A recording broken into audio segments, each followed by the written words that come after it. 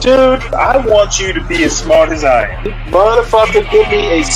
Dude, I want you to be as smart as I am. Motherfucker, give me a...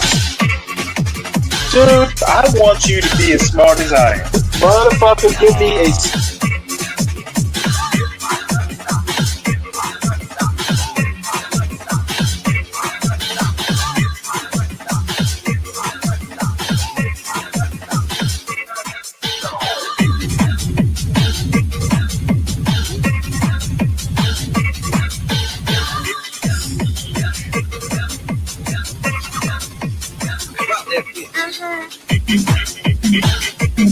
Dude, I want you to be as smart as I am.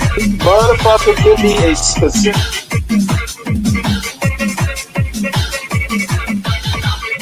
Dude, I want you to be as smart as I am. Motherfucker...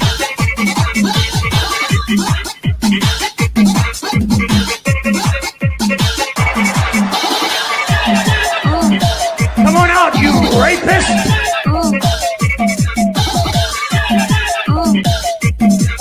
Dude, I want you to be as smart as I am.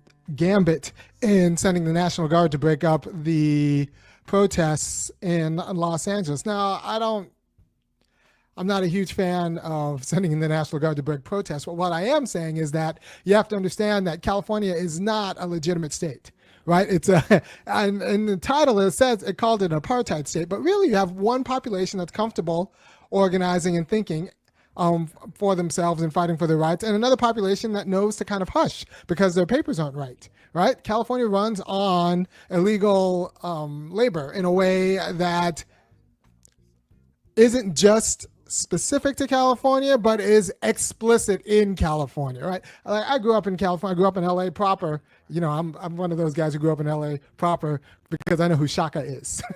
And if you know who Shaka is and you're about my age, then you know what I mean, right?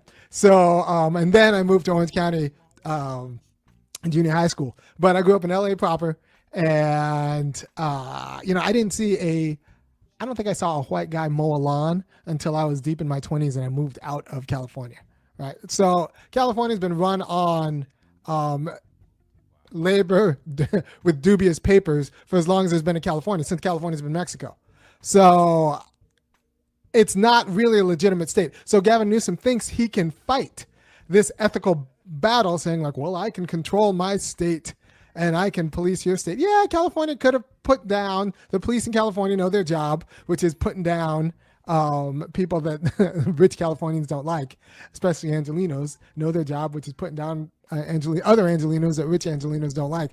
But the problem is you don't want to make this a nationwide issue, because if anybody else who's not from California looks at California too quickly or like pulls that thread, they'll find out it's a wholly illegitimate economy and a failed state insofar as we're a nation of self-governance, and California has a governing class and a governed class, and the governing class has papers and the governed class does not. And the governing class has property, or at least grandfathers had property, because with Prop 13 things get a little complicated, and the governed class doesn't. So there is no identity between the governed and the governing in California. So I think Trump is savvy enough to know that the more people look at the labor relations of California, the more his kind of nativism works, right? So Gavin Newsom, this isn't like the Newsom nuptials where Gavin Newsom was on the right side of the argument and he just kind of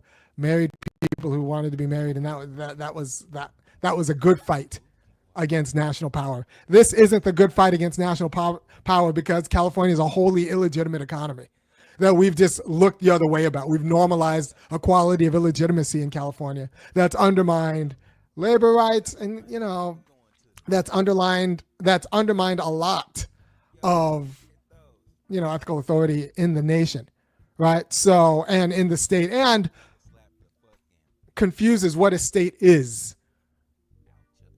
Right. So we need to understand that Gavin Newsom, in fighting Trump about the National Guard putting down this rally is drawing attention to California's dubious labor practices, normalized dubious labor practices, and the way in which California is not an actual, like a responsible state and should be taken in receivership because they cannot run without, they cannot run with borders. It's a state that cannot run with borders. So I do think nationwide, Trump is going to play better than people in California and LA might assume he is, or like liberal resistance Democrats assume that this is going to be a problem, but it's not going to be a problem. It's not going to be a problem nationwide because people nationwide either know of or they know enough about California to know that it is not an economy that is just. It is an economy that runs on an apartheid system where you have a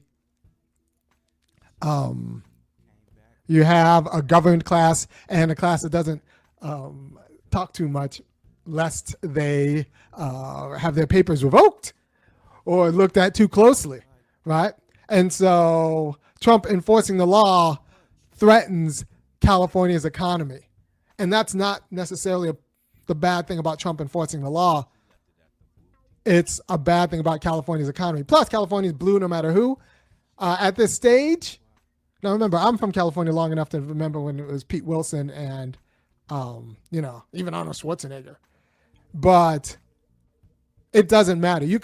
Trump can lose all of California and still win the nation when the nation doesn't want the labor relations of California. And the nation should not want the labor relations of California. And so he could run on that, saying that I'm trying to bring California back into the self-governing fold by saying basta, with their two-tiered economic system of legal and illegal workers. Enough with that. And don't let that metastasize into your state. Don't let the California normalize this lawlessness and this disorder of opening borders. It's fine for them. They can keep it in their weirdness as long as it doesn't metastasize. Because California is not a place. It's arguable that California is a failed state, a kind of failed state. Now, I mentioned, I went over some of this on a Facebook post, and someone mentioned a Chris Rock bit, which I had never heard, but is right. And I'm just going to read the Chris Rock bit. And Chris Rock apparently said, but forget whether Hollywood is black enough. The better question is Hollywood Mexican enough? You're in LA. You've got to try not to hire Mexicans, Rock said, saying that it's the most liberal town in the world, but there's just an acceptance that there's a slave state in LA, which is true. Like I said, I never saw white people mow a lawn or even sweat. And I think that they might be 2 generations away from sweating in Los Angeles because their grandparents moved here in the 60s and own a house, and now they're just millionaires. So white people are 2 generations away from sweating in Los Angeles.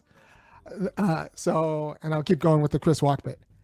There's just this acceptance that Mexicans are going to take care of white people in LA.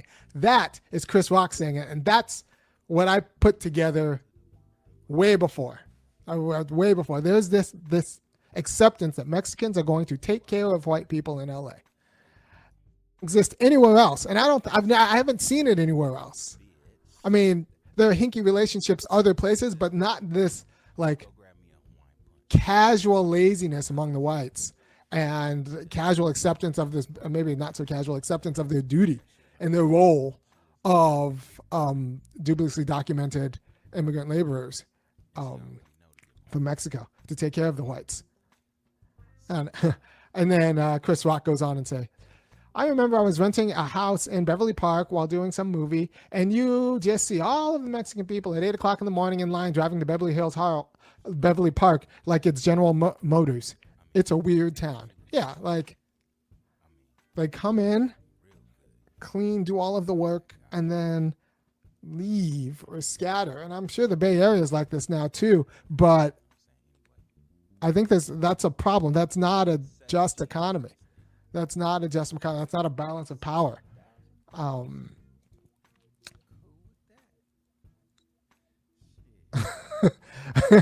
There you go. All right, so LA born D Club in the comment is living my life. So that's what I saw when I lived there. That's what I saw when I lived there. And he's saying that's absolutely correct. Ain't nobody worked in LA except for the business owners and Mexicans. That is true. That's just what I saw. And I like him. My parents moved there from the Great Migration, moved in the 70s. I was born in 77. My parents moved in the 70s, got a house in Baldwin Hills. Mom's a nurse. And the only people who worked were people who owned businesses and then Mexican laborers. White people, like a lot of their sons and grandsons, they haven't worked for generations in California, like actual work. And my parents got those jobs in the 60s through affirmative action. That's true.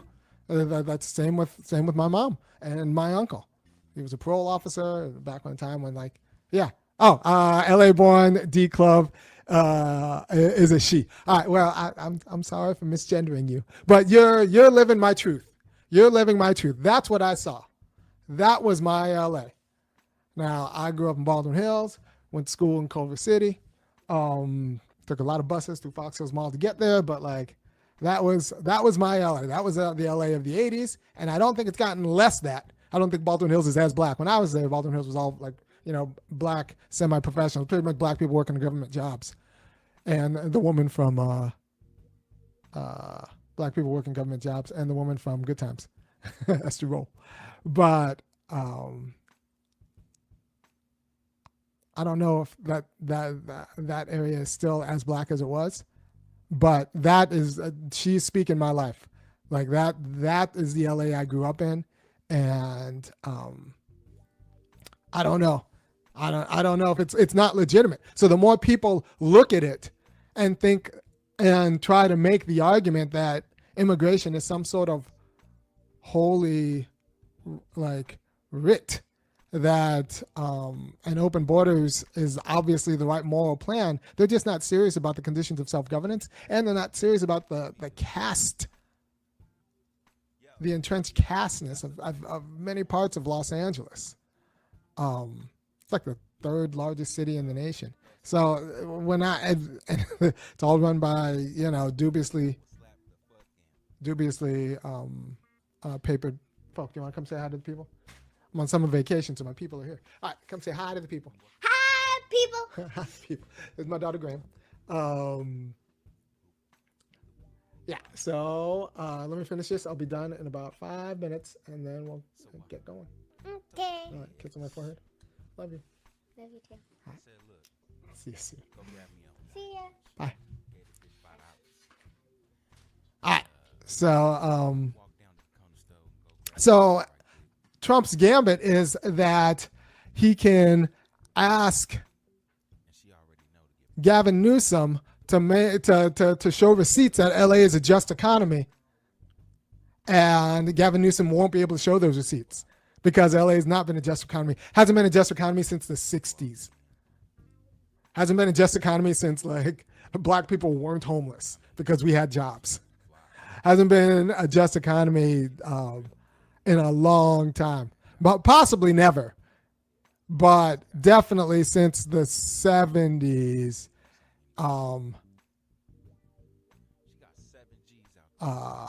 like it hasn't been a just economy. So the more people look at the economy, the more people who are not from California and haven't enculturated and normalized all the excuses we make for this like wholly weird dynamic where like Mexican laborers take care of the feckless whites. Wholly weird dynamic. It's not great.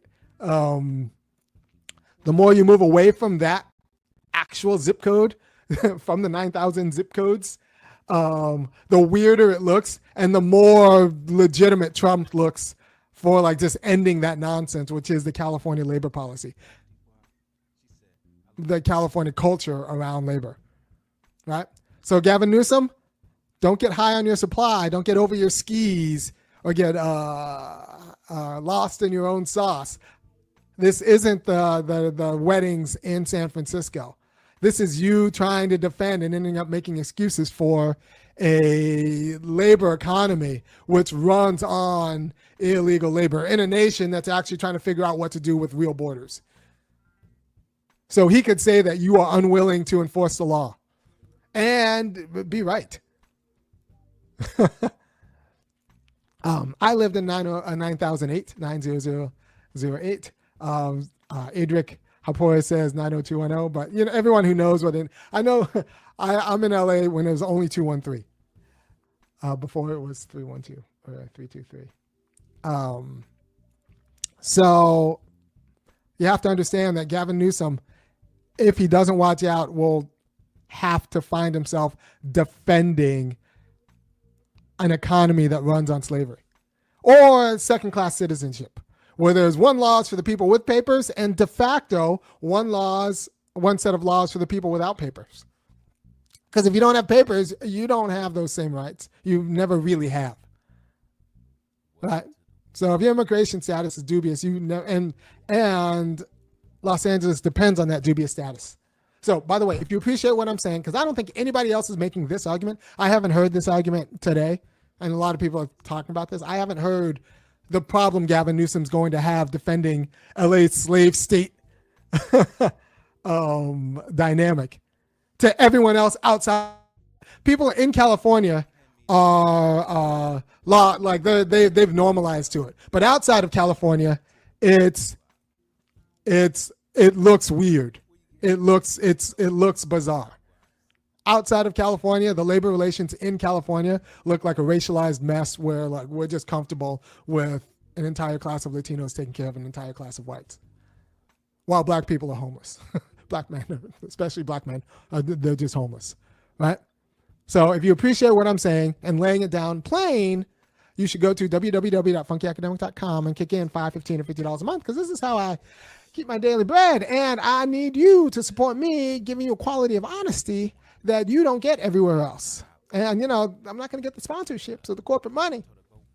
I talk in the way I talk, but I think you need to hear it, because when Trump becomes more popular, as people think about the California labor dynamic of having an entire state that explicitly runs on illegal labor, not even hiding it around the edges, explicitly runs on illegal labor, then every other state that's not California is going to look at that and say that's actually Trump was doing the right thing.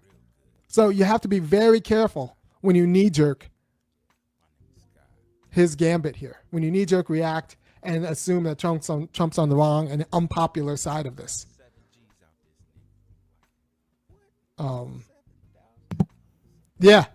Newsom won. Newsom thinks he'll win in the long term, like he won with the Newsom nuptials back in the aughts when the nation decided against gay marriage, but he was like, I'm going to marry these people anyway. Newsom was right, and history would show him to be right, and that was just he made the right call. He made the right gamble. This isn't right, because the arguments will say that California is an illegitimate state. And actually, Newsom is trying to defend an economy that cannot sustain borders, and that's bad for the nation. That's bad for the nation. So the more people look at this Los Angeles situation in California more broadly, the more people are going to actually just kind of not take California's side, because this is going to be California versus America, or Los Angeles at least versus America, maybe even California versus America in the cultural imagination, and California is not going to do as well as they think it is. The problem is the people in the Democratic Party in California are the Nancy Pelosi, Barbara Boxer types, and they are so far gone and surrounded by themselves with either people they own or other white people who haven't worked in a few generations, and they're not going to understand that they're on the wrong side of the argument, trying to defend California labor practices. You have an economy that, Newsom's argument is going to be that California can take care of itself. We didn't need the National Guard. The problem is California manifestly cannot take care of itself with regard to this issue, because it runs on slave labor and it's a compromised state. So that's how Newsom's going to fall. And like I said, this isn't the This isn't the argument you're going to hear everywhere. You're not going to hear this argument unless they get it from me and you tell other people. You're not going to hear this argument anywhere else, because everyone on the Democratic side assumes that Trump's going to win, that is going to look bad, and everyone on the Republican side, well, who knows, right? This isn't just a borders argument. It's a states' rights argument held by a state that is markedly irresponsible about this issue. So you can make the argument that the only reason Trump had to go into California was because Californians don't take care of their own business with respect to this issue. And the problem is that argument's going to land because Californians don't take care of business with respect to this issue. They expect everyone to be okay with their two-tiered labor system that depends on explicitly illegal immigrant labor, where if you shut down the border, like the fifth largest economy in the United States, which is in the world, which is California, like becomes untenable, like shuts down, right? So you just have to understand that ignore the Democratic knee-jerk response to Trump's overreach and just think what it looks like to defend California border policies with respect to its economy and its way of life. And think about where the defense of California's border policies and its way of life is going to come. It's going to come from all the annoying liberals who got outvoted last time, but just because they like their Latino slaves. All right. Thank you for your time. I appreciate what you do for me. And if you appreciate what I do for you, go ahead and go to www.funkyacademic.com and kick in $5, $15, and $50 a month. Peace.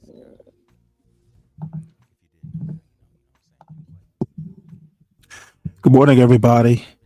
Welcome to Stanley versus the world. Please hit the like button if you haven't already. Also, subscribe to the John Galt Urban Landlord channel. Make sure you share it out. Every now and again, the channel has good shows. Please subscribe to the Stanley Cross channel. It's at Stanley Cross 6000. I did wind up getting around to clipping the Brer Rabbit story and premiered it overnight. So please make sure you have a look at that. It's not as funny to me the second time around, but it does have a couple funny moments. And unfortunately or fortunately, I've been sipping on some Bud Light, so I tend to be a little bit more loose apparently. Was a little overboard, but I think it's worth at least another watch. If you have, well, it's worth a watch if you haven't seen it already. It's not as good the second time around. So a couple things on Irami's video here.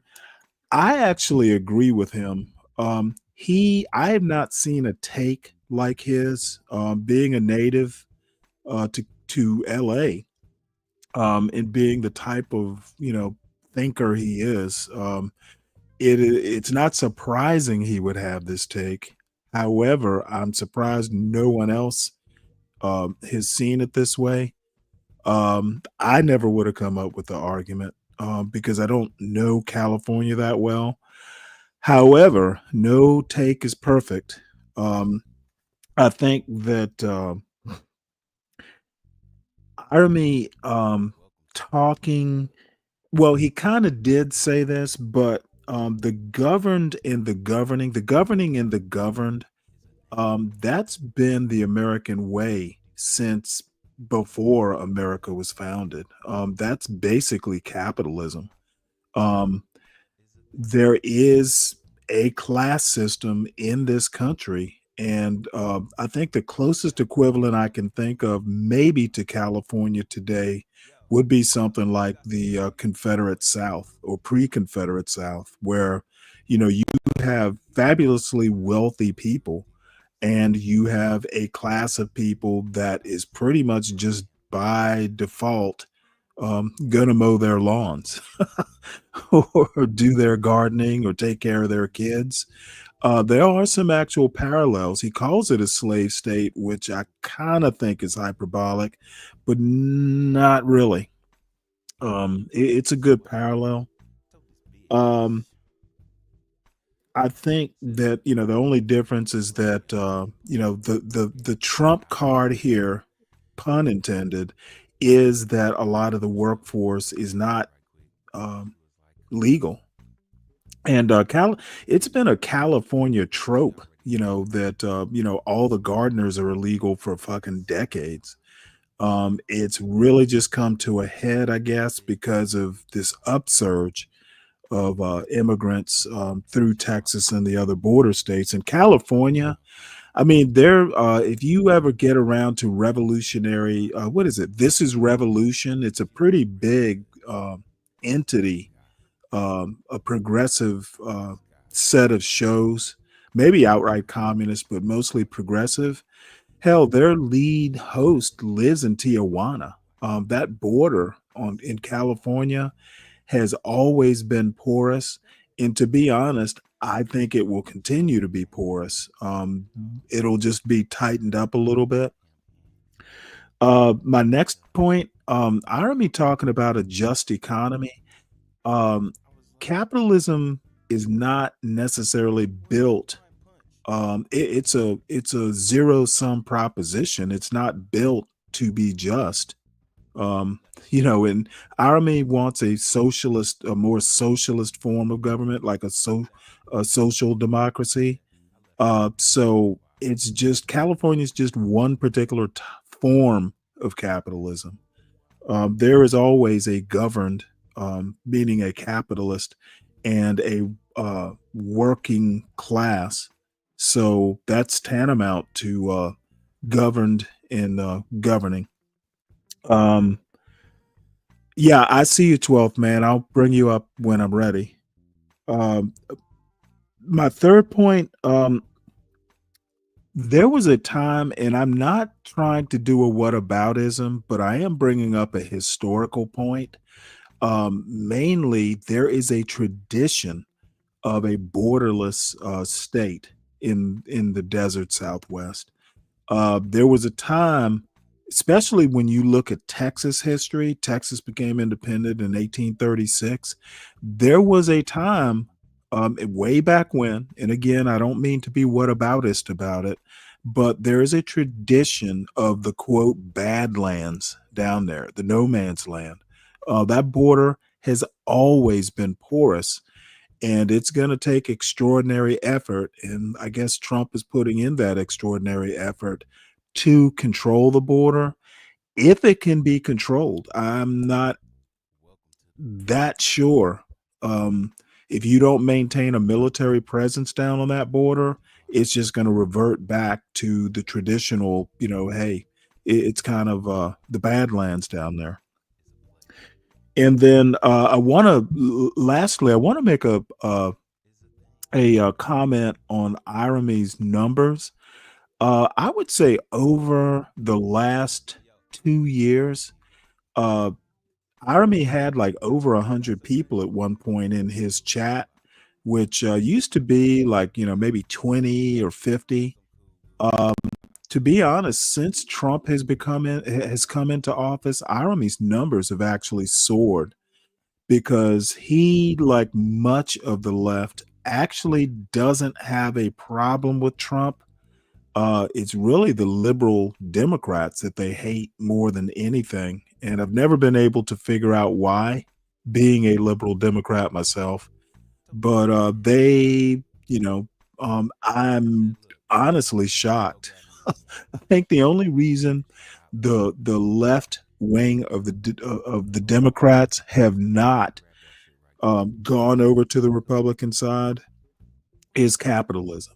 The Republicans are staunchly capitalist. That's probably the only thing holding the progressive left back. So, bear that in mind. Um, uh, I'm about to get into news stories, 12th man, but I will put it to you this way. I'm not going to be able to deal with a whole lot of interruptions. Covering these news stories, as long as it's constructive, fine. But I'm just not going to deal with the spontaneous, uh, outbursts. So, and Dolomite, you had some comments on Irony, which Irony actually did explicitly mention the two groups that actually are working in California are the business owners and the Mexicans. And he did talk about, all the black people being homeless. Now, my only comment on that is California. I don't know about LA proper. I can't remember because I know I've looked it up at least once or twice.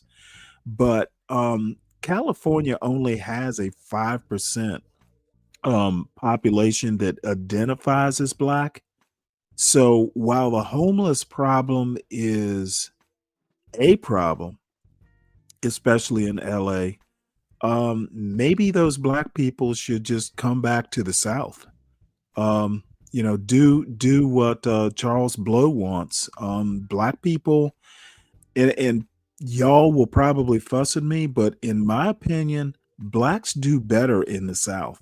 Um, and I know this from personal experience because I've lived in Rhode Island. I've spent a lot of time in upstate New York, and even Virginia was too far north for my taste. Um, I think in the deep South, blacks do better. So maybe all those homeless Californians, we can put together some money and have them have them do a legal migration back to somewhere like Mississippi or Alabama. Texas, by the way, which is kind of like the border between the deep South and the Southwest, has the largest black population. So by number, so and I'm sure there has been some migration from Texas, from California to Texas. So y'all come on farther east, and all those homeless people can be voters, which will allow blacks to pretty much take over the deep South. It's about time that we do. Okay, have they? Dolomite, are you in California? Blacks have been leaving California for a minute, and I agree. Stanley, blacks do better. Yeah, they. It's kind of like our, it's kind of like our origin point. Dolomite. I've often said that my mother's family, my maternal side is from the Sea Islands of South Carolina. It's not mansions, it's not Beverly Hills over on St. Helena Island, which I'm intimately familiar with because I had my mother's aunt, my great aunt, lived there, and we used to visit every weekend for years. Um, it's not, it's not, uh, it's not fancy, but I remember my great aunt literally lived a 10-minute, 5-minute, 10-minute walk from marshes where there was open water. I mean, you could literally, if you had a map, you could get from her house out to the fucking Atlantic Ocean. It was a little bit of a ways. But my brother learned to throw a cast net, and you can literally feed yourself if you like fish. You can literally feed yourself every day, just a 5 or 10 minute walk from her house. There was crabs, there was shrimp, there was all kinds of seafood, just 10 minutes away from her house. So there's a lot going on in the South, but people don't like mosquitoes apparently. So there's that. So we will be moving on to some news stories, and as I promised yesterday, I do have an interesting, almost an hour long, Wilfred Riley talking about Thomas Sowell, and we need to bring more Wilfred Riley into our lives. He is while I vehemently disagree with a lot of his points, because he is, pretty staunchly right wing. I haven't really kept up with him that much. I don't know how MAGA he is, but there are some things he will agree with. Definitely immigration. So we need to start hearing from Wilford Riley more. And he's young. He's younger. He's probably might be maybe close to my age, maybe younger. He's probably in his 40s or 50s. But he is, a more in touch with reality black conservative. He's a professor, lawyer. He's a bunch of different things, and he's good with numbers, which is the scary part. So let's go ahead and move on to news. The first story naturally is going to be about the 700 Marines deployed in a move Newsom calls un-American. He is suing. Not sure that suit's going to go anywhere because the statute, and I can't think of the name of it, to protect federal assets. Trump's going to win this one, though I don't think Trump needed to do it. But I think the one thing that is also true at the same time is that these riots are going to fizzle out a lot earlier than they would have ordinarily. And frankly, LA is equipped to deal with riots, but they don't do well at putting them down quickly. And I think Trump's move will kind of, limit the damage and bring it to an earlier end. Just, with the shock and awe of calling in the National Guard and the Marines. I don't necessarily agree that he should have taken over the National Guard. He should have just basically given Gavin Newsom an offer he couldn't refuse. And maybe he did, because I know Newsom and Trump actually talked. So anyway, we'll listen to this 1 minute recap here. Got thirsty strands? Quit your curls with the new Honey Dip Butter Gel from the Dude's Bee Girl Collection. The ultimate treat for curls that crave moisture and definition. Infused with supercharged honey, this rich formula, no dryness, no cap. Just nobody does styling like we do. Now available at Target stores near you. Man, they're doing 30 seconds. You're listening to LA Protest Live Updates. 700 Marines deployed and move Newsom calls un-American. A news story written by Washington Post staff and read by an AI-generated voice. The Pentagon is sending 700 Marines to Los Angeles to backstop the National Guard as President Donald Trump escalates a feud with California Governor Gavin Newsom, Democrat. The Marines will join National Guard troops, whose deployment Trump ordered this past weekend, to quell clashes between demonstrators and law enforcement after a series of immigration raids in the city. The protests spread to cities nationwide Monday as civil rights activists called for the release of a prominent union leader who was arrested during a raid, and Trump defended his extraordinary deployment of U.S. troops to American streets. This hold goes bananas, literally. Sculpt and define your curls with the new Bananas Extreme Hold Gel. We'll go a little bit farther. You know what? I'm going to have to, if they keep up these commercials, I'm actually going to discontinue my subscription. I don't pay all this money to subscribe to the Washington Post to hear ads. So apparently there's a journalist, says journalists come under fire covering LA protests. Naturally, what did they think was going to happen? Sergio Olmos has covered hundreds of days of protests in his career as a journalist. He estimates he's been hit a dozen times by what are known as less lethal rounds, a broad category that includes rubber bullets, plastic bullets, and pepper balls. Still, he says he's never seen police so trigger happy with these munitions. So, Los Angeles Police Department Chief Jim McDonald said the agency has not received any formal notification that Marines are heading to the city. However, the possible arrival of federal military forces in Los Angeles Absent clear coordination presents a significant logistical and operational challenge for those of us charged with safeguarding this city, McDonald said in a statement Monday afternoon.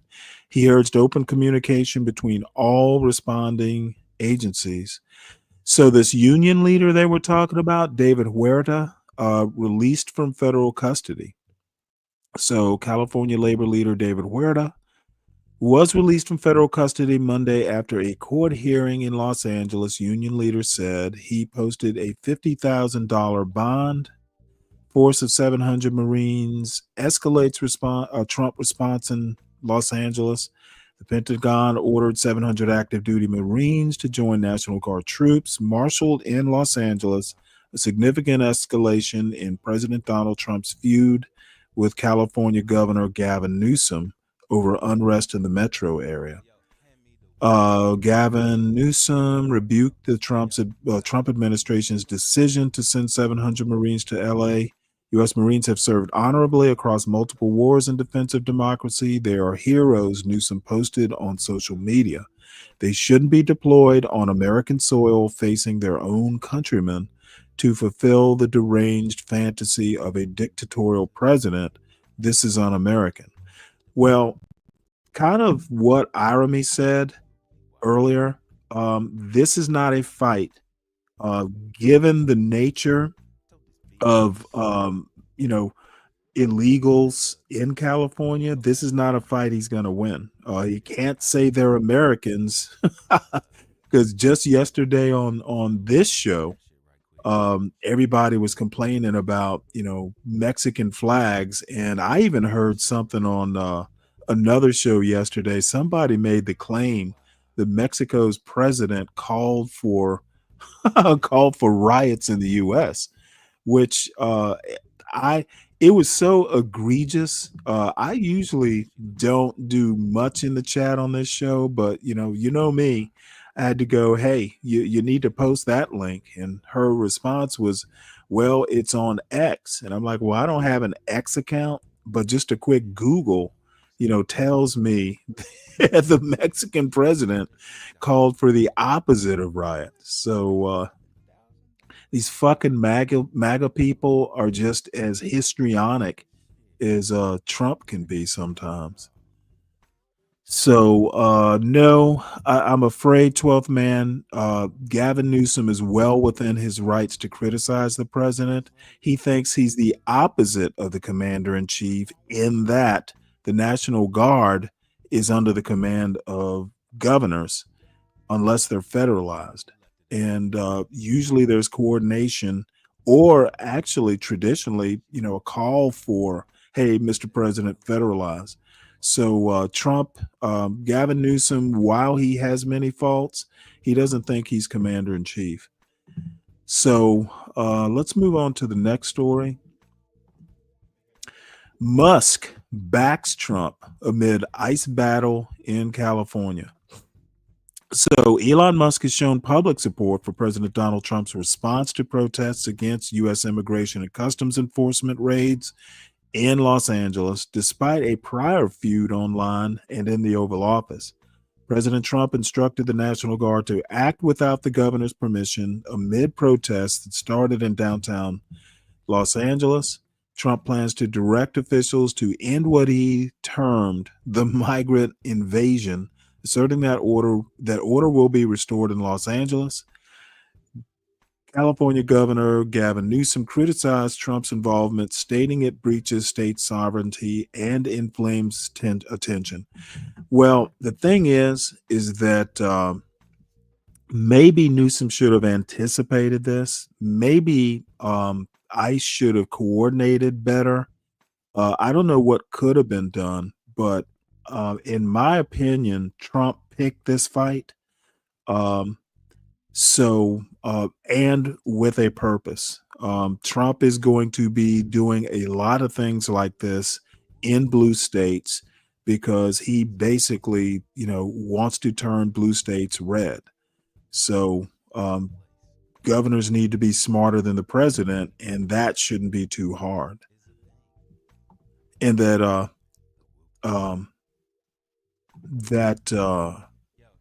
Musk supports Trump. That's no big surprise. Musk has a shitload of government contracts. You don't want to mess with a president who can just, Trump's already shown he will terminate federal contracts whether Congress has approved the money or not. Musk knows this personally. And believe this or not, one of the black leftist shows called for nationalizing SpaceX and Blue Origin and all those space companies. And even I had to laugh. I'm like, have you ever heard of NASA? NASA, while laudable, has never been known for its efficiency. So why would we nationalize SpaceX? We'd just be creating another NASA. So that was just an outright dumb idea. But content is king, apparently. So let's see here. This next one is basically an opinion piece about Elon Musk. WJ Hennigan basically says, don't overlook the reality of Elon Musk's contracts and their importance to the U.S. They said it wouldn't last, and it didn't. But one part of Elon Musk and President Trump's public breakup should not get lost in the spectacle: the threat to Musk's business contracts and the hard reality of his importance to American national security.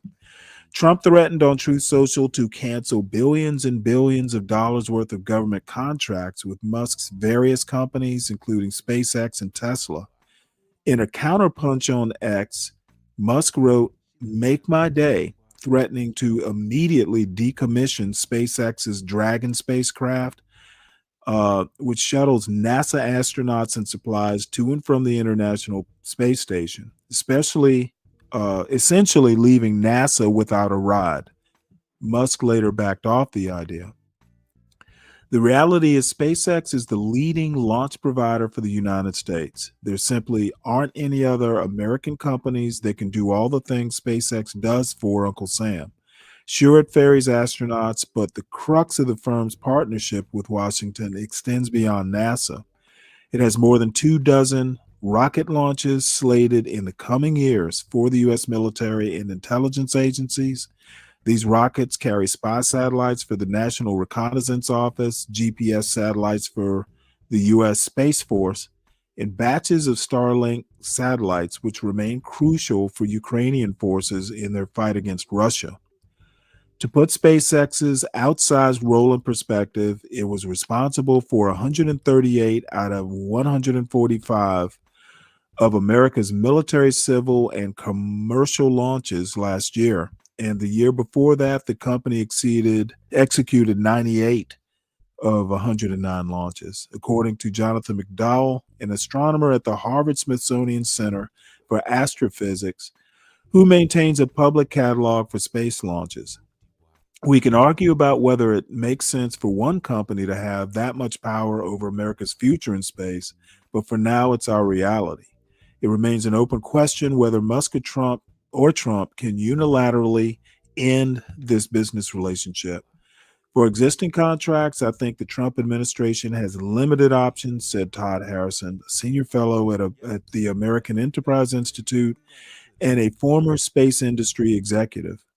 The government cannot just revoke a contract for political purposes, so if Trump attempted to do that, it would certainly end up in court. If contracts have already been signed and the money has been allocated, it's very difficult to end them without a breach of contract. SpaceX has a little more discretion than the government because the company could withhold bids on future awards for existing contracts, Harrison added.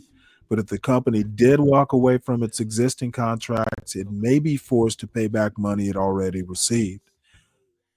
Trump isn't wrong to point out that SpaceX's business relies heavily on the federal government's coffers, which is ironic considering Musk's almost religious push to slash government spending. The moguls companies were promised $3 billion last year in contracts with 17 government agencies. Clayton Swope, a senior fellow at the Center for Strategic and International Studies, said the imbroglio between Trump and Musk calls into question how much the government should rely on private companies to provide critical services going forward. These threats will probably make Pentagon officials less willing to trust a company to provide a service critical for the U.S. military operations. For now, any immediate break in SpaceX's relationship with the government would have a severe impact on national security operations and take years to recover. There's probably a lot that future generations will learn from Trump's and Musk's transition from amity to enmity, but chief among them is that commanders in chief shouldn't let business get personal when national security is on the line. So that's an opinion for sure. Let's see. Let's have a look at what's going on in the chat here. Solid Snake, good morning. Let's see. Steve Bannon bothers you? Why does he bother you? I think Bannon is an instigator somewhat. Somewhat? My Lord. Competition is great for progress, you commie. No idea what that means. I guess that would work if you kick NASA to the curb. It's outdated and has run its course. I don't think. Well, number one, I've already said privatizing SpaceX would just create another NASA. So, I'm definitely not for that. To be honest, there probably should be a couple different companies that are capable of doing these launches. Elon Musk getting into government in the first place was obviously, in my opinion, problematic. Having someone like Elon Musk, who is more pro-Musk than pro-country, I think was a bad choice. To be honest, and it's a counterfactual, but I honestly think Vivek should have been the one to run Doge. Believe this or not, I would have a lot less problems with Vivek running Doge because I think it would have been run better. And frankly, Vivek is smarter than Elon Musk. So, in my opinion, and he would have been a better choice. It was a bad decision to get Vivek out of there and keep Elon Musk.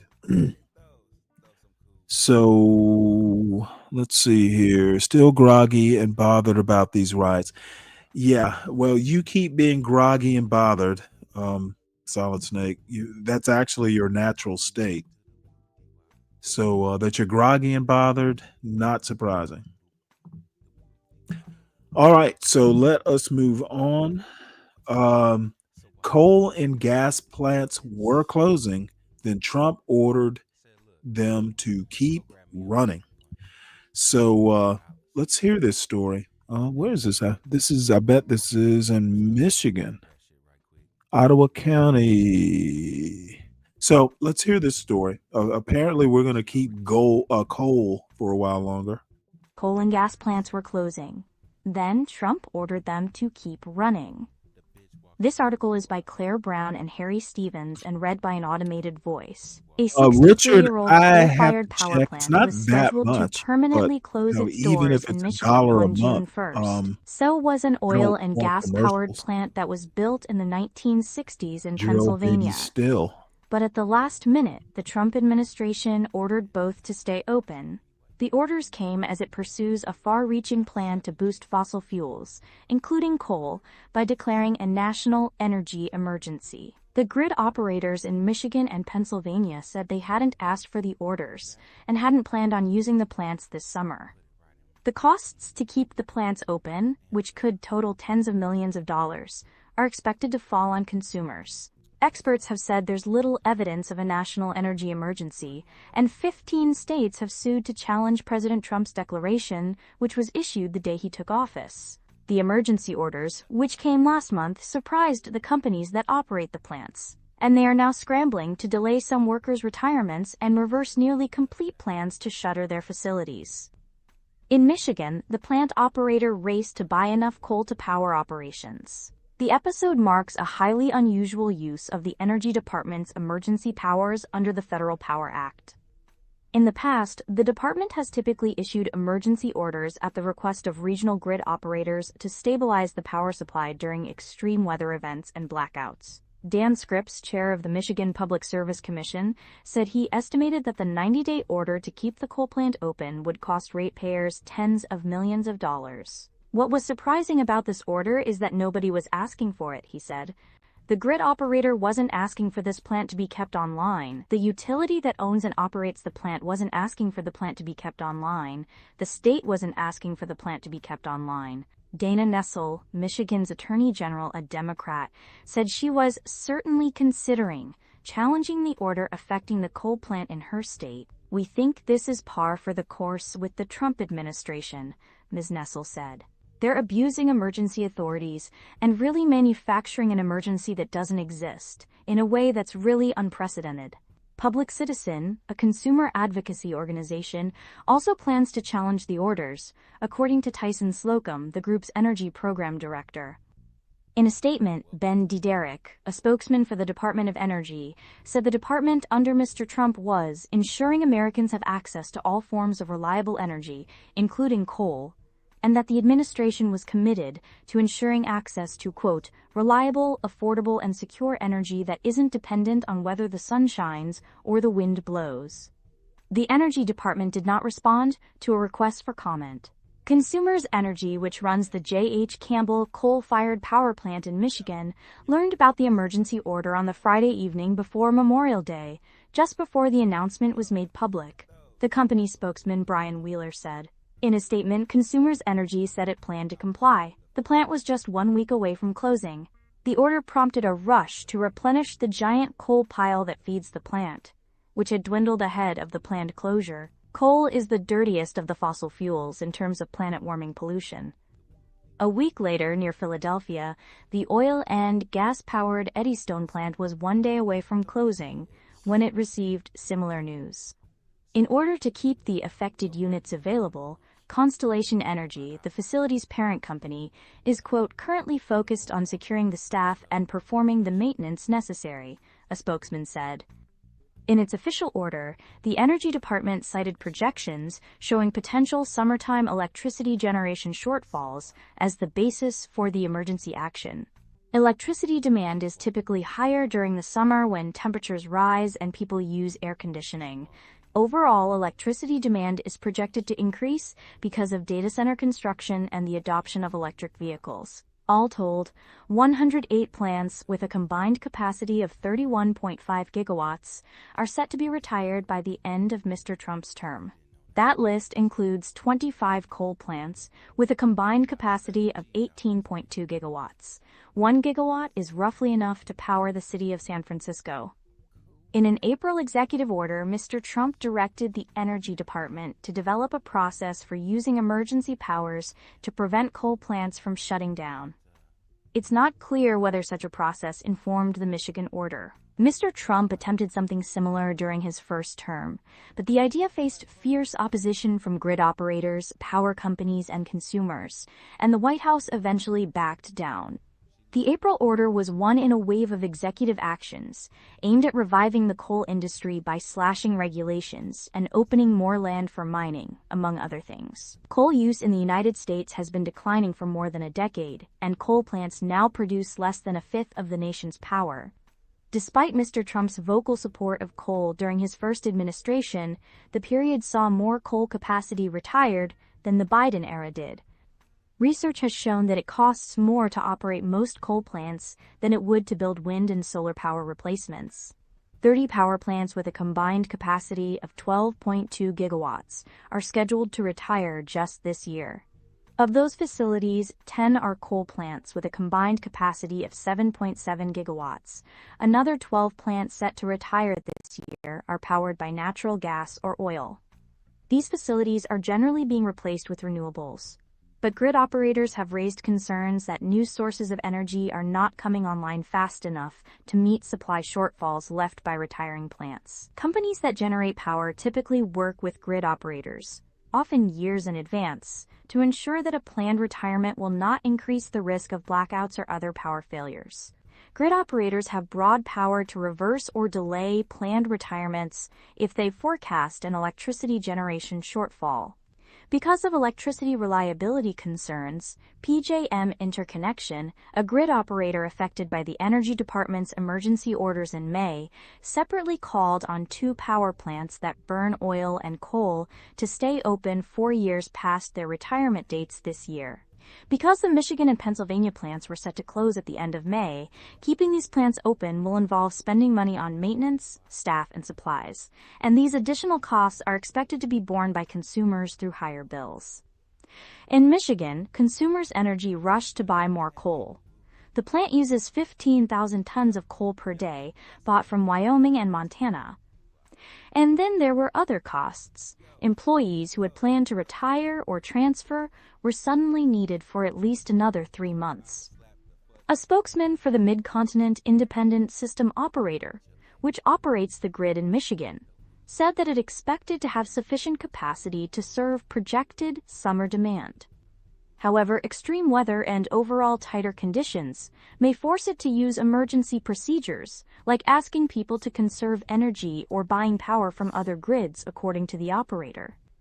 In Pennsylvania, PJM Interconnection issued a statement welcoming the emergency order. The operator found that it had adequate reserves for the summer, but may run into trouble in an extreme scenario. The Energy Department's orders keep the power plants open for 90 days, the maximum allowable under the Federal Power Act. Under the law, the federal government can temporarily exercise controls over the electricity system during emergencies, and orders can be extended. The Energy Department has issued several dozen emergency orders since 1935.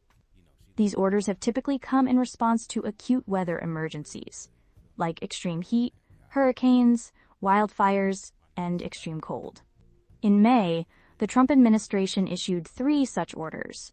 2 kept fossil fuel power plants open past their retirement dates, and a third added more fossil fuel generation to Puerto Rico's ailing grid.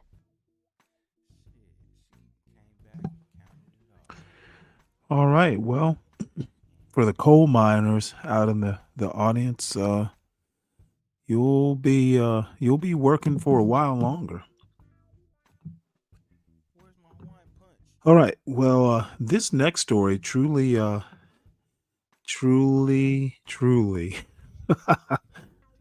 made me kind of wince. Doctors were preparing to remove their organs, then they woke up. So I'm just going to play this and Doctors were preparing to remove their organs. Then they woke up. This article is by Brian M. Rosenthal and read by an automated voice. 4 years ago, an unconscious Kentucky man began to awaken as he was about to be removed from life support so his organs could be donated. Even though the man cried, pulled his legs to his chest, and shook his head, officials still tried to move forward. Now, a federal investigation has found that officials at the nonprofit in charge of coordinating organ donations in Kentucky ignored signs of growing alertness not only in that patient but also in dozens of other potential donors.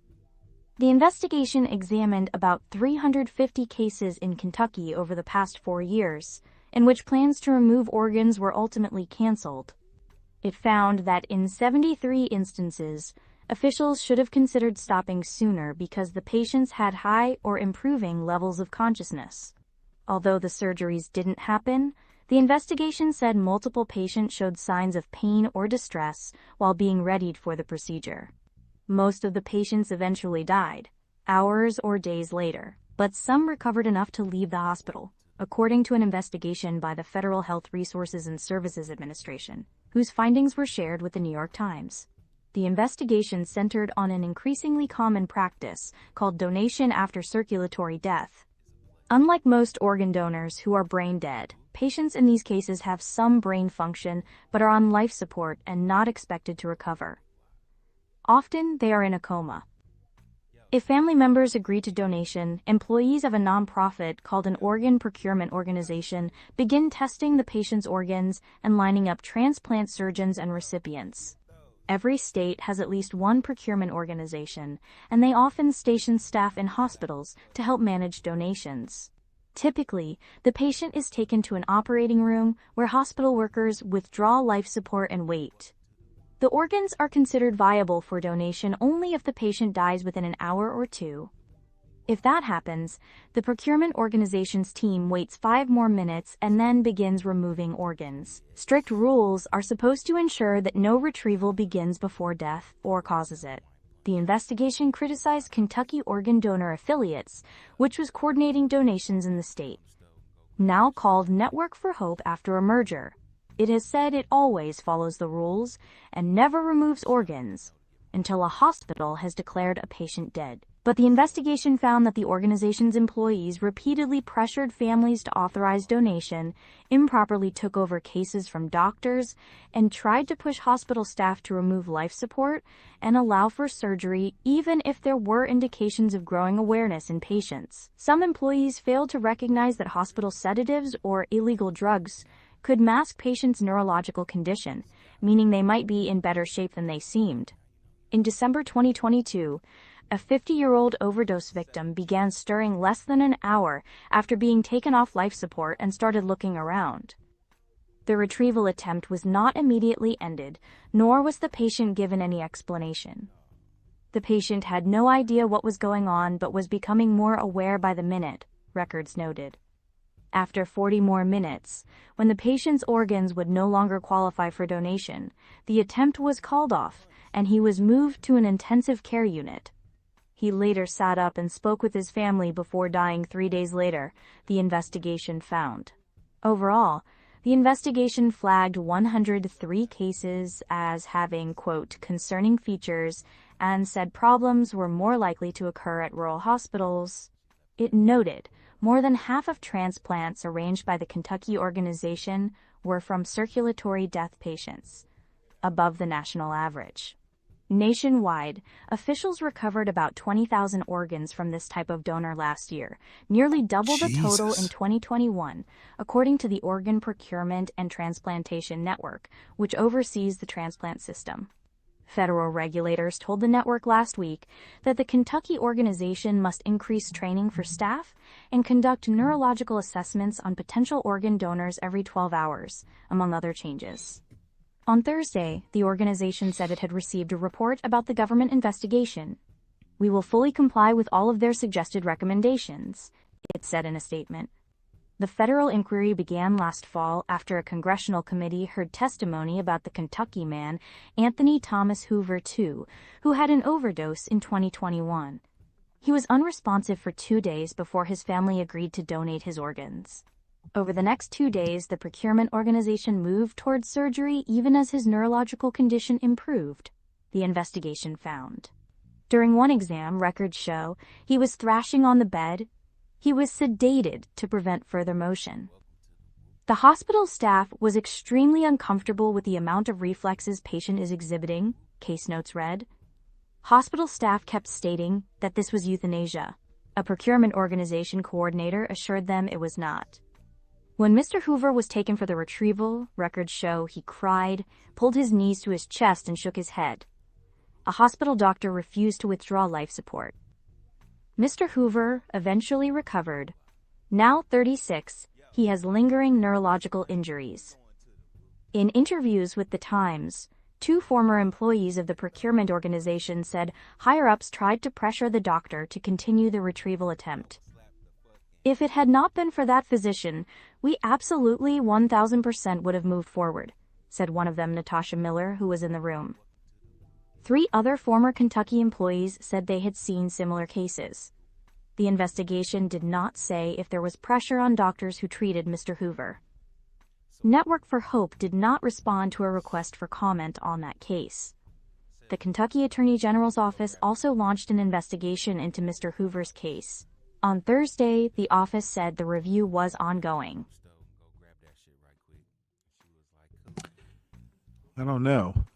This brings to mind, what would Edgar Allan Poe have to say about this? This is like the telltale heart in a hospital. So, back in the day, people probably already know this, but way back in the day, they used to put like bells inside of coffins, because every now and again you'd bury somebody and they would actually be alive. And, you ring the bell and hopefully somebody hears it and digs you up. So, very Edgar Allan Poe and very scary. There are going to be a lot of people who hear this story and change, on your driver's license, you can elect to be an organ donor or not. A lot of people are going to be changing their minds. So next, this is former governor and mayoral candidate of New York City, Cuomo.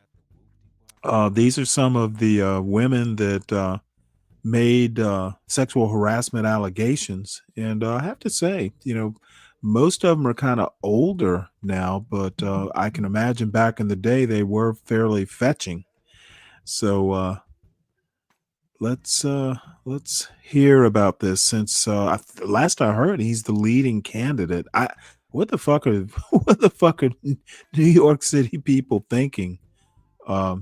Putting this guy, or thinking of putting this guy back into office. Cuomo was contrite about his sexual harassment scandal.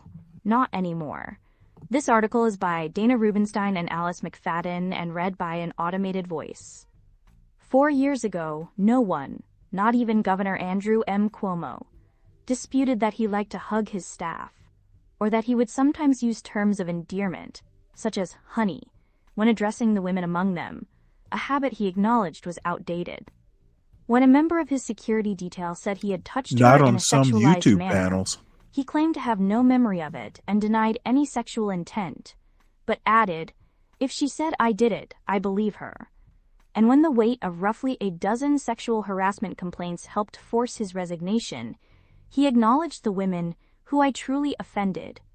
"For that I deeply, deeply apologize," he said in his resignation speech. Mr. Cuomo, now the frontrunner in the Democratic primary for mayor of New York City, no longer seems to be as sorry. As Mr. Cuomo charted a path toward resurrecting his political career, he began challenging the accusations more aggressively. He suggested in interviews and in speeches that he was a victim of cancel culture, and said that if he were guilty of anything, it was being, quote, old-fashioned and out of touch with today's norms. He filed an ethics complaint and a lawsuit against the state attorney general, whose investigators had found that he sexually harassed a number of current and former New York State employees and, quote, created a hostile work environment for women. He began a legal action for defamation against one of his accusers, Charlotte Bennett, days after she dropped her federal lawsuit against him. She cited a desire to avoid further, quote, abusive filings and invasive subpoenas that were meant to humiliate and retaliate against me. One of his sisters, Madeline Cuomo, quietly steered a group of women targeting her brother's accusers on social media, and told them she was doing so at Mr. Cuomo's behest, an assertion both she and her brother denied. Where he once expressed respect for some of the employees who said he had harassed them, he has since sought to portray them as dubious political actors motivated by greed and a desire to destroy him. Now, in Mr. Cuomo's telling, everyone has it backward. He is the victim. His changed posture, he argues, simply reflects a better understanding of his accusers and their motives, and of what he says was a flawed, politically motivated report by the Attorney General. "I know it's not true now," he said in a recent interview with the New York Times. His defiant stance seems to resonate with many New Yorkers. With the June 24th mayoral primary less than 3 weeks away, Mr. Cuomo's sexual harassment allegations are little more than background noise on the campaign trail, one element in a decades-long governmental record that includes both accomplishments and serious questions about his ethics, honesty, and handling of nursing home residents during the COVID pandemic. A recent Marist poll of likely Democratic primary voters had Mr. Cuomo leading by double digits among both women and people who identify as liberal. Many who called for his resignation as governor now support his mayoral bid. Senator Kirsten Gillibrand, who describes herself as a champion of women, has suggested that Mr. Cuomo might deserve a second chance. Over the course of the scandal that precipitated his demise, women accused Mr. Cuomo of giving them unwanted kisses and hugs, grabbing their buttocks, commenting on their appearances, and fondling their breasts. The willingness of some to overlook the allegations may point to the cresting of the #MeToo era and the backlash against wokeness that arguably helped re-elect Donald Trump as president last year, despite his having been found liable for sexual abuse. It also may reflect a dearth of attractive candidates for centrist Democrats whose concerns over the city's direction helped propel Eric Adams into office. I'm disheartened by the fact that the powers that be, whether they're Democrats or Republicans or influential voices, that they're shrugging at this whole situation, said Anna Liss, a former aide to Mr. Cuomo who spoke up in 2021 because she found the former governor's treatment of her demeaning and wanted to support other women with more egregious complaints. She questioned whether New Yorkers had the bandwidth or energy to care if Andrew Cuomo is creepy with young women now that Mr. Trump was flooding the zone with apocalyptic new developments every day. And she lamented that this whole toxic strongman political ecosystem would most likely, quote, continue to persist. Brad Lander, the New York City comptroller now running for mayor, offered another theory for many voters' apparent apathy about what once seemed like a seismic political event: pandemic memory repression. The evolution of Mr. Cuomo's stance may, as he has said, stem from an honest belief in his own innocence. His earlier remarks might also have reflected a belief that, in order to keep his job, he needed to express at least some remorse, something that his advisors urged him to do. He is not sounding contrite, so let's get back to that. His former longtime pollster, Jeffrey Pollack, wrote in a group chat among senior aides as Mr. Cuomo, then still governor, held a news conference in 2021. The chat was cited in the Attorney General's report. Lindsay Boylan, the first of Mr. Cuomo's staff members to go public with complaints that he had harassed her, said that whatever gestures he made toward contrition, including his resignation, were motivated by politics. He knew that it was the way to salvage his future, she said. Mr. Cuomo rarely makes himself available to reporters, but when he does face questions about the allegations, he brushes them off as curious relics from the overheated peak of the #MeToo era. During a recent interview with The Times, Mr. Cuomo said his resignation reflected his desire to avoid creating a, quote, distraction to government functionality, that they would all be involved in impeachment proceedings, blah, blah, blah, a decision he now regrets.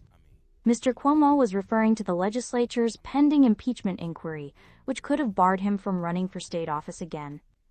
He casts aside critical reports from the New York State Assembly, which found overwhelming evidence that the former governor engaged in sexual harassment, and the Department of Justice, which echoed that assessment.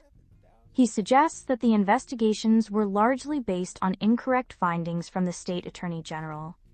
Yet Mr. Cuomo's casual dismissal of the claims represents a striking contrast to the ferocity of his late tenure and post-resignation legal strategy, one fueled by more than $25 million in state funds. Victims' advocates say Mr. Cuomo seems to be following a well-worn playbook deployed by men accused of sexual misconduct, which is known as DARVO. Deny, attack, and reverse victim and offender.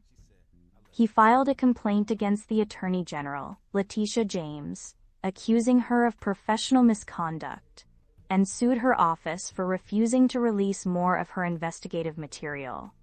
The lawsuit has been dismissed, as has the ethics complaint, her office said.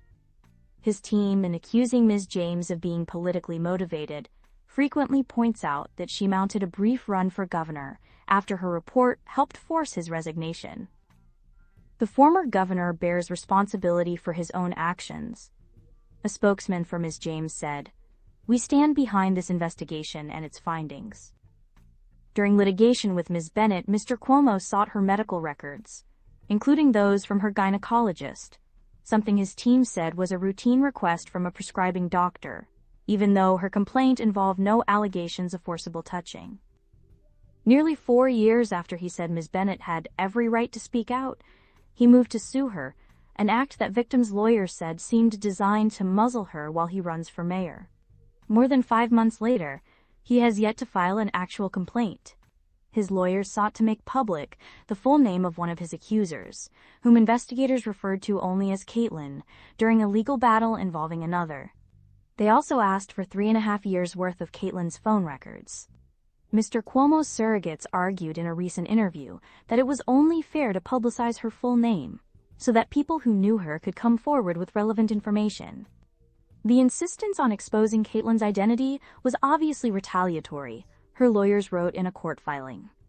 And he has sought, above all, to make clear that despite the volume and consistency of the allegations, the people arrayed against him, the Attorney General, her investigators, the complainants, are all political actors with axes to grind.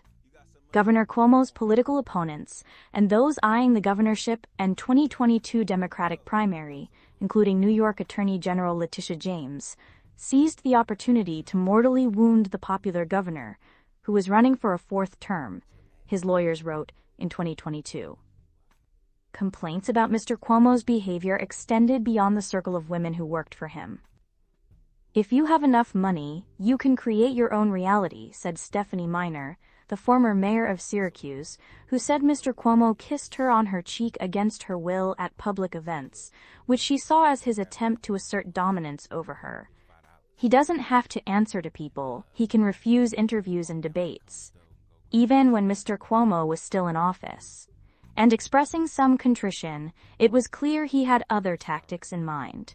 His team immediately attacked the credibility of his first accuser, Ms. Boylan, and released unflattering personnel records to reporters. After Mr. Cuomo left office, his allies highlighted Ms. Bennett's time in college, when she and other students accused a classmate of sexual misconduct, and the classmate was ultimately expelled. The accused student sued the school, denouncing its disciplinary process and describing the other students' complaints as false.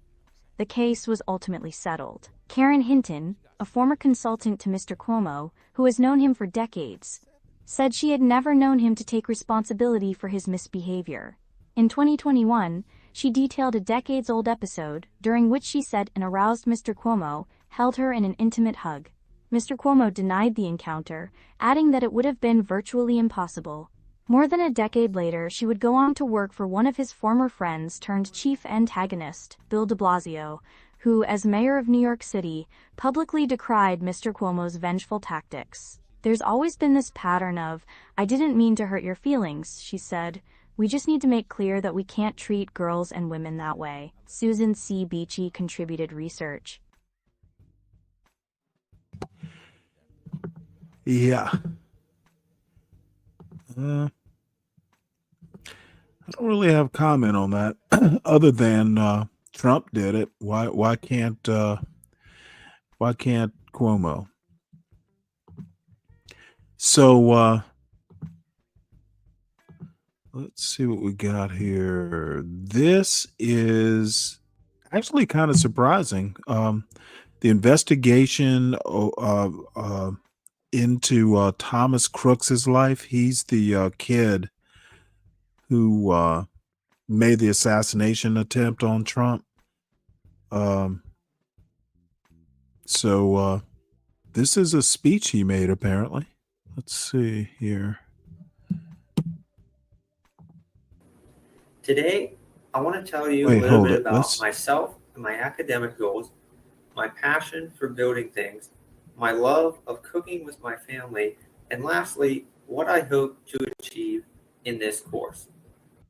Hello, my name is Thomas Crooks, and it has always been my passion to create and build things of my own.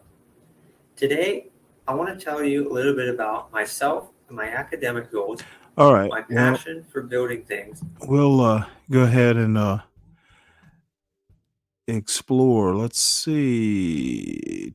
Less than 2 years later, he mounted a roof and fired 8 bullets towards Donald Trump. What changed? How did his goals change? Hi, I'm Steve Eater, and I'm an investigative reporter with the New York Times, shooting and mining for more details. And finally, we were able to access quite a bit of unreported information about Crooks using public records laws. Material from his college years that normally would be protected under privacy statutes was no longer protected because Crooks had died. And so we had access to emails, coursework, and logs of his internet activity from his time in college. Hello, my name is Thomas Crooks. We even found a video Crooks made for a speech class where he talked about his family and his interests in computers and cryptocurrencies. Ever since I got my first Lego set when I was a little kid, from model airplanes to gaming PCs to 3D printing, I've always had a passion for building things with my hands and problem solving. Much of this information was previously unknown, and in the story you're about to hear, we illustrate the kind of split screen that emerged of an engineering student who managed to live a quiet, keep to himself sort of life, living with his parents while simultaneously planning this attack. He was using aliases to make gun purchases, stockpiling explosive materials, and visiting the gun club about once a week. Many people in Crooks' orbit, including classmates and neighbors, were reluctant to speak with us. They were still shaken by what had happened and felt traumatized. But as we kept making phone calls and knocking on doors, a lot of what we were able to learn surprised us. I was struck by the degree to which it's possible for someone to present like nothing's really wrong while also planning something so disturbing, a near-fatal attack on a presidential candidate that also killed a bystander and wounded 2 others. There had been previous speculation about Crooks's mental health, and we uncovered new details about that. But I think there was also a misunderstanding that he had been bottled up in his own world, living pretty anonymously leading up to the attack. And what we found was that that wasn't entirely the case. Crooks was going to classes, interacting with classmates, going to work in the lead up to July 13th. People who knew him generally liked him, and they said they were shocked and surprised to see him as the shooter. One classmate said Crooks didn't seem like he could hurt anyone, let alone do something like this. Crooks is now one of a fairly small number of people in modern American history who have made an assassination attempt on a president or presidential candidate. This was a major moment in American history and in the arc of President Trump, and it's been commemorated in a statue that appeared in the Oval Office. The FBI has yet to release a final report on what happened that day. It's unclear when they will. And what emerged from our reporting is the fullest portrait yet of the man who was responsible for this. So here's the story I wrote with my colleague, Tonnell D. Hobbs.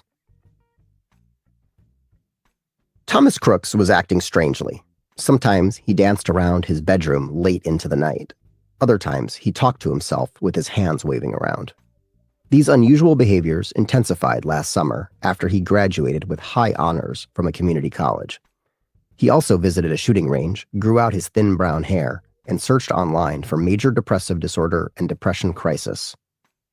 His father noticed the shift. Mental health problems ran in the family. On the afternoon of July 13th, Mr. Crooks told his parents he was heading to the range and left home with a rifle. Hours later, he mounted a roof at a presidential campaign rally in western Pennsylvania and tried to assassinate Donald Trump. That scene has been etched into American history. After a bullet grazed Mr. Trump's ear, he lifted his blood-streaked face, pumped his fist, and shouted the words, "Fight, fight, fight." Mr. Trump has said that God saved him in order to save America, and the White House recently unveiled a statue in the Oval Office commemorating the moment. It makes me laugh every The time. near miss revealed alarming security lapses that allowed an amateur marksman, barely out of his teens, to fire at a former president less than 500 feet away. And it galvanized support for Mr. Trump, inspiring voters who saw him as a righteous hero triumphing in the face of smear campaigns, relentless prosecutions, and even an attempt on his life. Now, nearly a year later, with Mr. Trump in his second presidential term, much of the world has forgotten about the 20-year-old who set out to murder him. Mr. Crooks, who also killed a bystander and wounded 2 others before being shot dead by the Secret Service, had kept to himself and seemed to leave little behind. His motive was a mystery and remains the source of many conspiracy theories. A New York Times examination of the last years of the young man's life found that he went through a gradual and largely hidden transformation from a meek engineering student critical of political polarization to a focused killer who tried to build bombs. For months, he operated in secret, using aliases and encrypted networks, all while showing hints of a mental illness that may have caused his mind to unravel to an extent not previously reported. Although many aspects of Mr. Crooks's background and mental health are still unknown, the Times' reporting is based on thousands of pages of his school assignments, emails, and logs of his internet activity, as well as text messages, government reports, and interviews with dozens of people who knew him or were familiar with the case. Mr. Crooks followed his dark path with seemingly little notice from those closest to him. He stockpiled explosive materials in the small house he shared with his parents in Bethel Park, Pennsylvania. When his face was plastered across the news, his classmates couldn't believe it. Investigators later found a crude homemade bomb inside his bedroom, not far from where his parents slept. His parents, Matthew and Mary Crooks, did not respond to interview requests, and their lawyers declined to comment. But on the night of the shooting, Matthew Crooks told federal agents that he had been concerned about his son's visits to the gun club. "I should have known better," Mr. Crooks said, one of the agents later told congressional investigators. Before his deadly assault, Thomas Crooks's only record of trouble was a lunch detention in middle school for chewing gum. In high school, he earned a top score on the SAT, 1530 out of a possible 1600, and received perfect marks on 3 advanced placement exams, according to his academic records. He didn't socialize much, but came out of his shell in a technology program in which he built computers. His teacher, Xavier Harmon, nicknamed him Muscles, an ironic nod to his slight frame, which made him laugh. One school classmate said Mr. Crooks enjoyed talking about the economy and cryptocurrencies, encouraging others to invest. On the rare occasions when the conversation turned to politics, he seemed to be in the middle of the road. On President Joe Biden's inauguration day in January 2021, Mr. Crooks donated $15 to a committee backing Democrats. But when he turned 18 that fall, he registered as a Republican. His family's political affiliations were as diverse as the swing state they lived in. His older sister, Catherine, and his father were registered as libertarians, and his mother was a Democrat. Mr. Crooks enrolled at the Community College of Allegheny County. He was the kind of student others sought out for help and a regular member of a math book club, though he didn't appear to hang out with his friends outside of school. He endeared himself to his professors not just with high marks, but also for showing up at office hours and trading emails about how to improve his work. "He seemed like a really intelligent kid," said Trish Thompson, who taught Mr. Crooks engineering. "I thought he would be able to do whatever he wanted." In her class, he designed a chessboard for visually impaired people, like his mother. Mr. Crooks was close with his immediate family, according to a video he recorded in the fall of 2022 for an oral communication class. He described preparing Thanksgiving turkey with his father and baking Christmas cookies with his mother, saying, "I don't think there's any better way to spend time with family than cooking meals together." Another assignment in that class required him to speak in front of 5 adults. He asked the professor for an exception, as he had only his parents and possibly his sister. "I don't have access to any other adults," he wrote. In April 2023, Mr. Crooks showed a glimpse of his frustration with American politics. In an essay arguing for ranked choice voting, he lamented, quote, "divisive and incendiary campaigns which are pulling the country apart." He wrote, "As we move closer to the 2024 elections, we should consider carefully the means by which we elect our officials. We need an election system that promotes kindness and cooperation instead of division and anger." Around the time he wrote the essay, Mr. Crooks began using an alias to buy from online firearms vendors, according to the Federal Bureau of Investigation. He would make at least 25 gun-related purchases before the fateful rally. Mr. Crooks bought a membership in August 2023 to the Clairton Sportsman's Club, a shooting range about 30 minutes from his home. This was not unusual in his community, and his father was a gun enthusiast. By the end of the year, he was visiting the range roughly once a week, including on Christmas Day. Through a public records request, the Times obtained logs of Mr. Crooks' internet activity while he was signed into the community college network. The records are somewhat limited. They show website domains rather than specific pages, and Mr. Crooks often used an encrypted connection to obscure his online footprint. Still, the digital trail suggests that he was focused on Mr. Trump, the news, and guns. On December 6, 2023, about 7 months before the shooting, he rapidly cycled through about a dozen news websites, including CNN, the New York Times, and Fox News, before visiting the Trump administration's archives, the logs show. Minutes later, he visited 7 gun websites, including one that focused on the AR-15, similar to the rifle he would use in the attack. Later that day, he paid a visit to the shooting range. The next month, he placed a $101.91 order online for more than 2 gallons of nitromethane, a fuel additive that can be used in explosives. He gave his home address for delivery. The package did not arrive promptly. "I have not received any updates of the order shipping out yet," he wrote to the seller on January 31st, 2024. He used his community college email account, but included a screenshot of his order confirmation showing he had provided an encrypted email address. "I was wondering if you still have it and when I can expect it to come." On February 26, a couple hours before a physics class, he visited a series of websites, including an ammunition manufacturer, the Trump campaign site, and NBC News, as well as YouTube, Reddit, Spotify, and a site for Xbox users. Interviews with his teachers, friends, and coworkers suggested that many people who interacted with him regularly didn't know he was troubled, let alone capable of premeditated murder. He had worked for years as a part-time dietary aide at the Bethel Park Skilled Nursing and Rehabilitation Center. Employees said Mr. Crooks was punctual and dependable, though he didn't talk much. He showed up for work in the weeks before the shooting, and nothing seemed amiss. Reggie Brown, a former human resources manager at the center, told us, "What I heard from people in his department is that there was no clear indications of changes in his behavior or routine." After back-to-back semesters on the dean's list, he earned his associate's degree in engineering and was set to transfer to Robert Morris University. He had told classmates he hoped to have a career in aerospace or robotics. His father noticed his mental health declining in the year before the shooting, and particularly in the months after graduation. He later told investigators that he had seen his son talking to himself and dancing around in his bedroom late at night, and that his family has a history of mental and addiction issues. That's according to a report from the Pennsylvania State Police, parts of which were shared with the Times. Investigators found that the younger Mr. Crooks was also making the depression-related queries online. Representative Clay Higgins, a Republican from Louisiana who worked on a congressional task force on the shooting, told the Times that he learned worrisome information about Mr. Crooks's mental health while investigating the case on a trip to Pennsylvania. "He was having conversations with someone that wasn't there," Mr. Higgins said, adding that many questions remained unanswered. "There was a mysteriousness to Thomas Crooks's descent into madness," he said. In the final month before the shooting, Mr. Crooks conducted more than 60 searches related to Mr. Trump and Mr. Biden, the FBI said. And yet, there were hints that he hadn't fully committed to an attack. "When can I expect the diploma to be mailed?" he wrote his college registrar.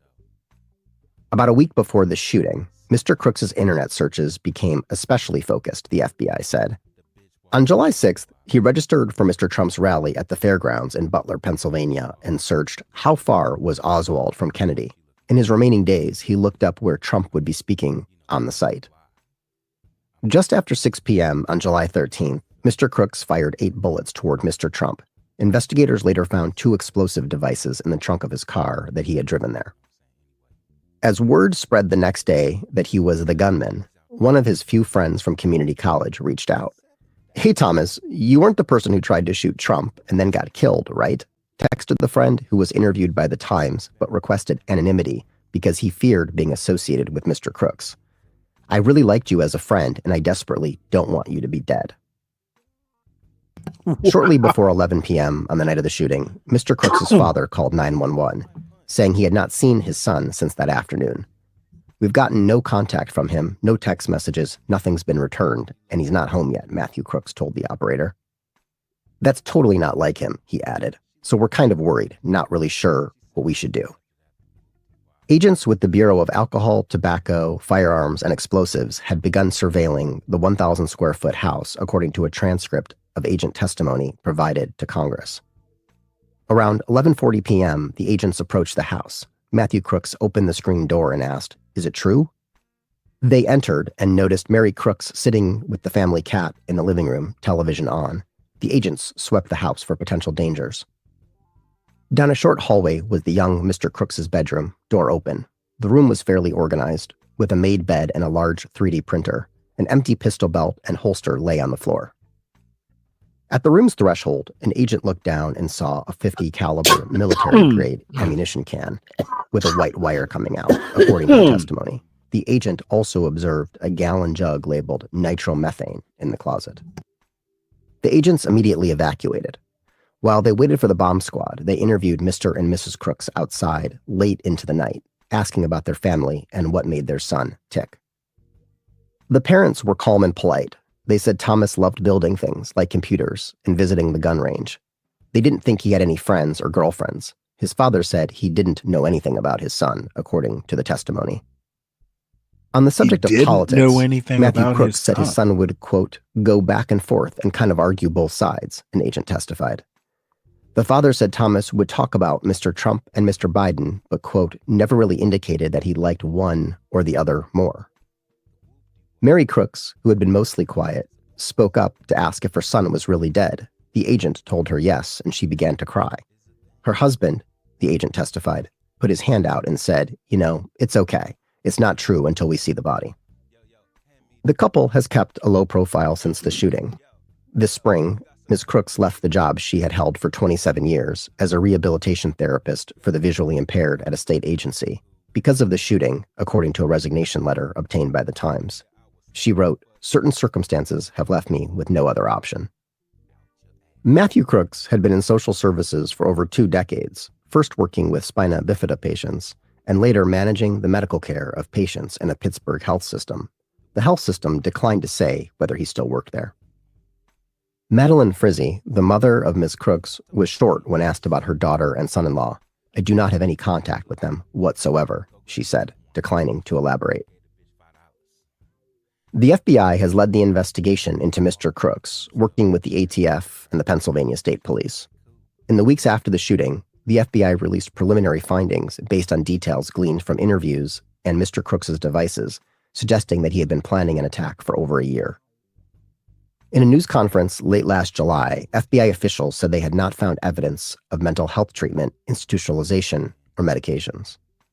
The next month, the agency said Mr. Crooks had begun searching online about how to make explosives as early as 2019, when he was 16, but did not elaborate on the timeline. Investigators said they hadn't uncovered a motive or any co-conspirators. In the absence of new information, conspiracy theories about Mr. Crooks have grown. Some have claimed that he had an accomplice or that he was an agent of the so-called deep state. Kelly Little, who lives across the street from the Crooks house, said that another theory floating around claimed that she and other neighbors had built underground tunnels to aid the shooter. In February, in front of a large crowd at the Conservative Political Action Conference outside Washington, Elon Musk asked, "Why do we still know nothing about that guy in Butler?" Cash is going to get to the bottom of it, he added, referring to Mr. Trump's FBI director, Kash Patel. The crowd cheered. But in a recent interview on Fox News, Mr. Patel at his side, Dan Bongino, the deputy director of the FBI, said there was simply no, quote, big explosive there. He added, if it was there, we would have told you. Helen Comparator, an avid Trump supporter whose husband, Corey, was killed by Mr. Crooks, still wants to know more. She told the Times she had not received any official updates from investigators in months and felt she was owed a fuller explanation of what had happened. She said, I'm praying the president gets to the bottom of it and keeps working on this case for me and him. This article was read by me, Steve Eder, and the audio was produced by Adrian Hurst. Thanks for listening. For all the folks who are Trump fans, which I assume is everyone in this chat, there's a little bit of follow-up there. So I dropped the link for you, Dwali. That's what we're talking about. Feel free to click that link and save for your records. So I was going to do a little bit more in depth about these last week's Supreme Court decisions and just never got around to it. So here's a 5-minute recap of the decisions so far for this term. And it's from NPR, so it'll have its own style. In a flood of Supreme Court decisions, 6 last week alone, with lots more to come as the court continues to weigh in on President Trump's many executive orders. There are huge stakes for the future of his administration and the country. Leah Lippman teaches law at the University of Michigan. She's also a host of the Strict Scrutiny podcast and author of the just-released book, Lawless.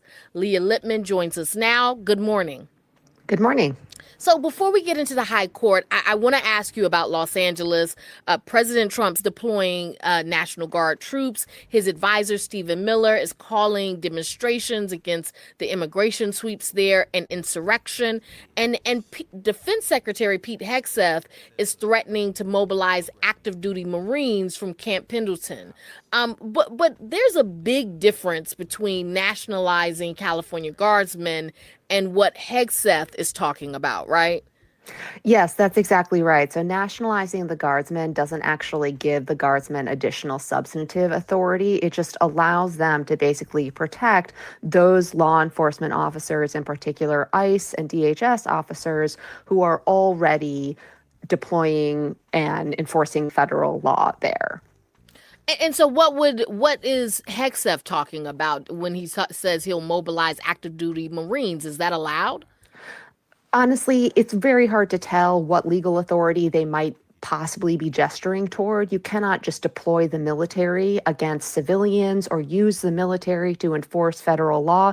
It's possible that they are gesturing toward the Insurrection Act, but it's hard to know exactly what they are contemplating. Right now, it seems like it's a combination of threats and a combination of them trying to create circumstances and an emergency that would justify their using additional force and legal authority. Okay, well, let's move on to the Supreme Court decisions. Last week, there were decisions on guns, employment discrimination, and a tax exemption that was denied to a Catholic charity. What stood out to you?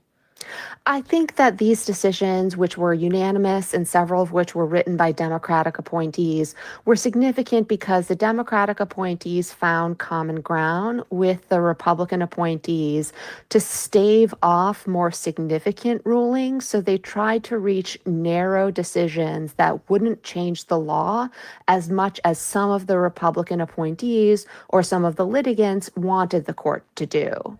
Well, what does that tell you about the court? Because as we know, the liberal justices they don't have the majority. They don't have that much power. So there have to be some conservatives that are willing to go along with this, right? Yes, but I hesitate to draw too much of a conclusion just yet about what this says about the Supreme Court in general until the next spate of rulings come down. We're still waiting on more than 20 decisions and argued cases. Oftentimes, the decisions that break down along traditional ideological lines and make the most significant changes to the law don't come until the end of June. And you add to that the shadow docket decisions that the Supreme Court has been issuing, which have divided along ideological lines and allowed President Trump to do a lot of what he's been trying to do.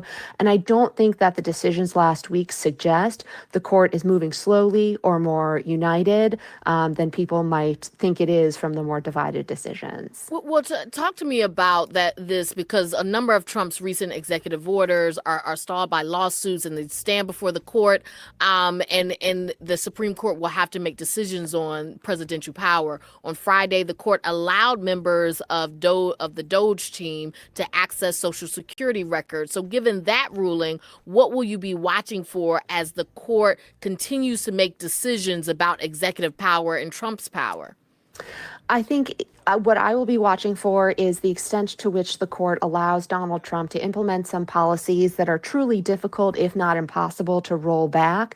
I think allowing DOGE, the Department of Governmental Efficiency, access to the Social Security information is one of those important decisions where once you give them access to that data, there isn't much courts can do to actually roll it back in the event that they conclude DOJ's actions are unlawful. So I will be watching to see the extent to which the Republican justices allow Donald Trump to do things that will be impossible to wind the clock back on. In the 30 seconds we have left, do you have thoughts on the new travel ban from Trump and the legal ramifications there? I think the new travel ban is just like the previous iterations of the travel ban. It is trying to conceal animus under the facade of national security. The fact that the Supreme Court allowed Donald Trump to get away with it in the first Trump administration is an indication that he was going to try again, and they'll let him do it. That's University of Michigan law scholar Leah Lippman. Thank you for speaking with us. Thanks for having me. Live from NPR News in Washington, I'm Corva Coleman. Most protests have dwindled overnight in Los Angeles. All right, well, that's a quick summary.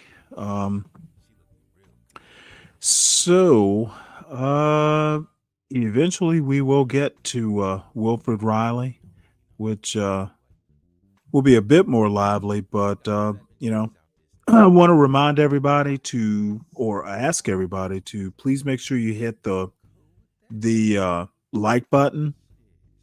Please make sure if you're new to the show, you subscribe to the John Gall Urban Landlord channel. Please subscribe to my channel at Stanley Cross 6000. I did premiere a new video clip last night.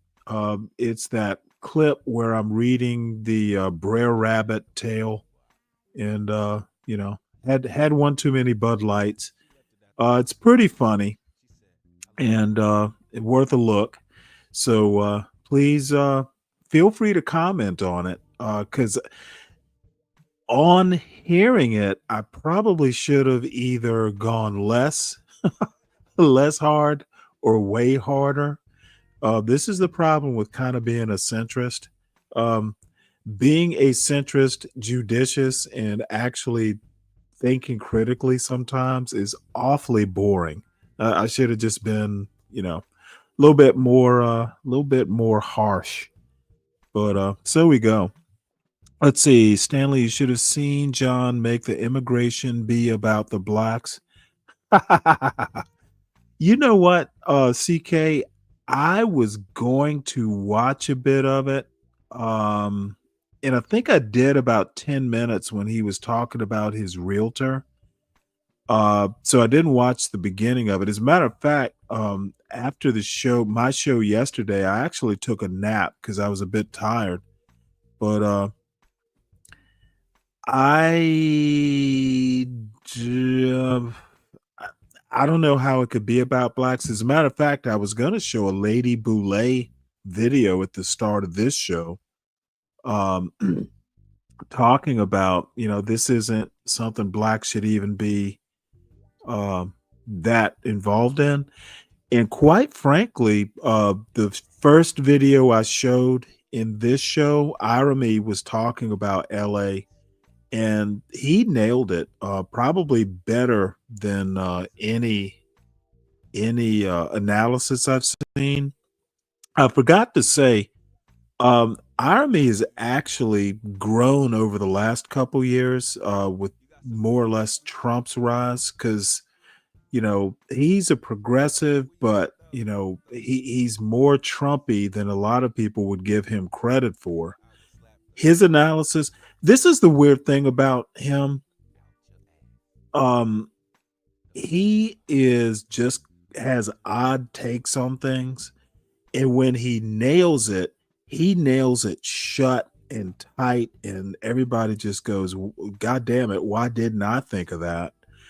Now, to get to that state of, oh shit, this dude's smart, there's going to be about 2/3 of his takes that are kind of frivolous. But, if you think about baseball, he's hitting about 333. So That's not a bad average. So I tell me about John's take. Hit the link. Was it interesting at least or funny? So let's see. Ryan, you're back. I'm going TL. What does that mean? To yell? Stanley Cross center left is a better description. I don't think Irony center left. It's my description. We know Irony's a lefty, but he is a pretty particular lefty. Irony's actually said he has no problems with capitalism, and he talked about a just economy. So, he and I would like to hear him talk more about economics.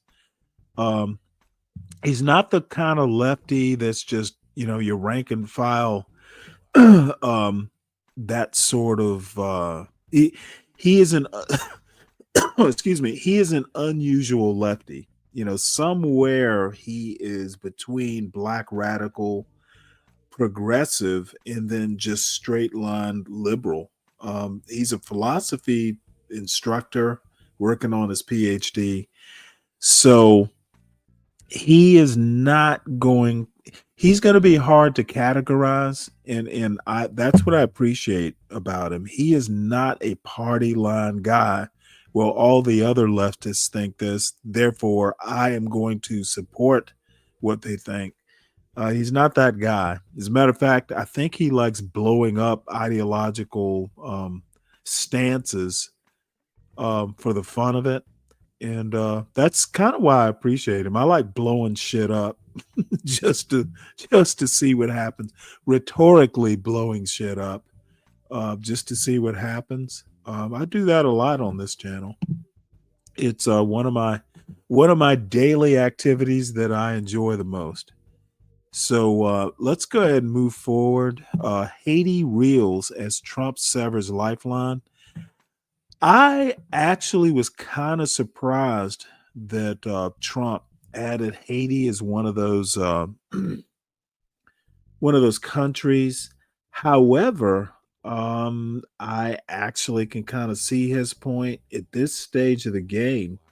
Haiti is definitely a failed state. And there's so much gang activity going on there. You run the risk of having that bleed over into the United States. So while I feel bad for Haiti because, being the first country to make a stand against slavery in the Western Hemisphere, I have kind of a sentimental for its beginnings, and then it just got totally swindled. Part of the reason it is the way it is France was just France. If any country owes reparations to another country or group of people, it's France.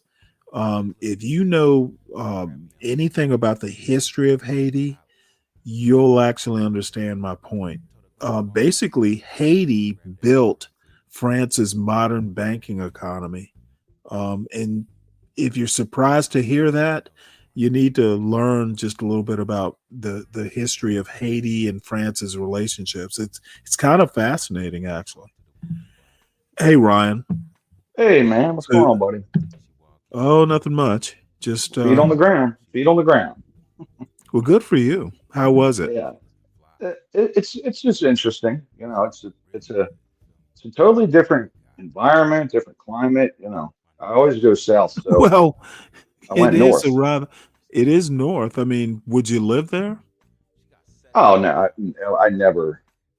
Absolutely not. It's too cold. But but I never seen. There were no cute Greenland girls. No. Well, I don't. They're all covered up.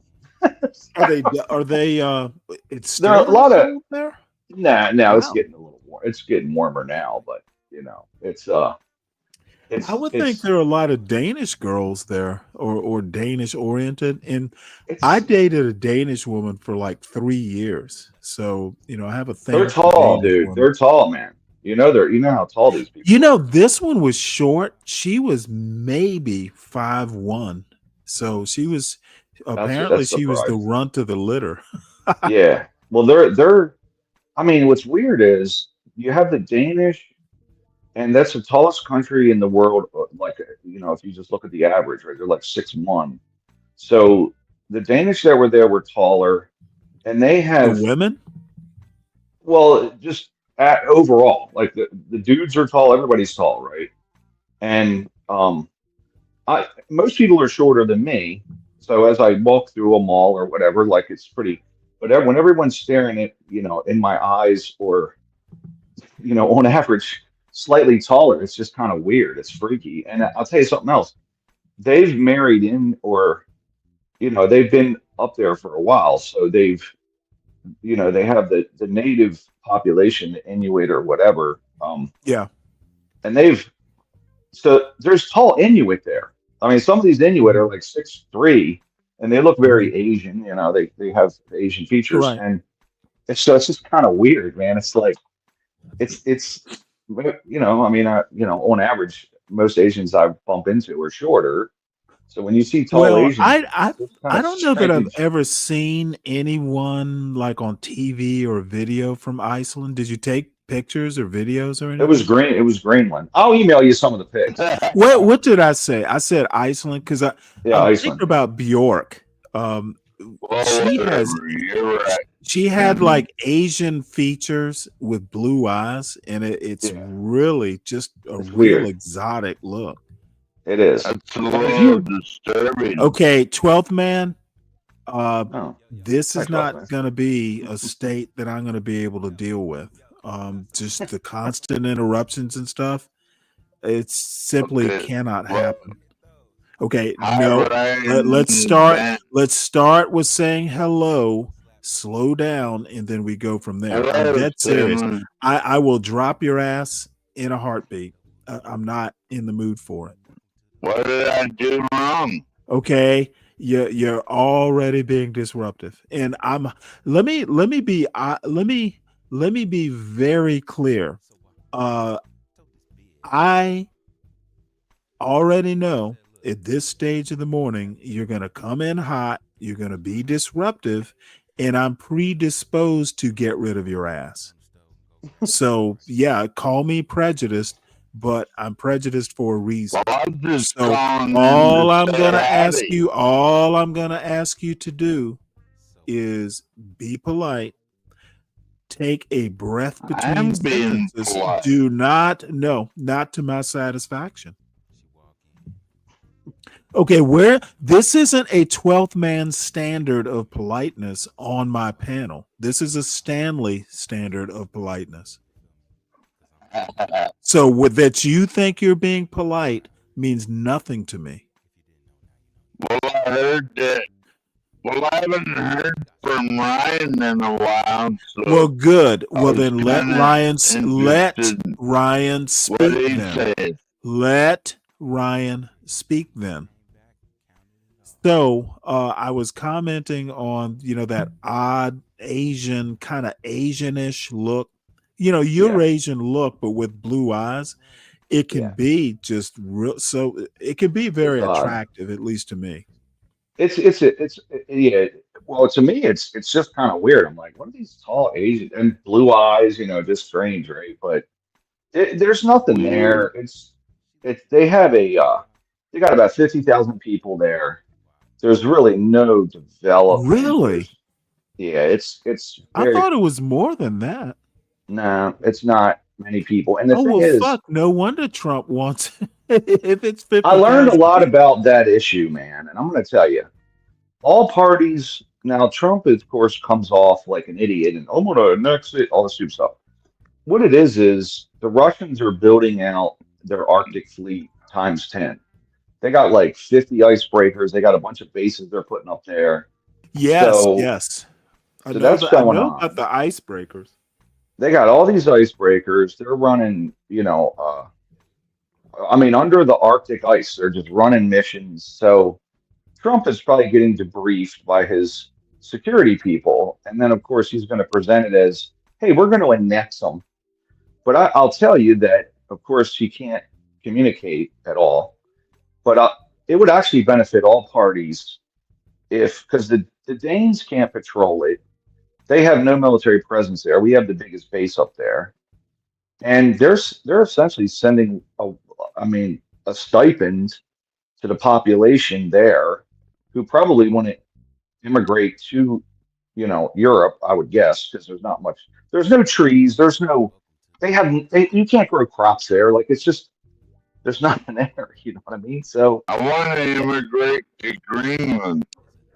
So I think all parties would benefit if we took control of Greenland and then just said, hey, any minerals we discover, well, you have mineral rights, but it's going to be our place now, or some deal like that. And the Danes are paying a stipend to these people that it's just costing them money. So, and I think it would help the Greenlanders because they literally have nothing there. Everything has to be shipped. Well, I mean, maybe, and I'm kind of half kidding. Maybe you should just volunteer to be the ambassador to Greenland. I'm gonna tell you right now, because maybe you check this out. And I'm half kidding, but I'm also half serious. You may know more about Greenland than Trump does. Stanley, check this out. There's like a little store, right? And there was helium balloons. There was a line. There was a line with kids in the helium balloon. In America, we got helium balloons. Just kids could care less about helium. Everywhere, right? Like there was a line of kids, 50 deep, for several hours. I walked by it. The kids just kept showing up and getting helium, as if helium was magic. It was crazy. I'm like, do these people never see helium balloons before? This line was never.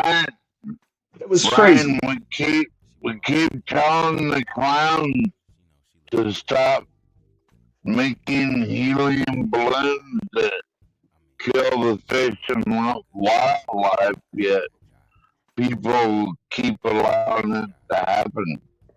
Well, they have them in Greenland. The kids love the helium balloons up there. And it was the weirdest thing, man. Like they have them at the drugstore, like you said, right? Like if they're just, kids could care less. Like, oh, it's a balloon, right? But it was like let me ask you another question. These kids were amazed by the helium balloons. They were. Have you heard? Is it lutefisk? It's like I can't remember whether it's Iceland or Greenland, where they take like sharks and bury them till they rot, and then they eat it. No, have you heard of that? Stanley. That's Japan, bro. No, it's not Japan. Yeah, okay, what you're gonna do? I've literally, the reason I bring this up is I've actually seen a documentary or two. I can't remember whether it was Iceland or Greenland, but yeah, there's just some weird. There's some weird thing that they do with sharks, like they bury it, they let it rot, and then it's like something they eat. I wouldn't doubt it. I ate some of the. And I've heard the smell is just so bad. Like it's almost like one of those. You've heard of the 1,000-year eggs, like where they take duck eggs and let them rot and ferment. Samurai used to eat that shit. Yeah, it's these. So foods, anyway, you know what? Here. Let me look it up right quick. Because I can't even remember if it's called lutefisk. It's something with an L, and it was so disgusting. They didn't show it. They just hauled the shark up like on a winch or something. Buried it. Good Lord. Well, all these regions though are on the Siberia, the whole Arctic Circle. They got some weird customs. You can't grow anything, so it's just all meat. Right, everything's meat. What are you talking about, Ryan? I live in the Arctic. You do not live in the Arctic. The Arctic, you live south of the Arctic Circle, dude. This is exactly why maybe you would consider going back. You know where I live, motherfucker? Maybe you would consider, and see, I'm trying to be polite. Maybe you would consider going back to the chat. You know, typing's going to be a bit better communication wise. Yeah. Thank you. Did he go back to the chat? No, he's still south. here, but if he in will Fairbanks, at that's some south. point. Yeah, I don't think the Arctic let's starts see. Yeah. Is that what it's called? Hakari. Okay, I'm thinking of something else then. Cool, broke genius. Thank you for that. See, Well, he said fermented. I think that's rotting, isn't it? Fermented is rotting, right? Well, not exactly, because fermented, the bacteria kill the bad bacteria.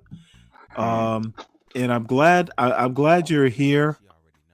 Because I would have been looking up the total wrong thing. Yes. Stanley, the fermenting of fish originated in Japan and all kinds of cultures like the Mongolians. They all knew No, how to do that 12th man. shit. Fermentation has been around for thousands of years. I understand. That's what Now I just said, motherfucker. that is, dude, man. There is a Greenland shark. Okay, so I might have conflated some things. The Hakarl. They have a Greenland shark, though. Right, there is a Greenland shark. I'm looking at this, and there's a fermentation. It's got an ammonia smell and a fishy taste, making Hakarl. And I'm probably not even pronouncing that right. Oh my God, look at this fucking picture. Eek. And by the way, my God. Oh God, that's just, you play with that shark. Holy shit. You know what? It looks smoked. There it is. It's known for its strong ammonia smell. It's an Icelandic dish of the Greenland shark. So maybe not Greenland. So that's where I'm conflating it then. Yeah, but do they eat that? Do they eat that in Greenland though? I guess that's I think just Iceland. It's a Greenland shark. Mm-hmm. I didn't hear about it. I know that much. Okay, well maybe the Danes have a better palate. Yeah, dude, there's some weird stuff, and it's all they have is meat. I mean, you can't grow anything up there. You're talking the 66th parallel, right? Like you're way up there. Mm-hmm. So it's there's no trees. There's no fucking trees. I'm like, how do you build with no trees? Like you got to bring in all your lumber, you know. Like, well, you build an igloo, right? Well, there's structures. Like there is structures, but you got to. I mean, look, there's concrete half constructed because you got to be at 30 degrees and rising for concrete, right? So that they pour concrete about 2 months a year. I mean, 2 months a year? Like everywhere, you know, in the United States, you can pour concrete, 8 months, and then they got different stabilizers. You can even go below 30, sometimes. But I mean, literally, they stop when it gets cold, and all the buildings sit.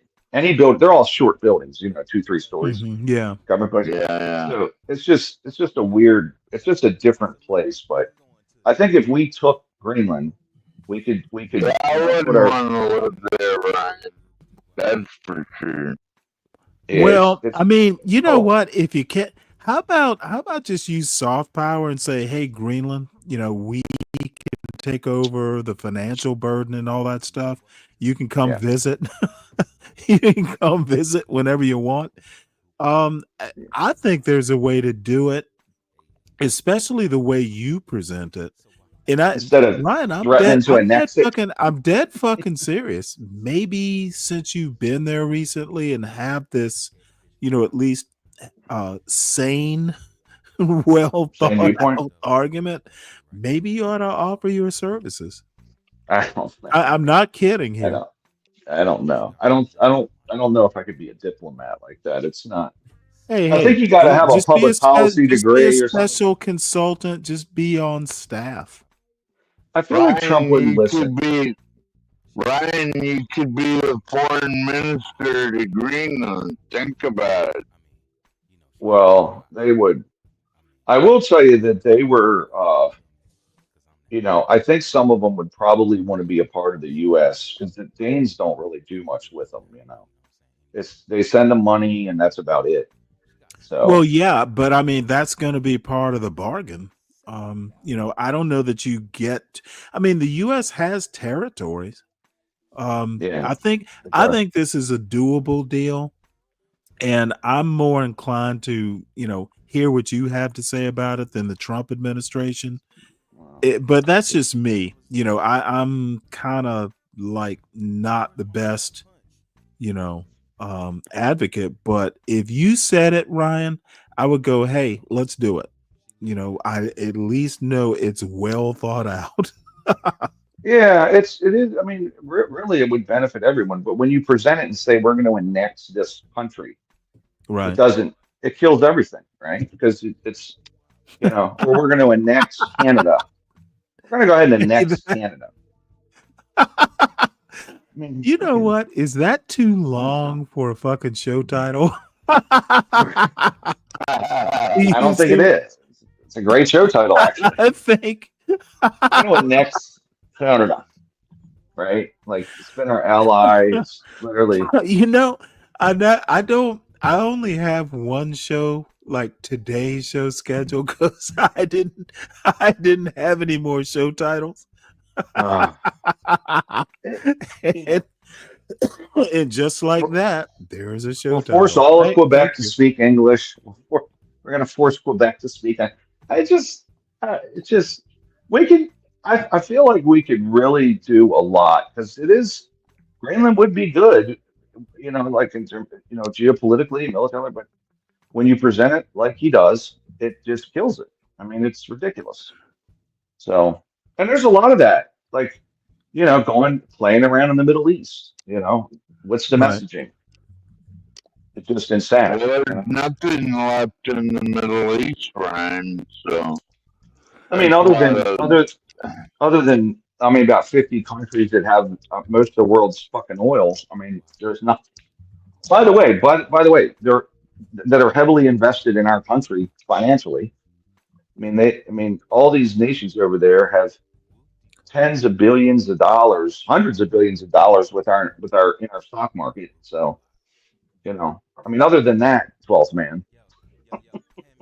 Well, we don't really need their oil. We got our own natural gas. We can build pipelines and all that. Okay, well, that is basically, where the understanding goes wrong. We have a type of oil. There are grades of oil.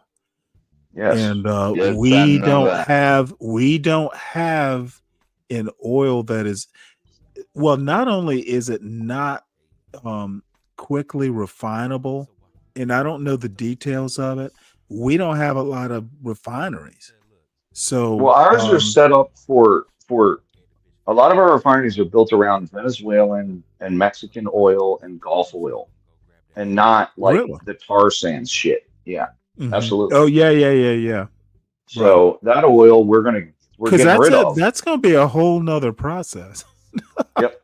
You had to separate the oil from the silica and the other minerals. In Alaska, we're wanting to build an 800-mile natural gas pipeline to heat our own state and plus export like several hundred millions of cubic feet or however they measure that in large quantities. I don't think it's going to work, 12th man, because I mean the Pacific is saturated with LNG, whereas the Atlantic is desperately in need of LNG because of Europe. So you really want it coming out of the east coast of the U.S. if possible. Well, if they're so LNG. saturated with it, Ryan, then why are they bidding on Alaska gas line to run it from the North Slope all the way down to the Kenai Peninsula? I mean, you got Asian countries wanting to buy our natural gas all over the place. Well, Norway. All right. Well, Russia. I'm gonna steer this back to Hey, Stanley, let me ask you news something. stories. Let me ask you Sure. something. When you were in the Navy, did you ever see these LNG ships? Like how Yeah. they transport this shit? Isn't that crazy? I'm pretty sure. You know what? I don't. It was mostly oil tankers. I Okay. don't. LNG. Now we're talking back in the early '90s. I'm gonna Okay. say no, and if I did, I It's didn't nuts. recognize what they are. LNG has to be. It has to be refrigerated, right? It's kind of a. It has It's to be cold. It gotta be liquid. cold. It has If they to be compress, liquid. yeah, they It got to has bring to it to be like negative 200 liquefied degrees or something. and then put on the ship. And then But it Right. gets So compressed. I'm they not release sure the I gas. can. I'm not sure I can say I have. I've never boarded one. I'll put it that way. I've been on. I boarded a lot of ships, like Yeah. enforcing embargoes and shit like that. Mhm. I know I've never been on one. Yeah. They're pretty. They're just pretty wild. The whole process with that is like they're essentially taking. If you take like a basketball size area of natural gas, by the time it's liquefied, it's like the size of a marble. It shrinks it all the way down. You know what I Oh mean? yeah, yeah. It's pretty crazy how they do it. So it's just pretty neat. Well, I can, I can only imagine having a, how about just put a captain on top and a few sailors of sailing a fucking bomb across the Atlantic? It's amazing, isn't it? That's the way Fucking it works, amazing. Stanley. Crazy. You'd probably do good on one of those, Stanley. Remember that one guy that was on that oil barge? No, I would. I don't know that I would ever want to do that job. You know what? You probably have to pay these shits. You'd have to pay the deck seaman fucking $200,000 a year I bet. to do I bet. that. That's probably what they And meant. the captain's gonna be a millionaire. It's like, dude, Yeah. there is no Yeah. way I'm sailing a bomb. It's like the equivalent of a nuclear bomb. Yeah, man. The fucking tanks, like just one of them goes, it's gonna blow up a whole ocean. It's like there will never be fish in this part of the ocean again. Never. Yeah, it's pretty neat process though. Don't Pretty say neat process. that, Stanley. Come on, man. We gotta love our fish. All right. Wow. Well, we're gonna go into this Haiti story because I really, like I said, I can actually kind of understand Trump's point, but I don't know. I just wish we had a better version of Trump. You know what? You can do cruel Better things, version. but okay, motherfucker, dude, I will not be interrupted every sentence I speak, 12th man. I warned you.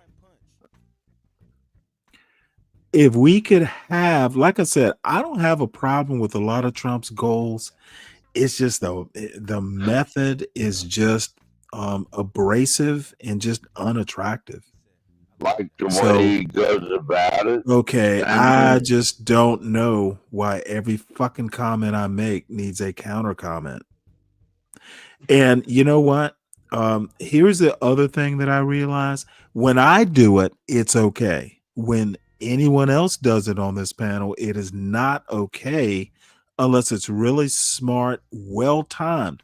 See, this is the problem, 12th man. I don't necessarily have a problem with counter comments, but your timing, your conversational timing is off Yeah, I due know. to the alcohol consumption, and it just does I'm not make imperfect, it does Stanley. not I'm make for sorry. pithy it doesn't make for pithy much of anything. The timing is off. I'm imperfect, Stanley. Please forgive Okay, me. no. You're not imperfect. You are inebriated. There's a difference. So are you, So though. let's go ahead. Let's go ahead and listen to this Haiti thing. We're not going to listen to the whole thing because it's kind of longish, but I want to get the point across at least. Haiti reels as Trump severs a lifeline. This article is by Severs? Francis Robles and read by an automated voice. Born in Northeast Haiti with a heart defect, Brad Mertens Joseph is 6, has difficulty walking, and is still in diapers. His parents, accustomed to a dangerous 9-hour overnight bus ride to see cardiologists in the country's violent capital, had finally found a solution to their son's medical ailment caused by a hole in his heart. It involved open-heart surgery in Akron, Ohio, arranged by a nonprofit. Those plans collapsed this week when President Trump issued an order banning people from a dozen countries, including Haiti, who don't already have valid travel visas, from entering the United States. When I heard that, I was really upset, and I wondered, what are we going to do? The boy's father, Dieudonné Joseph, said. I was panicking, and I'm still panicking. The Josephs are among the many Haitians who are caught in the middle of Mr. Trump's sweeping travel ban. From young professionals to medical residents to longtime visitors whose visas had lapsed, Haitians are bracing for the consequences of having a lifeline abruptly cut. With its proximity to Florida, a long, often difficult history with the United States, and grave political and social upheaval, Haiti has strong family and economic ties with its northern neighbor. People have businesses in both countries, and most middle-class Haitians have close relatives in South Florida or New York. The ban was the latest in a series of blows the United States has dealt to Haiti, a nation currently overrun by gangs and in the throes of a security crisis, and which is heavily dependent on international aid organizations and remittances from migrants in the United States. We feel like not only Haiti has been hit very hard, but also the whole world has been hit very hard by this decision, especially those small countries who believed the United States of America were their best friends, said Mr. Joseph, 42, who works at a bank. If Brad does not receive the surgery, he is not likely to live past 30, said Dr. John Clark, a pediatric cardiologist at Akron Children's Hospital who was set to treat the boy this summer. More than 300 other Haitians, mostly children, are on waiting lists for surgery and are now unable to get treatment because they are barred from traveling to the United States, said Owen Robinson, the executive director of the International Cardiac Alliance, a nonprofit group based in the U.S. that arranged for Brad's treatment in Ohio. Finding enough doctors and hospitals in other countries to make up for the sudden loss will be extraordinarily difficult. If we could, we would, Mr. Robinson said. Haitian Hearts, an organization in Illinois, was hoping to secure travel for Suze LaPierre, 46, who had cardiac surgery in the United States 21 years ago and needs a valve replaced. She is unemployed, was forced to flee her home in Port-au-Prince, the capital, because of gang violence, and, with most hospitals in the capital closed, is out of any other options for her heart problem. In announcing the ban, Mr. Trump said that he had decided to, quote, fully restrict people from Haiti because visitors from there overstayed their visas at least 25% of the time. I cannot be mad at Donald Trump. He is building his country, and he has the right to do it the way he wants, she said in a telephone interview. I believe we have to fix our own country. Haiti is engulfed in an extraordinary political, humanitarian, and security crisis. Its last elected president was assassinated nearly 4 years ago, and the resulting power vacuum created an opening for gangs, long supported by the country's political and economic elite, to thrive. The armed groups joined forces last year in an explosion of violence that forced more than 1 million people from their homes and killed more than 5,000 people last year. The Trump administration recently declared the gangs terrorist organizations, a designation that helped land Haiti on the list of banned nations. The Trump administration also rescinded an immigration designation, known as temporary protected status, that shielded more than 500,000 Haitians from deportation. and revoked a program that had allowed more than 200,000 Haitians to move to the United States. Mr. Trump's proclamation said the Secretary of State could issue travel waivers in cases that were in the national interest of the United States. Asked to clarify if that could apply to children with medical conditions, the U.S. Department of Homeland Security offered a statement that did not answer the question. President Trump's action to limit the entry of foreign nationals from countries who have a significant terrorist presence, inadequate screening and vetting processes, and high visa overstay rates will help secure the American homeland and make our communities safer. Yeah, I think that's pretty much, we get the gist of that. Like I said, it's not so much the goal or the ends as much as the methods. Look, I don't know how you can just suddenly do this. There's something like a ramp up time, and maybe what Trump is doing is, hey, if I say I'm going to do this in a few months, it'll all get bogged down in court. But there is no way you're going to be able to, I think it's a problem when you suddenly stop something. These processes get gummed up with little kids, needing heart operations and all this stuff. And if you start presenting stories like this, Trump, I don't know why Trump's team just doesn't go, hey, let's do this smartly. This What do you mean? Okay, motherfucker, you know exactly what I mean. Okay, I was speaking English. This cruelty is the point mindset. This 12th man and John Galt and everybody fucking going, hey, you know what? Let's just be cruel without thinking about it. It's got to go. It's not the American way, believe it or not. So that's what I meant.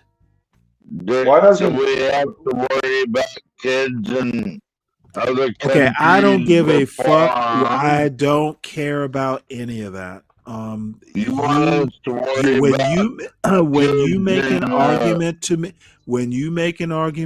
12th man, you need to be much more aware of yourself.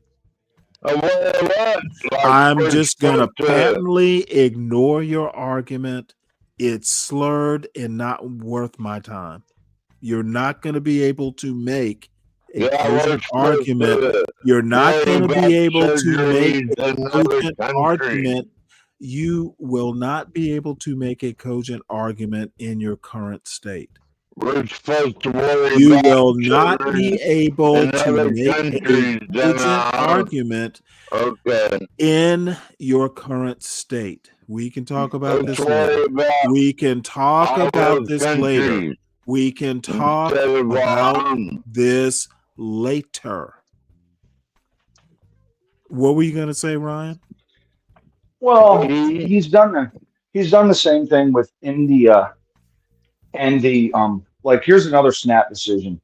Hey, we're going to go ahead and throw out all the foreign students. So you got India that has the most students in the United States, and we're trying to buddy up to them.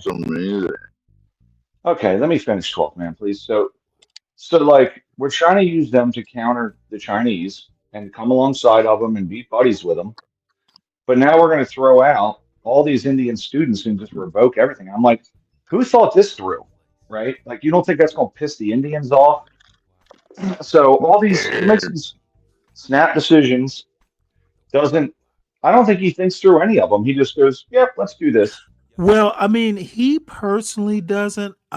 Someone mentioned the other day, I can't remember where, maybe it was on this show or in a chat somewhere, that Trump had some really mediocre to horrible advisors. The bottom line is and I didn't even know this. Even me. I have friends who were actually able to go. You don't want to, the H-1B that whole universe of types of professional and expert visas, it all needs reforming.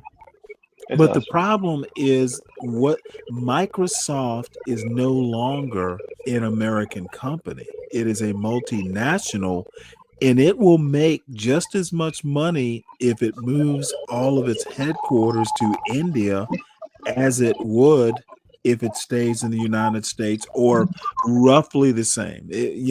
Everything's better in the United States. But if you piss off the multinationals, the technology companies, they can move and they will be just fine. You want these companies to, because they have American roots, to stay in America. Sure. When you start saying, hey, you can't Why hire wouldn't who he you want want, to stay when in you start America? saying you can't hire the best, regardless of where they're coming from, you're going to provide disincentives to want Well, to be there's headquartered here. Okay, motherfucker, I beaches. do not see. I've tried to be patient, 12th man. Stanley, there's You will beaches not for be that, able to though. say that I am not being patient. So Why stop you it. mad at me, No, I'm not Stanley? even. You can be on the panel, 12th man. Your timing, your conversational timing is off. You're slurring and you're too loud. This is not conducive to a polite, civilized, critical thinking, erudite panel I experience. thought I've been pretty You are. fucking I don't, quiet. motherfucker. What you think is inebriated. It is altered. What you think is not what everybody else is thinking. Well, you're drinking You too are soon, so motherfucking why hand in me a that state, bit? dude. It doesn't matter if I'm drinking or not. You have lost. You have lost the bubble. What we in the Navy, you don't know what's up, you don't know what's down, you do I not love the know Navy. what it's You like. know that, Okay, dude, Stanley. I'm motherfucking done debating this. I tried. I've tried. You can be on the panel and shut the fuck up unless it's important to hear, or you cannot. 12th man, this is more patience than I had with you yesterday because I'm trying to be patient. You are not making this easy. You don't seem to realize that almost nothing you say is adding to these discussions. Sorry to be mean, but that is my impression as host of this panel. And you know what? I just totally forgot what I was saying. Ryan, anything else before we just move on? We're good. We can move on. We can move on. Okay, this is your very last chance, 12th man. And I'm dead serious. This is it.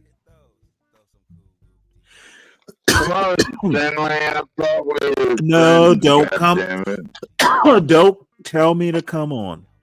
I thought So, we were buddies. Stop picking on me, Stanley. What? Did you say I'm picking on you? Yeah, you are a little bit.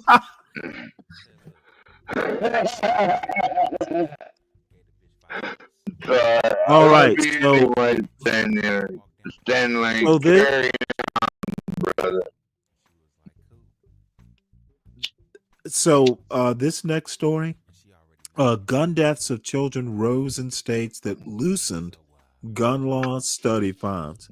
So presenting this to this audience, I'm sure will result in comments, but numbers don't lie. I'm guaranteeing that. Gun deaths of children rose in states that loosened gun laws, study finds. This article is by Roni Karen Rabin and read by an automated voice. Firearm deaths of children and teenagers rose significantly in states that enacted more permissive gun laws after the Supreme Court in 2010 limited local governments' ability to restrict gun ownership, a new study has found. In states that maintained stricter laws, firearm deaths were stable after the ruling, the researchers reported, and in some, they even declined. Guns are the leading cause of death in the United States for people ages 1 through 17, according to the Centers for Disease Control and Prevention. Dr. Jeremy Faust, an emergency room doctor at Massachusetts General Brigham Hospital in Boston, who was the study's lead author, said he was dismayed to find that most of the children's deaths were homicides and suicides. "It's surprising how few of these are accidents," Dr. Faust said. "I always thought that a lot of pediatric mortality from guns is that somebody got into the wrong place, and I still think safe storage is important, but it's mostly homicides and suicides." John Comerford, executive director of the NRA Institute for Legislative Action, called the study political propaganda masquerading as scientific research. The study, published Monday in JAMA Pediatrics, examined the 13-year period after the June 2010 Supreme Court ruling that the Second Amendment, which protects the right to bear arms, applies to state and local gun control laws. The decision effectively limited the ability of state and local governments to regulate firearms. The researchers classified states into 3 categories based on their gun laws: most permissive, and strict. They used a Centers for Disease Control and Prevention database to analyze firearm mortality trends from 1999 to 2010, before the Supreme Court ruling, and compared them with the 13-year period afterward. Nationally, they found that the number of people under 18 who died from firearm injuries in the period after the ruling exceeded the projected figure for that time by about 7,400, with a total of about 23,000 fatalities. But in the 9 states with the strictest gun laws, youth firearm deaths did not increase. In 4, California, Maryland, New York, and Rhode Island, they dropped significantly. The average age of those killed was 14, according to the study, which was authored by researchers from Yale New Haven Hospital, the University of California San Francisco School of Medicine, and the Schools of Public Health at University of Pittsburgh and Brown University. Advocates for stricter gun laws praised the study, saying it expanded the evidence that gun safety laws save lives. "We have shown in the past that states that have the strongest laws when it comes to gun policy have a gun violence rate that's 2.5 times less than the states with the weakest," said Nick Saplina, Senior Vice President for Law and Policy at Everytown for Gun Safety. "Lawmakers that refuse to take action or further loosen laws are putting kids' lives at risk." He also said that gun safety laws had multiple benefits, reducing accidental shootings while also preventing youth suicides and school shootings. 3 of 4 school shootings are committed with a weapon taken from the home of the family or a close relative, Mr. Saplina said. Black children and teenagers had the highest firearm death rates before the 2010 ruling, as well as the largest increases in death rates in permissive states after the ruling. In states with strict gun laws, however, the pediatric firearm mortality rates in the black population did not increase after the ruling. Dr. Faust said he became interested in the subject when, curious about gun deaths in his own community, he looked up children's gun fatality rates in Massachusetts and noticed that they were relatively low compared with national rates and had not increased in at least 25 years. "I wondered if that was an isolated thing, or is it something else," he said, adding that it did not appear to be a random phenomenon. The research team found that there was a flurry of legal activity in many states after the 2010 ruling, with some moving to tighten gun restrictions under the parameters of the ruling, and many others loosening them. Stricter steps taken by New York included expanding an assault weapons ban, implementing limits on magazine capacity, requiring background checks for ammunition purchases, and passing a so-called red flag law that allows family members and law enforcement officers to petition courts to remove firearms from people deemed at risk. California passed a number of laws, including prohibiting the possession of magazines capable of holding more than 10 rounds. It was like a natural experiment, Dr. Faust said, adding that he was shocked by the stark disparity in firearm deaths, depending on whether a state tightened or relaxed its gun ownership laws. In states that took the more permissive approach, he said, "You've got an epidemic that's really getting worse." All right. Well, I don't actually have much to say, but to me, it's kind of, obvious. I just, and this is, I will go on and on ranting about, parents need to do a lot better in tightening, battening down the hatches, of their, and it sounds horrible when I say that, but battening down the hatches of their family ship. Can I I say agree. something? Okay, I don't know why you need to interrupt me. Again, way your back in timing the is day, off. God damn it, your timing is off. I again, there's nothing wrong with having guns and rifles and all that stuff if you cannot secure them. If I look, there was my father isn't so much these days, but is has always been kind of a gun enthusiast. As in, this motherfucker would be buying like these Winchester like guns worth thousands. Okay, I do not know why. Can you just mute up, 12th man? That way you can comment. Can I That say something? way you can comment, and I don't have to hear your comment. Well, Stanley, I like am back being in way the more day, patient than normal, 12th man. I don't care so what I'm your not excuses allowed to are. say anything. Please, okay, let me mute you for you. All I have to say, and I was getting to it eventually, that there's nothing wrong with having guns. You gotta secure them. You gotta let the kids know that, hey, don't fucking touch the guns. They are locked up. They are here, but motherfucker, don't touch the guns without me there. Okay, if you gotta have a gun room with a lock on it, whatever you need to do to secure your weapon. And I'm gonna tell you, I grew up with a father who is a retired policeman. His service revolvers were in his closet on the top shelf. My sister and I imagine my brother, when he came along, knew where it was, but fuck, motherfucker, don't even look at him hard. Okay, it just was not something you do. So I'm not just fucking some, blue-haired liberal whistling Dixie and afraid of guns. I'm saying weapons, firearms, pistols, rifles, if you're gonna own them, you can't be flippant about the responsibility. Parents have to parent. You have to make sure that all that stuff gets stored safely. And that's my spiel.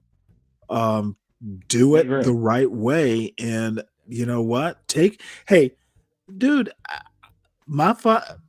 I was shooting like these little 22s. Shit, my father and I took his boyhood 22, the rifle. We fucking dismantled it, sanded down the stock, revarnished it, basically rebuilt the weapon. So it's a project he and I did. I don't even remember if it was in a summer or not. That rifle is still in a gun rack somewhere, and it's fucking beautiful.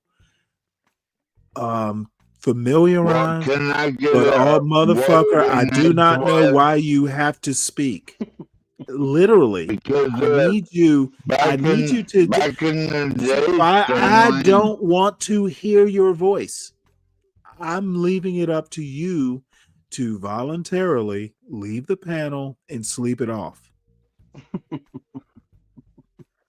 Well, what's wrong I with don't want to teaching eject kids you. about I guns? do not want to eject you, but I do want you to know how much I do not appreciate your input right now. Well, I if we taught literally kids do about not. guns I literally do not appreciate your input at this point. in school, Stop we it, used to teach. motherfucker! You see what the fuck is it with you, 12th man? You know you're fucked up. I keep telling you you're Yeah, fucked I'm up. kind of Your fucked up, but conversational timing is off why to are a you point. against Okay, this children? motherfucker, I've given him every chance. So you have a good morning, 12th man. Come back when you're in a better state. I'm fucking done with it. So all I'm saying, and maybe I'm long-winded, but guns are fine. Bad parenting and guns do not mix. Kids are kids, and you know what? The numbers are the numbers. The correlations are there. People beware. So, and speaking of kids, this is a DC story. Something about truancy. Empty desks. How the district's failure to curb truancy in middle schools fueled the biggest youth crime surge in a generation. This is DC, and Hey, Stanley, are you JGHB?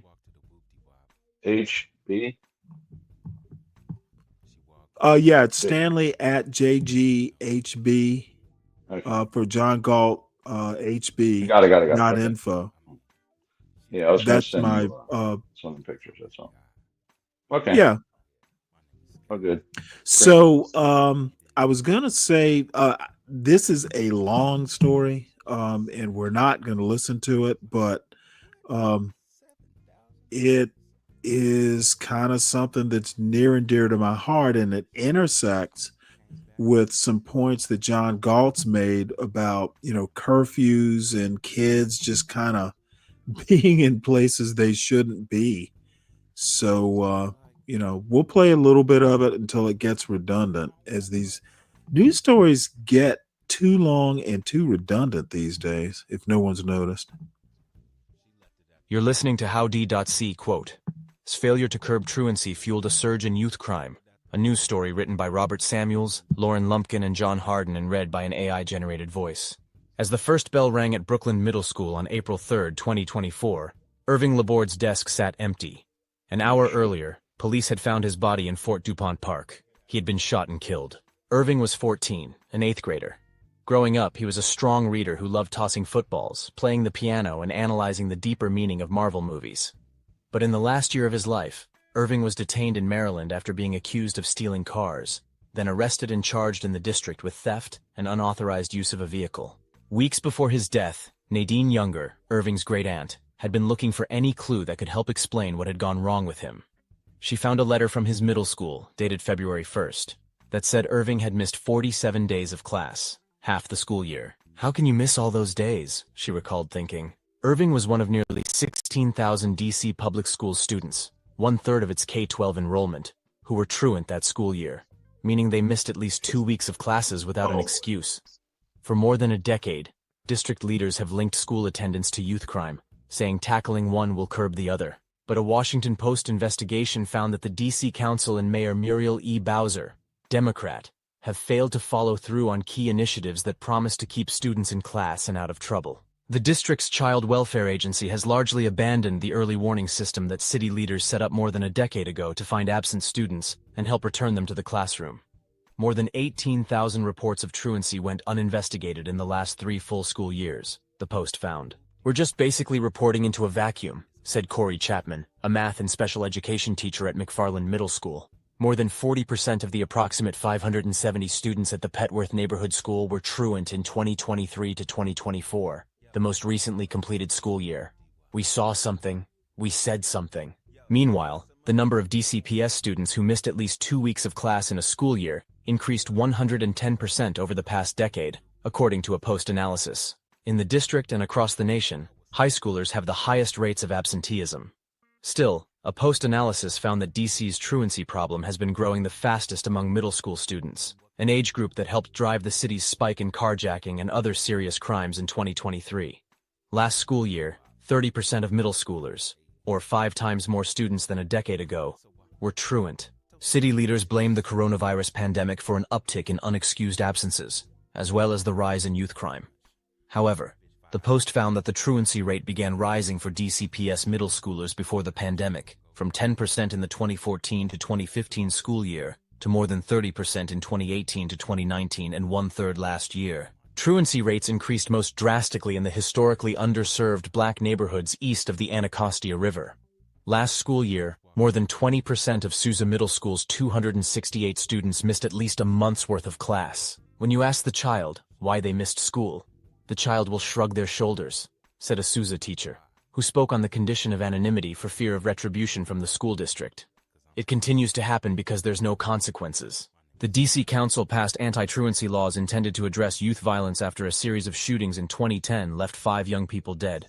The legislation established a process to identify at-risk students before they ended up in the court system, and directed the mayor to create a plan to staff schools with mental health specialists. Additionally, DCPS leadership set goals to ensure every campus had enough extracurricular programs to keep students engaged. The Post found that these initiatives fell apart in the years before the 2023 youth crime spike, the very scenario they were designed to prevent. That year, DC police made more than 500 arrests of people under age 18 on robbery charges, which include carjackings. This marked the highest one-year total for such arrests since the 1990s, according to police reports. DCPS, which serves 52,000 students at 117 schools, including 24 with middle school students, answers directly to city leaders, and ultimately, Bowser. In 2007, amid scrutiny about test scores and graduation rates, the Council and U.S. Congress both approved legislation that took control of the school system from the city's school board and gave it to the mayor. Bowser, who was elected to the city's top post in 2014, declined multiple requests to be interviewed for this story. She did not respond to written questions from reporters. Phil Mendelson, Democrat, chairman of the D.C. Council since 2012 and a council member for nearly 3 decades, pinned the responsibility on government agencies. He said it was not the council's job to enforce the laws it passed. The laws that we have in place have the right framework. Identify kids, identify their needs, and then address their needs, Mendelson said in an interview. It's clear to me that the persistent problems with absenteeism are a result of poor quality implementation, not of something missing in the law. Council member Zachary Parker, D. Ward 5, a former middle school teacher elected to office in 2022, criticized both his colleagues and Bowser for what he described as a bureaucratic blame game that too often leaves students behind. On this mayor's side, there is low performance, and bad performance has been allowed for many years, Parker.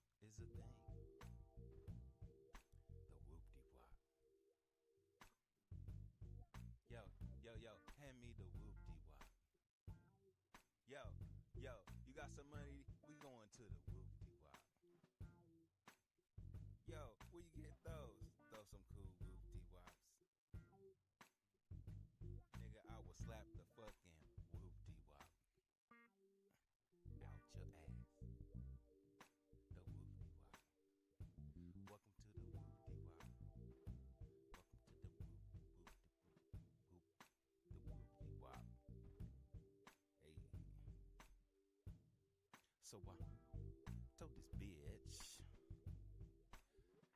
said, look, go grab me a Hawaiian punch. Gave the bitch $5. And told her, go walk down to the corner store and go grab that shit right quick. And she was like, cool. And she already know to get my dough. So the bitch walked to the whoop-de-wop. She walk in. She know she looking good.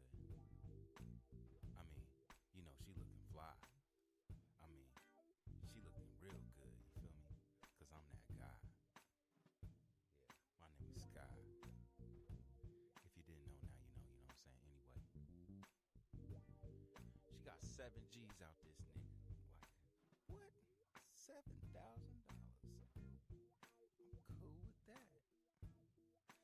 Shit, she came back and counted it all. Put it right in him hand, you feel me? And I was like, where's my Hawaiian punch?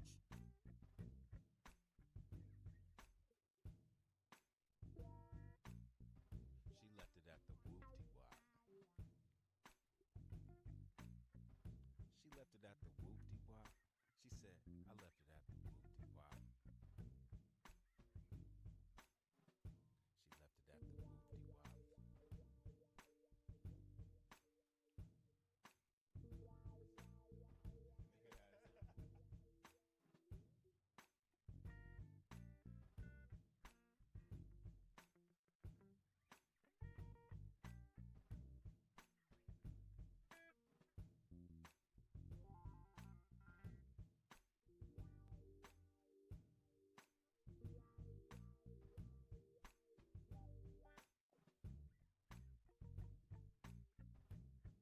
Oh, I'm sorry. Man, I was on a tear. Damn it. 12th man. The firearm safety classes in school is totally crazy. Kids, go ahead and look into your desk, pull out your Glocks, and let's go to firearm safety class. We have a problem with guns and knives and stuff like that in school to a point to where there are metal detectors. Firearm safety classes in school, no. Schools are there to educate about kind of academic stuff. Parents should be the ones teaching gun safety. John Galt, hey John, good morning. No, I don't know who the they is you're talking about. It's a news article. Kids who are not in school, if they're homesick, they probably won't be committing a crime.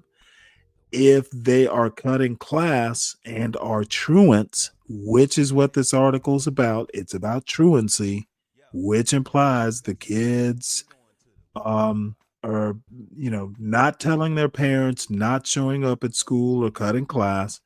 I think those kids, if they're willing to flout, hey, you have to be in school rules, going to be a little bit more prone to committing, crimes or, just mischief than, having been a kid myself, kids can do mischief. And anyway, how is truancy linked to crime?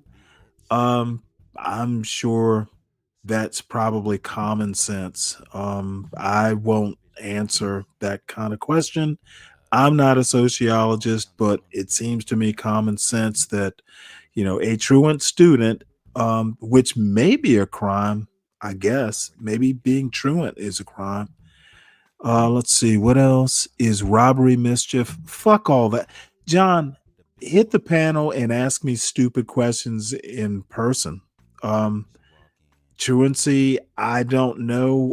I think in some places, excessive truancy, I know it'll get parents in trouble. Might be a crime, might not be. I'm not a truancy expert. I literally never skipped a class or skipped school when I was in high school because the high school kept very close tabs and would call your parents if you weren't there. Is robbery mischief? Is crime mischief? I think you could probably classify crime as mischief. It's just crime is mischief, criminal mischief. Parker said in an interview. I think there's actually on the council side, there's been not so great oversight, or at least not oversight that's leading to change. And our schools and our young people are the ones that have paid the price here. The wicked in recent years, racist. both the DC Council and the Mayor's office have taken steps to reduce chronic absenteeism. Last fall, education officials signed onto a national pledge to cut the school system's 2022 to 2023 truancy rate in half over the next 2 years. The rate of truant DCPS students ticked down the next school year, from 35 to 33%. The Bowser administration has spent more than $30 million over the past 5 years on a safety program that stations adults around campuses in high-crime areas, and recently expanded the effort to include a bus service for about 300 students who would otherwise feel unsafe getting to school. Schools have introduced tutoring and vocational programs, as well as a messaging system that reminds at-risk students to come to class. DCPS leadership also started a program called the 6th Grade Academy, designed to ease the transition to middle school, which data showed decreased chronic absenteeism last year at 9 of the 11 schools that participated. "We have a plan and we're working the plan," said Paul Keene, the deputy mayor for education. "It's not the case that everything is broken in this system. It is the case we have to reinvent some of what we're doing. The reasons for truancy are varied and complex, and the vast majority of students who miss school do not commit crimes. They help to raise young siblings at home or take care of sick parents.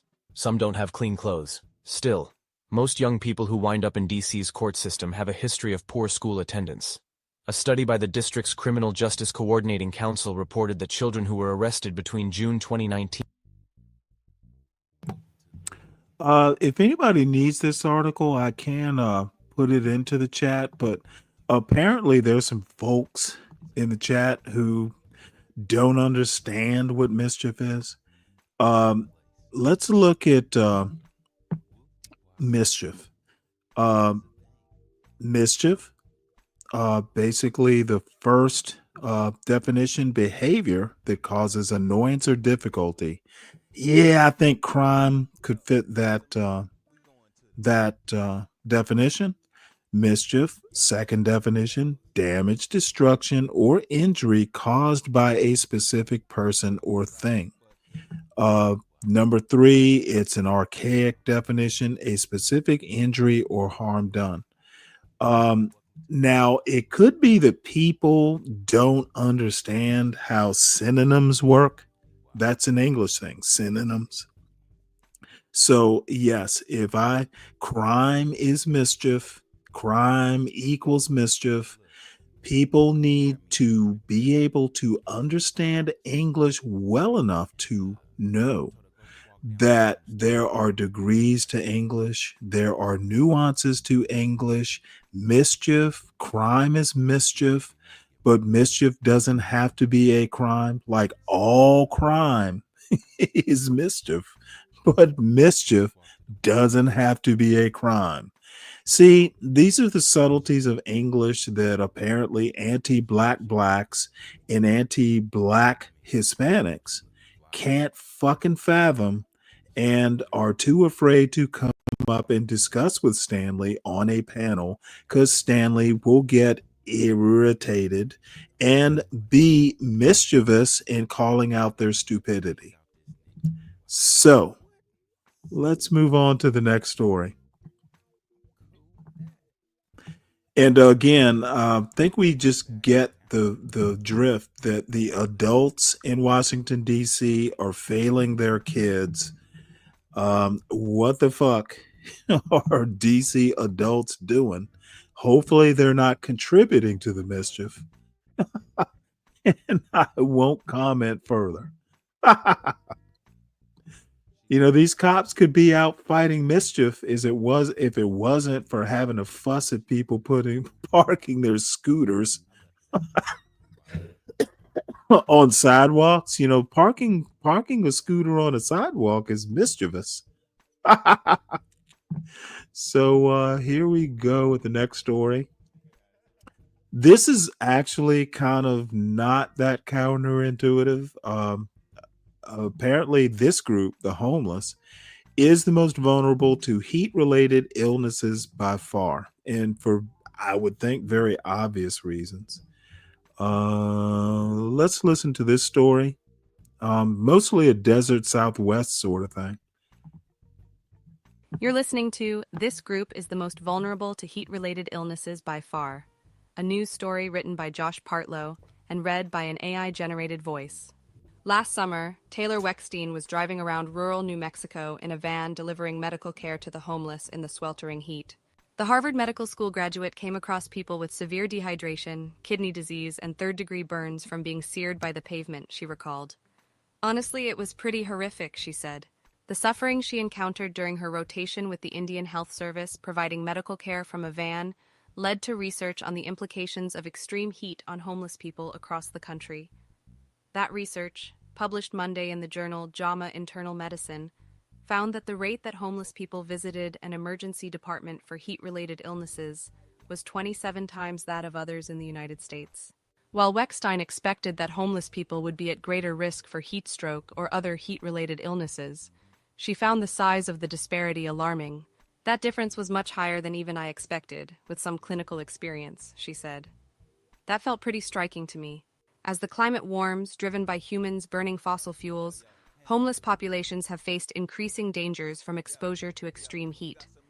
Summers in Southwest cities have set records in recent years for prolonged heat waves that can be life-threatening for people who cannot find places to cool down. There were about 600 heat-related deaths in Maricopa County, Arizona last year, about half of which were of people experiencing homelessness, according to a report from the county's health department.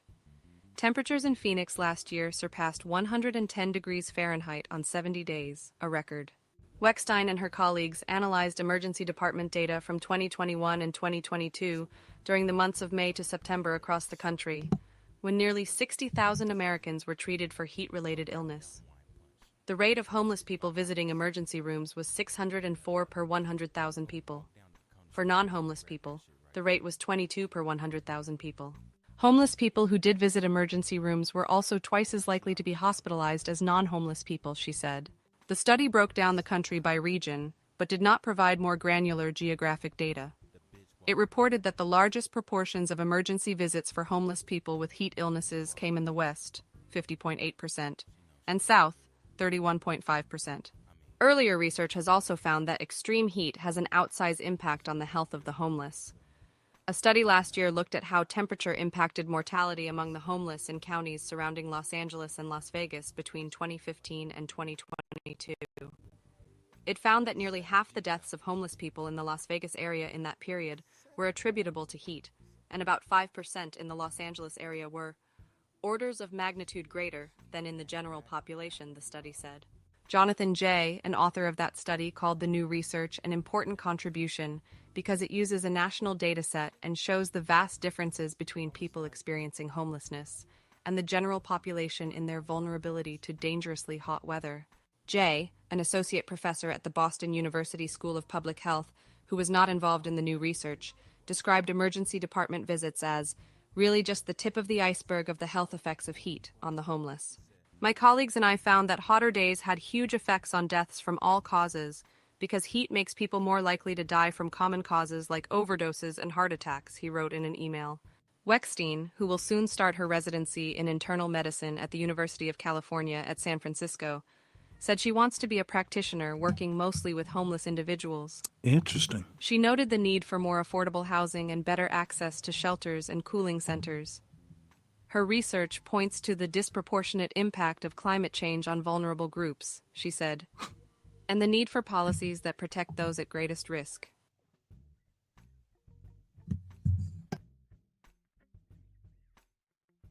I guess it's not that surprising that, any sort of stress, environmental stress is going to make you more prone to,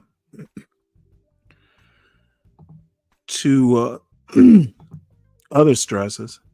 So we are gradually winding down to Wilfred Riley. So let's see, what is next here? This I actually found fairly interesting. This is a story about a former Israeli hostage in Gaza and wasn't very religious until, his hostage experience. So I think this is very worth hearing. Finding God and Nietzsche in the Hamas tunnels of Gaza. This article is by Isabel Kirschner and read by an automated voice. Each morning, Shelley Shem Tov would enter her son's empty bedroom and recite chapter 20 from the biblical book of Psalms, an ancient plea for deliverance. All the while, she was unaware that her son, Omer Shem Tov, happened to be uttering the very same verses of Psalm chapter 20. May the Lord answer you on a day of distress. He had adopted the same daily ritual about 130 feet underground, alone in a Hamas tunnel in Gaza. Mr. Shem Tov was 20 when gunmen seized him during the October 7, 2023, attack on southern Israel. He had grown up in a largely secular home and was living a relatively carefree existence after completing his compulsory military service, waiting tables in a steakhouse to earn money for a post-army trip to South America, a popular rite of passage for many Israelis of his age. He was captured while fleeing the Nova Music Festival, a rave party attended by thousands near the Gaza border. A few days into his captivity, he said, he began to speak to God. He made vows. He began to bless whatever food he was given. And he had requests, some of which he believes were answered. "You are looking for something to lean on, to hold on to," Mr. Shem Tov said in a recent interview at his family home in Herzliya, north of Tel Aviv. "The first place I went to was God. I would feel a power enter me," he said. "Faith kept me going," he said, adding, "I always believed I would get home, though I didn't know how or when." He was eventually released in late February as part of a temporary ceasefire deal after 505 days in Gaza. Mr. Shem Tov, who turned 22 in captivity, said he had always had faith but had never been religiously observant. Many other released hostages have spoken of similar experiences, finding solace and the strength to survive by connecting or reconnecting with God and recalling oft-forgotten Jewish rituals. Some taken hostage said they found the will to go on in a motto they heard from Hirsch Goldberg Polin, an Israeli-American hostage, before he was killed by his captors. It was a version of a quotation about having purpose in life, from the atheist German philosopher Friedrich Nietzsche, and often echoed by Viktor Frankl, the Austrian psychiatrist and Holocaust survivor. Ooh, He who Frankl. has a why can bear with any how. Among those hostages is Eli Sharabi, who emerged emaciated after 491 days in captivity to learn that his wife and 2 teenage daughters had been killed in the October 2023 attack. He recounted how he had recited the Shema Yisrael, a central Jewish prayer, daily in the dark, dank tunnel space he shared with other hostages, and had tried every Sabbath Eve to make Kiddush, the blessing over wine, though they only had water. Mr. Sharabi told how Mr. Goldberg Pollin's adage inspired and sustained him after the pair spent a few days in a tunnel together. Another hostage, Or Levy, who was later held and ultimately released with Mr. Sharabi, even had the maxim tattooed on his arm after his return home. And like several other family members of hostages, Mr. Shem Tov's mother, Shelley, experienced her own spiritual journey while her son was in Gaza. She too began observing the rules of the Sabbath. She came by Psalm chapter 20 randomly. A group supporting hostages' families handed out cards printed with chapters from the Book of Psalms, and that psalm happened to be the one that had Omer's name on it. For 27 days in early 2024, while Mr. Shem Tov was in a Hamas tunnel, he could hear Israeli troops above him. After they moved on, he said that his captors brought him some reading materials the soldiers had left behind, including some religious literature that Mr. Shem Tov's captors asked him to decode, thinking they might be military instructions. Call it coincidence, but among the materials, which the captors allowed him to keep, was a card printed with Psalm chapter 20, though without his name on it. The capture. On October 7th, Mr. Shem Tov fled from gunmen through a furrowed field near the festival site with his good friend Maya Regev and her brother Itai Regev, who was then 18. Ori Danino, another member of their party whom they had only met a few hours before the festival, had managed to drive out of the danger zone. But he called them, asked them to send him their location, and came back to get them. Back on the road, gunmen shot up their car, wounding the Regevs. All 4 were abducted to Gaza. Mr. Danino was taken separately. He and 5 other hostages, among them Mr. Goldberg Polin, were shot to death by their captors, the Israeli military said, in a squalid tunnel in southern Gaza last year in August. Mr. Shem Tov said that as soon as he arrived in Gaza, he was lowered into the ground in a plastic tub by a winch. His first instinct was to try to connect with his captors, he said, by introducing himself and asking their names. One asked if he knew the songs of Eden Ben Zakin, an Israeli pop singer. He sang the chorus of Queen of Roses, one of her hits. He said he was forced to walk through the tunnels and came up into a house with yellow couches and a chandelier. From there, he was driven to the first apartment where he would be held and was soon joined there by the Regevs, who had received some rudimentary treatment for their wounds. Maya Regev was later transferred to a Palestinian hospital, and the siblings were released along with scores of other hostages during a brief ceasefire in November 2023. Mr. Shem Tov said he was moved several times, usually at night and once dressed as a veiled Muslim woman. He said he and Mr. Regev narrowly missed being hit by Israeli airstrikes, including one that shattered the windows of their room and filled it with thick black dust. A week after being captured, Mr. Shem Tov said he decided to keep kosher as much as he could, eating either the cheese or the canned meat when they were given both, in line with Jewish dietary laws that prohibit mixing meat and dairy products. He promised God that if he got home, he would pray daily with tefillin, the small leather boxes containing scriptures that worshippers tie onto their heads and left arms for morning prayers. He said that the first miracle was that he had survived the initial ambush unscathed. A photo of the blue car showed the windshield on the passenger side, where he had been sitting, shattered by bullets. Even as I look at it now, I'm shocked that I got out alive, he said. After the November 2023 ceasefire collapsed, Mr. Shem Tov was taken back down into the tunnels and spent the rest of his captivity alone, save for the gunmen who would look in on him. In Hamas's underworld, for 50 days, he said, he sat in a small, stifling cell with hardly any food, as little as one biscuit a day and a few drops of salty water. It was pitch dark most of the time. An asthma sufferer, he could barely breathe. His captors brought him an inhaler. One day, at breaking point, he begged God to take him somewhere, anywhere else. 10 minutes later, he said, the captors came and moved him to a larger underground chamber with white tiled walls and electricity. It was paradise by comparison, he said. 2 days later, his captors told him they were taking him back to the previous cell, which distressed him. But he said that the Israeli military struck part of the tunnel network that night, and the passage was blocked, so he remained where he was. Mr. Shem Tov tried to keep on good terms with his captors. He prepared their food, cleaned the living quarters, and washed dishes in an unspoken agreement that he believed earned him better treatment. When another part of the tunnel collapsed, he labored 7 hours a day for 2 weeks to help his captors clear a passage large enough to crawl through. Mr. Shem Tov clung to his newfound faith. He blessed his food and eked out a small bottle of a grape-flavored drink he'd been given by his captors, saving it for the blessing over the wine on Friday evenings. He said his captors were amused when he placed his hand on his head instead of a skull cap, and uttered the familiar prayer. Now home, Mr. Shem Tov, like other released hostages, is still recovering.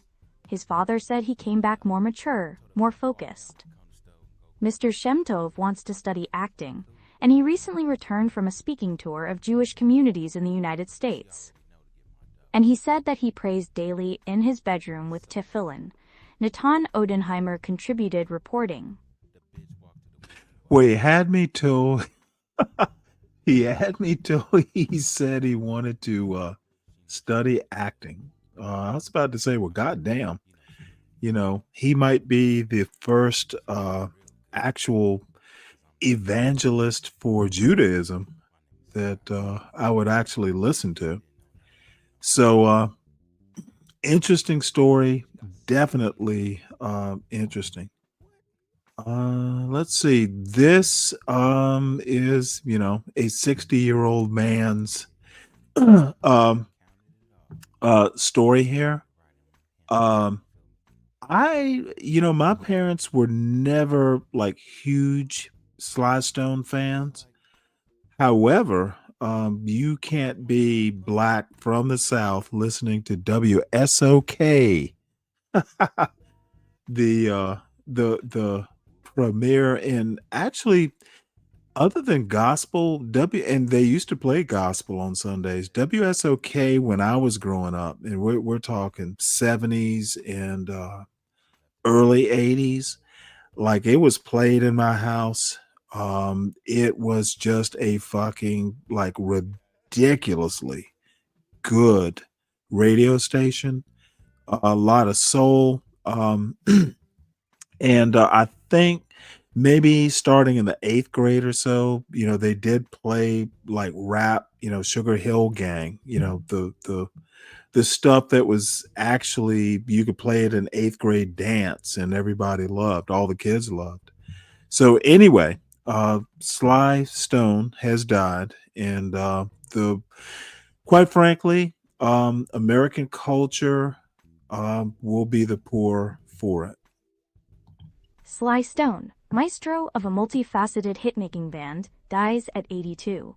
This article is by Joe Coscarelli and read by an automated voice. Sly Stone, the influential, eccentric, and preternaturally rhythmic singer, songwriter, multi-instrumentalist and producer, whose run of hits in the late 1960s and early 70s with his band The Family Stone could be dance anthems, political documents, or both, died on Monday in Los Angeles. He was 82.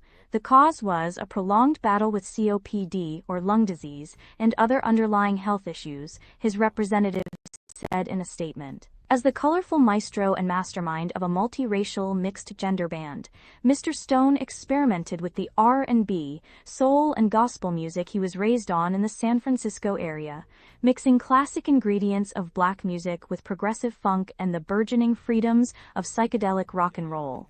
The band's most recognizable songs, many of which would be sampled by hip-hop artists, include Everyday People, Dance to the Music, I Want to Take You Higher, Family Affair, Hot Fun in the Summertime, and Thank You, Follow Me Be Myself Again. A lasting impact.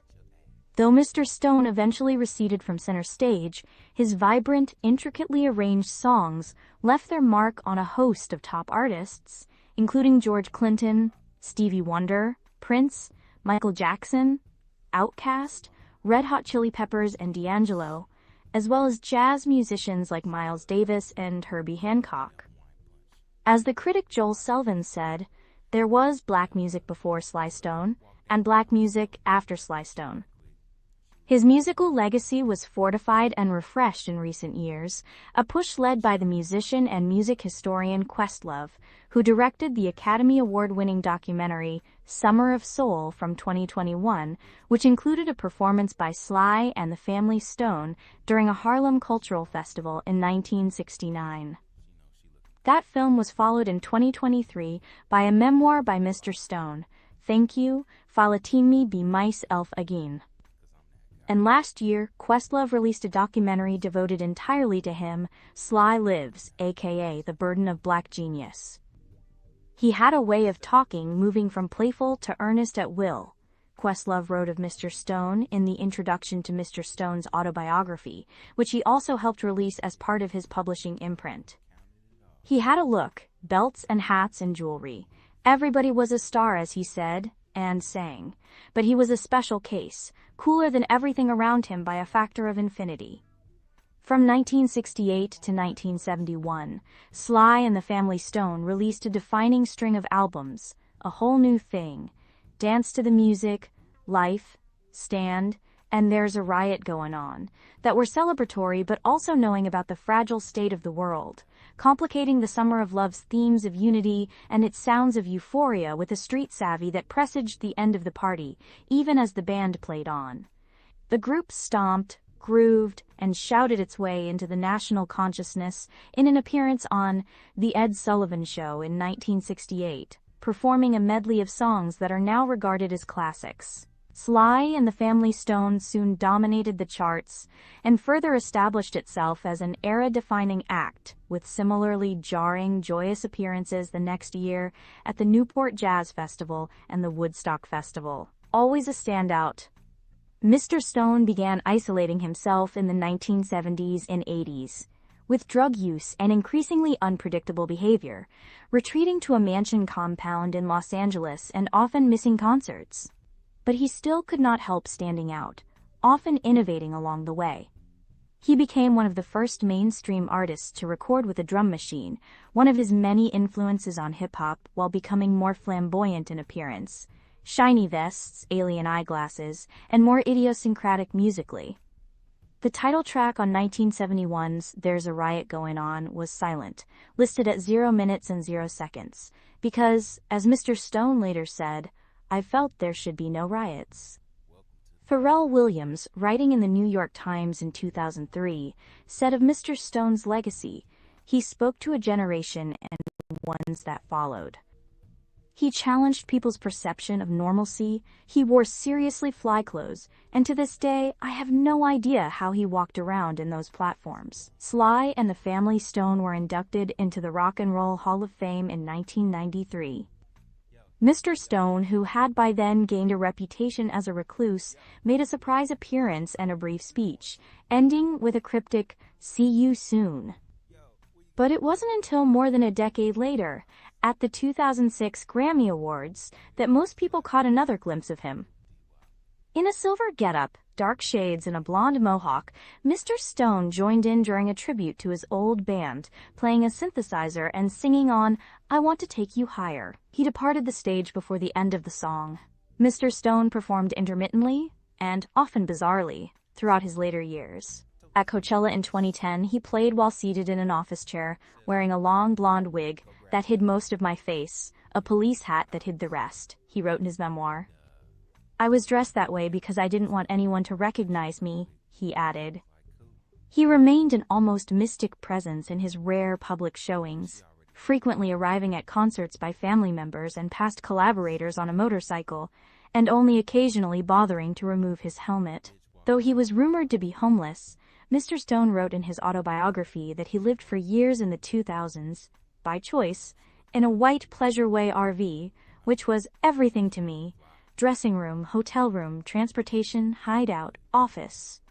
In 2010, he sued his former managers, claiming that they had defrauded him of many millions. A jury eventually awarded him $5 million, but the judgment was soon reversed. "I knew how the system worked, meaning that I knew that often it didn't work," Mr. Stone wrote in his book. But he was insistent that financial troubles were not responsible for his drifter lifestyle. "I like my small camper," he told an interviewer. "I just do not want to return to a fixed home. I cannot stand being in one place. I must keep moving." It started in church. Sylvester Stewart was born in Denton, Texas, on March 15, 1943, the second of Alpha and Casey Stewart's 5 children. Soon after, the family moved west to Vallejo, Calif, north of San Francisco, where Mr. Stewart worked as a cleaner and in maintenance at a department store. The couple raised their children in the Pentecostal church, where they first became immersed in music. In 1952, the Stewart Family 4, a vocal group consisting of Sylvester and 3 of his siblings, released a gospel single, "On the Battlefield," with "Walking in Jesus' Name" on the flip side. The record planted the seeds of the group harmonies for which the family Stone would become known.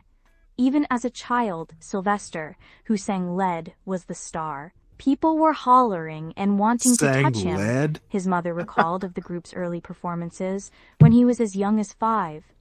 "You had to hold them back sometimes." It went both ways. Mr. Stone recalled his mother saying that he really came alive in front of a crowd. "If they didn't respond, I would cry," he wrote. In high school, Mr. Stone, who picked up the nickname Sly, thanks to a friend's misspelling of his first name, was a hot commodity as a guitarist for local doo-wop groups. He learned new instruments with ease and moved from a black band, the Webbs, to a more successful mixed-race act, the Viscanes, with whom he released a handful of singles and tasted his first morsels of industry buzz.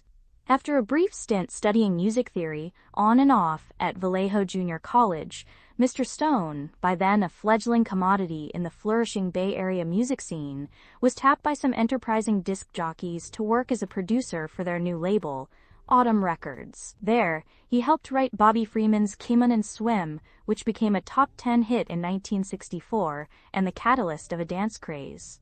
Around the same time, Mr. Stone attended the Chris Borden School of Broadcasting in San Francisco, eventually making a name for himself as a DJ at KSOL and KDIA, local AM stations aimed at black listeners.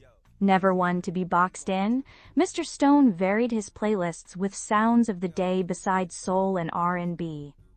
I played Dylan, Lord Buckley, the Beatles.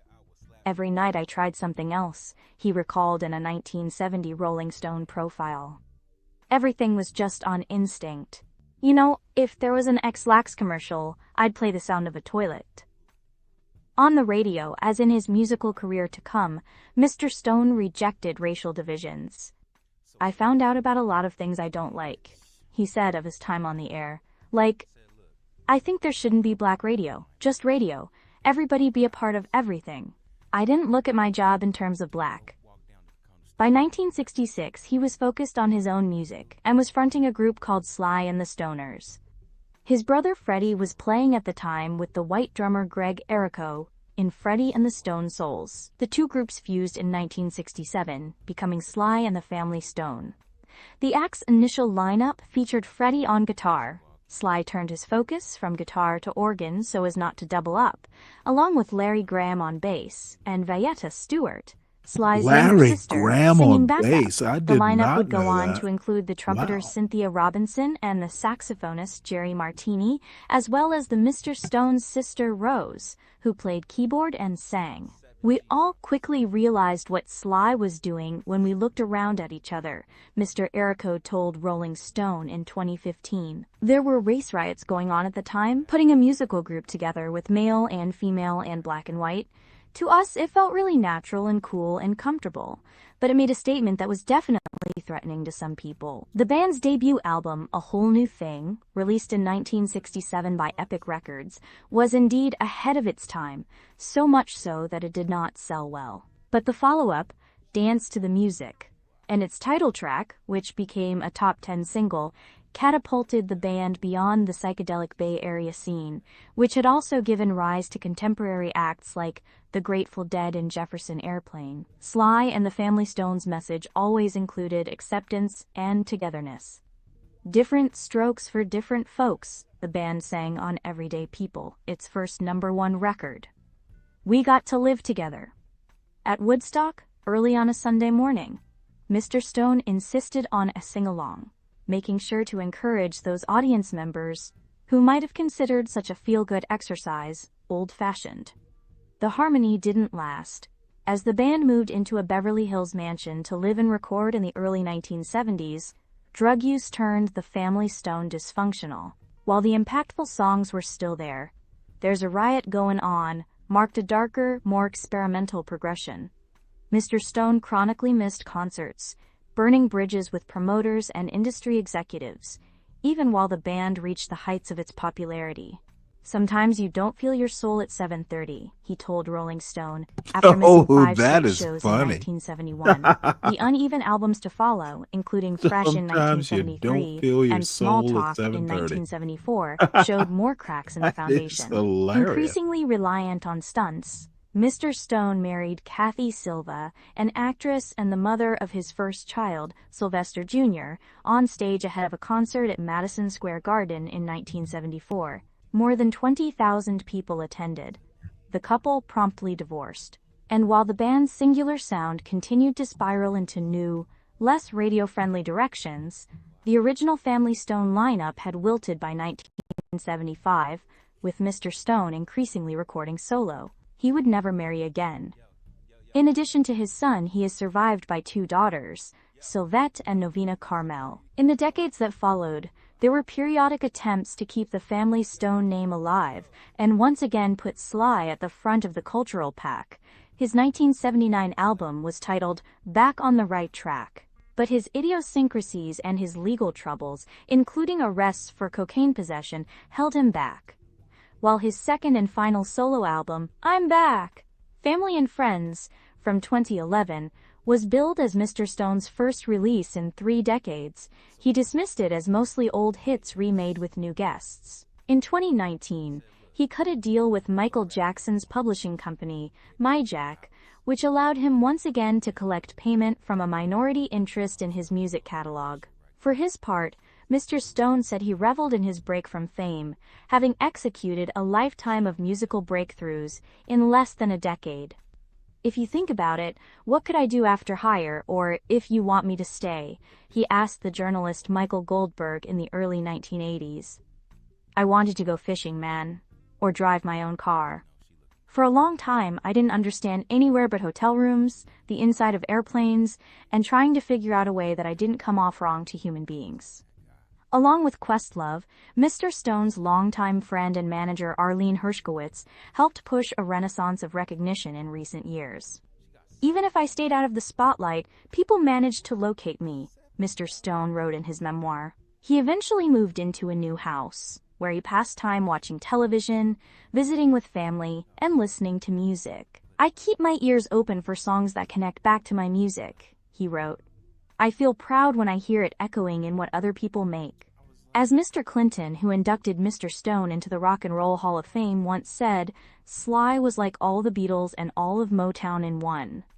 Asked in the final pages of his autobiography if there was one thing that people could take from his life, Mr. Stone replied, music, just music. He added, it's been that always from the start. I don't want to get in people's way, and I don't want them to get in my way. I just want to play my songs. You know, it's rather interesting. I kind of get it. So I've never been deep into Sly and the Family Stone other than, what everybody else knows, but I might have to check out more of this. So that is pretty much the end of news stories, commentary, and all that stuff. So I found this video, which I do want to play, and want to it's a walkabout in Atlanta, and I will always love Atlanta, but I love Savannah more. So one of these days I'll find a walkabout in Savannah, kind of different animals, same state. So let's check this out, and then we'll get into Wilford Riley. Then we will wrap up this show. And Ryan, I don't know if you're still around, but the pictures you sent me, I will show at least one or two of them, but I need you to curate, what you want me to show. Just let me know. I know you're driving, but let's look at this Atlanta thing. This is a day in Midtown Atlanta. I know I don't spend a lot of time. Midtown Atlanta is awesome. And, Buckhead is the famous part. Midtown is better. If you like cities. Now, I'd rather not be in Atlanta, but if you have to be.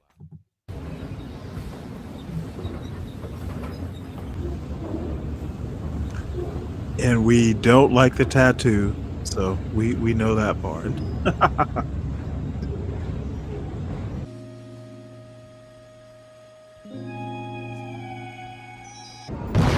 What is up, Nina Nation? Today we are at the Doraville train station in Atlanta, and I will be going downtown Atlanta today.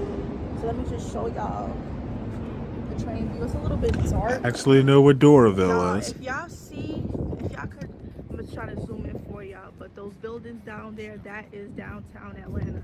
Y'all, this is a beautiful site. Atlanta is definitely under construction. That's not beautiful. Those are a bunch of apartment buildings, so I just want townhouses. to say that the trains are very similar in Atlanta, just like how they are in New York. Pretty much the same. They're not like New York. So I just wanted to show y'all what that was looking like on the Atlanta side, because we already know what New York is looking like. But this is what it's giving. But you can definitely see Atlanta. And by the way, I have not watched this video, so don't hold me to it. Diddy's baby oil. Over here, then you got the highway view over there. The sky Diddy's baby oil. Another thing that I really want to point out about the trains in Atlanta is the it being clean. Well, it's not John here, Arctic Timberwolf. It's Stanley. So John is somewhere. This is what it's looking like outside over maybe here. In the chat. So this is Stanley versus the world. not John. It's Stanley. So have fun, enjoy. And stay. Somebody hit the link. Let me think the link is pinned at the top. Nightish, you especially. Hit the link. Let's talk. Now, I think this is very significant information because the people who have been following me knows that I've been all over the streets of New York. Artifacts, train what's up, stations, the man? most Good popular to see you. famous train stations in New York. So I had to show y'all what Atlanta was giving. Look, y'all, the train is coming. We are experiencing delays on the north and south, red and Archie gold line Timberwolf, services. hey there. We apologize for the inconvenience. Y'all hear how the ladies sound on the intercom? It's so different. We already know what the lady's voice is like in New York. Oh, that train is coming. Okay. This video is about Midtown Atlanta, which I don't find that beautiful, but it is definitely interesting. Look at those magnolia trees. Magnolias are beautiful trees. And Marta's actually pretty cool. And I'm from Georgia, lived not too far from Atlanta, from Savannah originally, so I will always have an affinity for Atlanta, but you know, Georgia in general.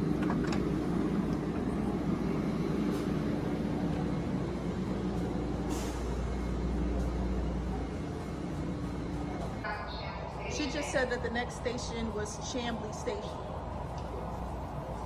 Y'all look at that train map. No, right where Chamblee is. Hey, Stan, how you doing, man? Good to see you, Stan. Stan Autry. Stan Autry in the house, folks. Okay, Lennox. If y'all heard about Lennox, a lot of people don't know about Atlanta in general, but they definitely heard about Lennox. So, for real, look at how clean it is. Oh, Dolomite. She's not overhyping. Come on now. They don't play that over here. So, with me being on the train now, I'm about to show y'all the difference. She should wear a It hat. reminds me of Long Island in New York. It does not remind you of Long Island, New York. Get to the clean, to it being clean. Not me, I know anyway. New York City Transit is. Next station is Chamblee. I'll be back. They really got cameras on the train, bro. These people put the camera out here for your protection. I'm not going. New York need to upgrade. No, artifacts, it depends on where you hang out in Atlanta. My son goes to Georgia Tech. It's not all ratchet. I'm convinced that New York is designed for you to go crazy because there's no way in the world that the trains are that small. Like they can definitely make the trains bigger and cleaner. Why make them bigger if no one's on them and they look perfectly clean? We are actually headed. This is your transfer point to the Red Line North Spring. Also exit points from our headquarters and AT&T. Lindbergh Center is there. For those of you that don't know, if you didn't hear what she said we're going towards Lindbergh Center.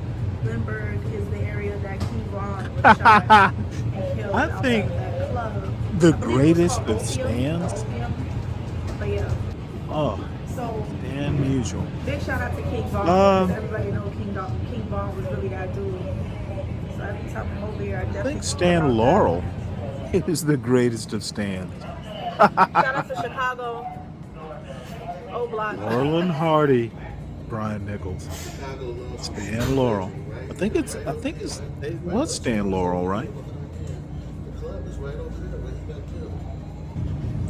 Now, one thing that I will say when it comes to anywhere city based, the graffiti, like sometimes I really just be wondering how did you get over there, or just the bravery, because there's graffiti all throughout these train stations, and I'll be damned. Now look at the traffic. I thoroughly disagree, Dolomite. If you're not from it, well, if you're not from Georgia or Atlanta, you were looking for that flavor in the wrong place to begin with. Dude, if you're from a place, they don't show people like you, Dolomite, all the good places. Dolomite, I'm just fucking with you. You are welcome to the good parts of Georgia anytime you want to go. But it was Atlanta. When I was a kid, it was Atlanta and the rest of Georgia. Atlanta's Atlanta. There are better places to be. There are worse places to be. Oh, fun in the sun. You want to avoid the sun, Dolomite. You stay in the shade when it's hot. That's what black people do in Georgia. We learned that a while ago. They look like they got some wall art up here, so I'm gonna show y'all. And that tattoo is egregious. It looks like an insect or an infection. So, but she's a good hostess. So let her. I won't overtalk.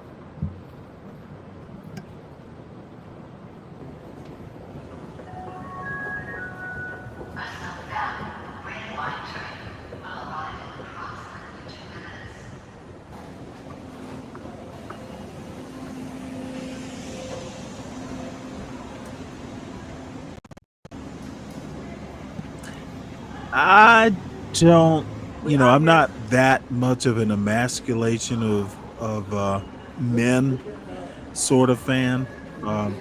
Ardo, I think only weak men get emasculated by women. If you're strong enough, you'll figure it out and assert your manliness. I'm not a red pill guy. I think most red pill folks are just kind of pathetic. Oh, now y'all look. Ooh, that's somewhere near Georgia Tech. Jazz Festival.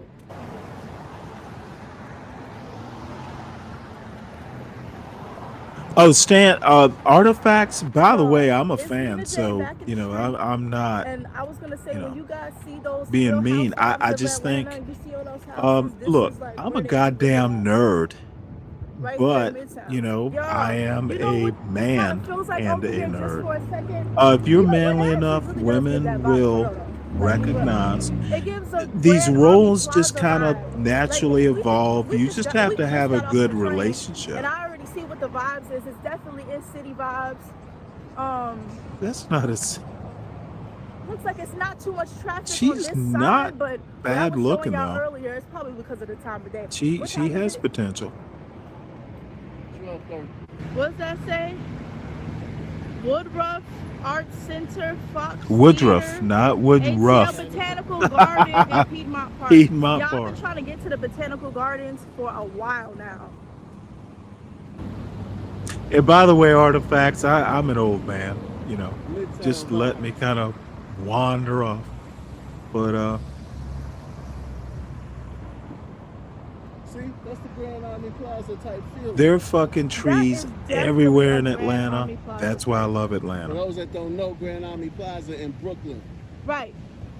Atlanta's not Go Brooklyn. search it up. Grand Army Plaza in Brooklyn, or go search it up on my channel.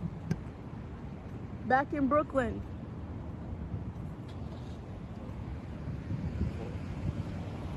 And look at this shit.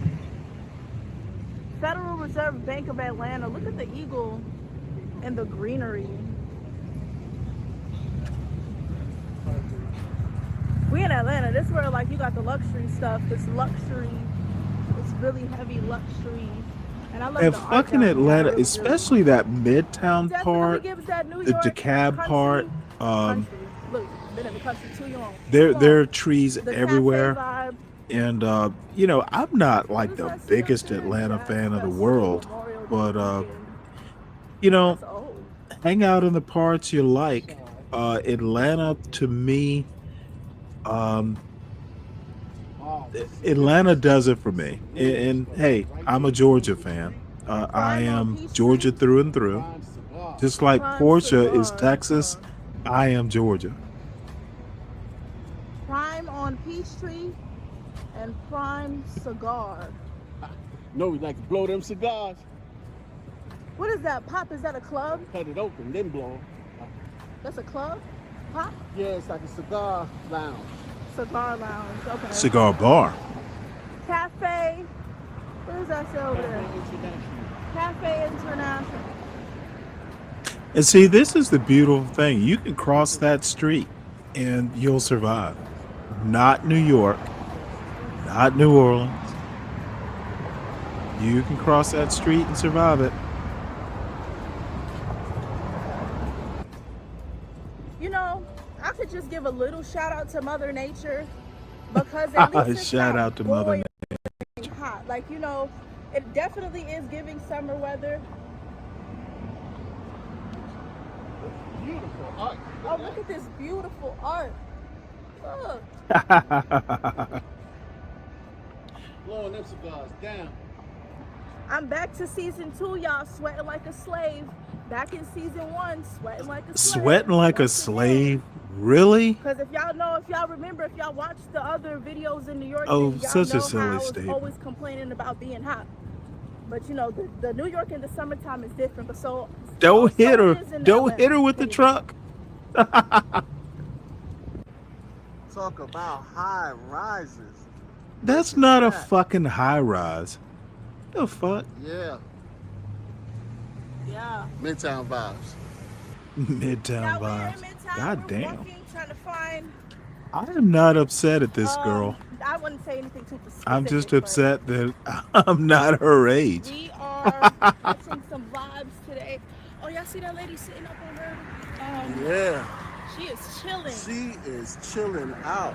And see, this is what you see on television that they always show This you girl when they has advertise potential. Atlanta.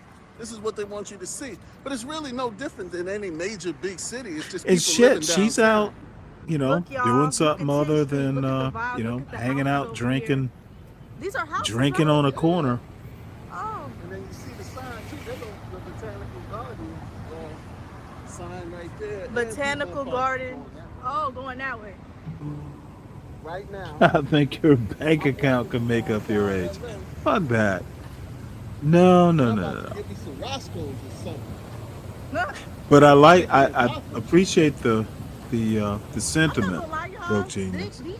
This is giving me like No. Bank account should not, you know, see the you traffic when you look down being from the young mountain's and eye. successful is different than being old and successful.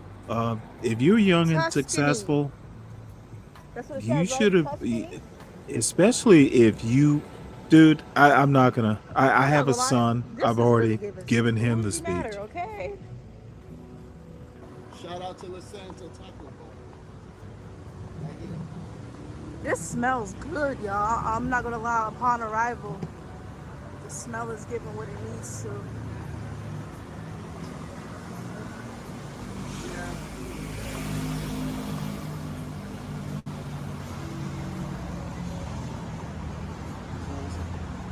It's all like village vibe. I feel like I'm Yeah. By the in way, folks, Astoria, feel free to but then hit I the also link. feel like I'm Don't be in scared. downtown New York. Stan Autry, hit the Like, we're link. walking between I know 42nd you're Street not or scared. something right now. So To 125th. don't be afraid. Hit the link. Vibes. I'm Y'all see these not going to houses? do this show too much longer. We're almost at 4 hours. That just goes But to show what we talking you know about. what? I've kind of gone off the news I thing. guess you could say every place has their hustle. So because what it appears to me it can be is that kind they of an took open these panel. what look Do like want used to be to? I houses, want to do a little and they bit of built Wilfred them and made Riley them into businesses. You got on massage Thomas Sowell, business, but kitchen and you know, bar business.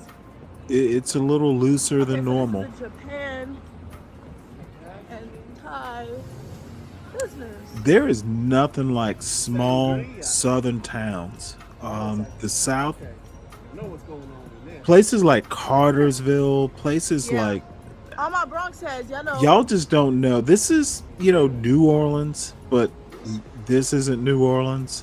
This There looks is like a cute just little sitting bar. this Oh, reminds me yeah. of Marshall, Virginia. Not Marshall. Damn it, not Marshall. Warrenton, Virginia. really? These small towns, these small southern I'm not towns gonna lie, I'm are really just liking the bucking. vibes over here. Like, black people need to come back to the South. cute. Move from California to the South. Definitely be in New York. This is crazy. You know what, Stan? That is so right. Oh, okay, okay. I think black Okay. people know it better than Nah, the it's definitely Dianne giving New York on this back Feinsteins or street. the We on the even back block, basically, right? Bernie Sanders of the world. There is a time when you just have to kind of sit back I and see so many luxury contemplate your cars. Like, life this is like or the raise 50th your luxury car grandchildren, I've not seen. raise your grandchildren, Looks like but there's a be Charger. the Is that a stage. Charger? And I honestly think Corvette. That's a black Corvette. people, especially in the South, just kind of know, hey, I'm not even interested in doing the shit anymore. If you Nah, need this gives advice, those back come blocks to New talk York. to me. I remember when I said this really gives a New York block. Look at that. On one of these videos. Yeah, absolutely, Stan. Everywhere is different, but it's the same. Heavy on it. Nah. So I just wanted to show y'all This that young lady is attractive. everything is Maybe the the same sweatier she gets. in some way. Cover up We're that in fucking it's a whole bunch of tattoo. different places, but Wear everything some is clothes. the same in some kind of way. And wear a hat. The structure, the way of moving, the way of living, it's all the same thing in a different font. Emory is one of the most popular hospitals in Atlanta. And we're walking past it now. Oh, don't I know Emory? She's getting close to that VA medical center. Yeah. Look at the rooftop. I need some rooftop vibes this summer. Like, I'm so serious. I fall out like a girl. I wonder if she's from Atlanta. Get my money. You don't want to fucking run me over. Taking all the bread. Oh, but this is what it's about. It's chill. It's breezy over here. It's more trees. Wait till we start going on all these other states. They don't even know what they're here for. But this right here, Midtown is a beautiful place where if you want a downtown vibe and you don't want to go out to the suburbs, but just know they're gonna pay for it through the nose. So really, all the New Yorkers, I send a major shout out to you. If you are a New Yorker, do not come to Midtown Atlanta. Stay in the Bronx. I'm here now. Let me go ahead and show you the view first.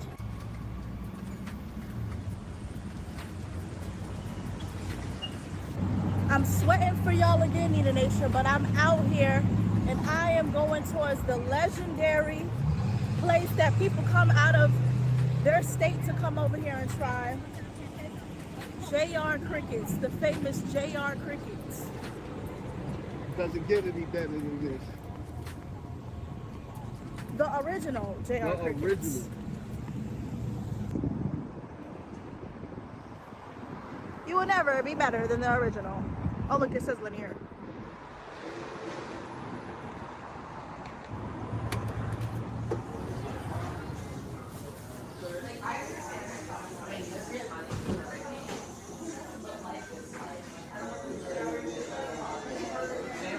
You gotta get that.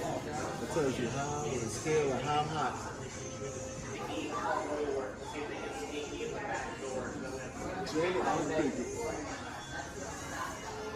I'm getting on more Atlanta than that. Unless we go to Magic City, of course. Y'all, I'm not gonna lie, she just brought the wings out here and they are looking like something. So let me show you.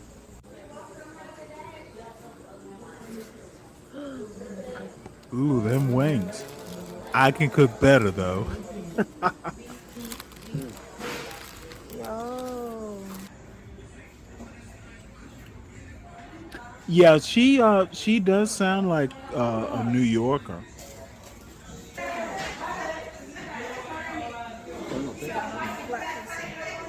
What? Oh, okay.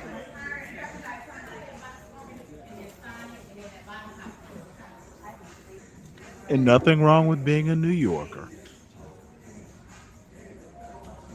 Oh, the Waffle House. Dude, the Waffle House is ubiquitous.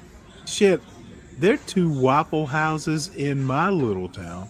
Waffle House is awesome, but,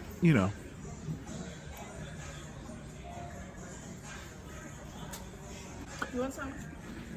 Can't have no.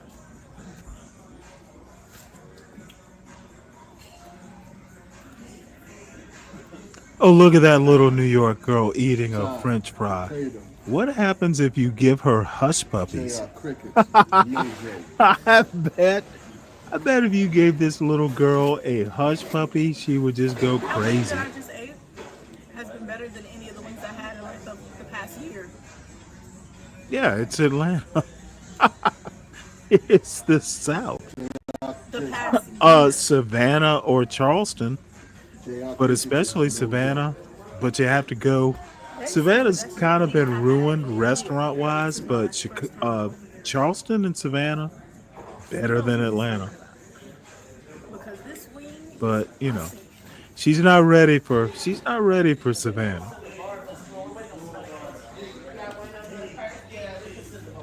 That girl is cute though. I will give her that.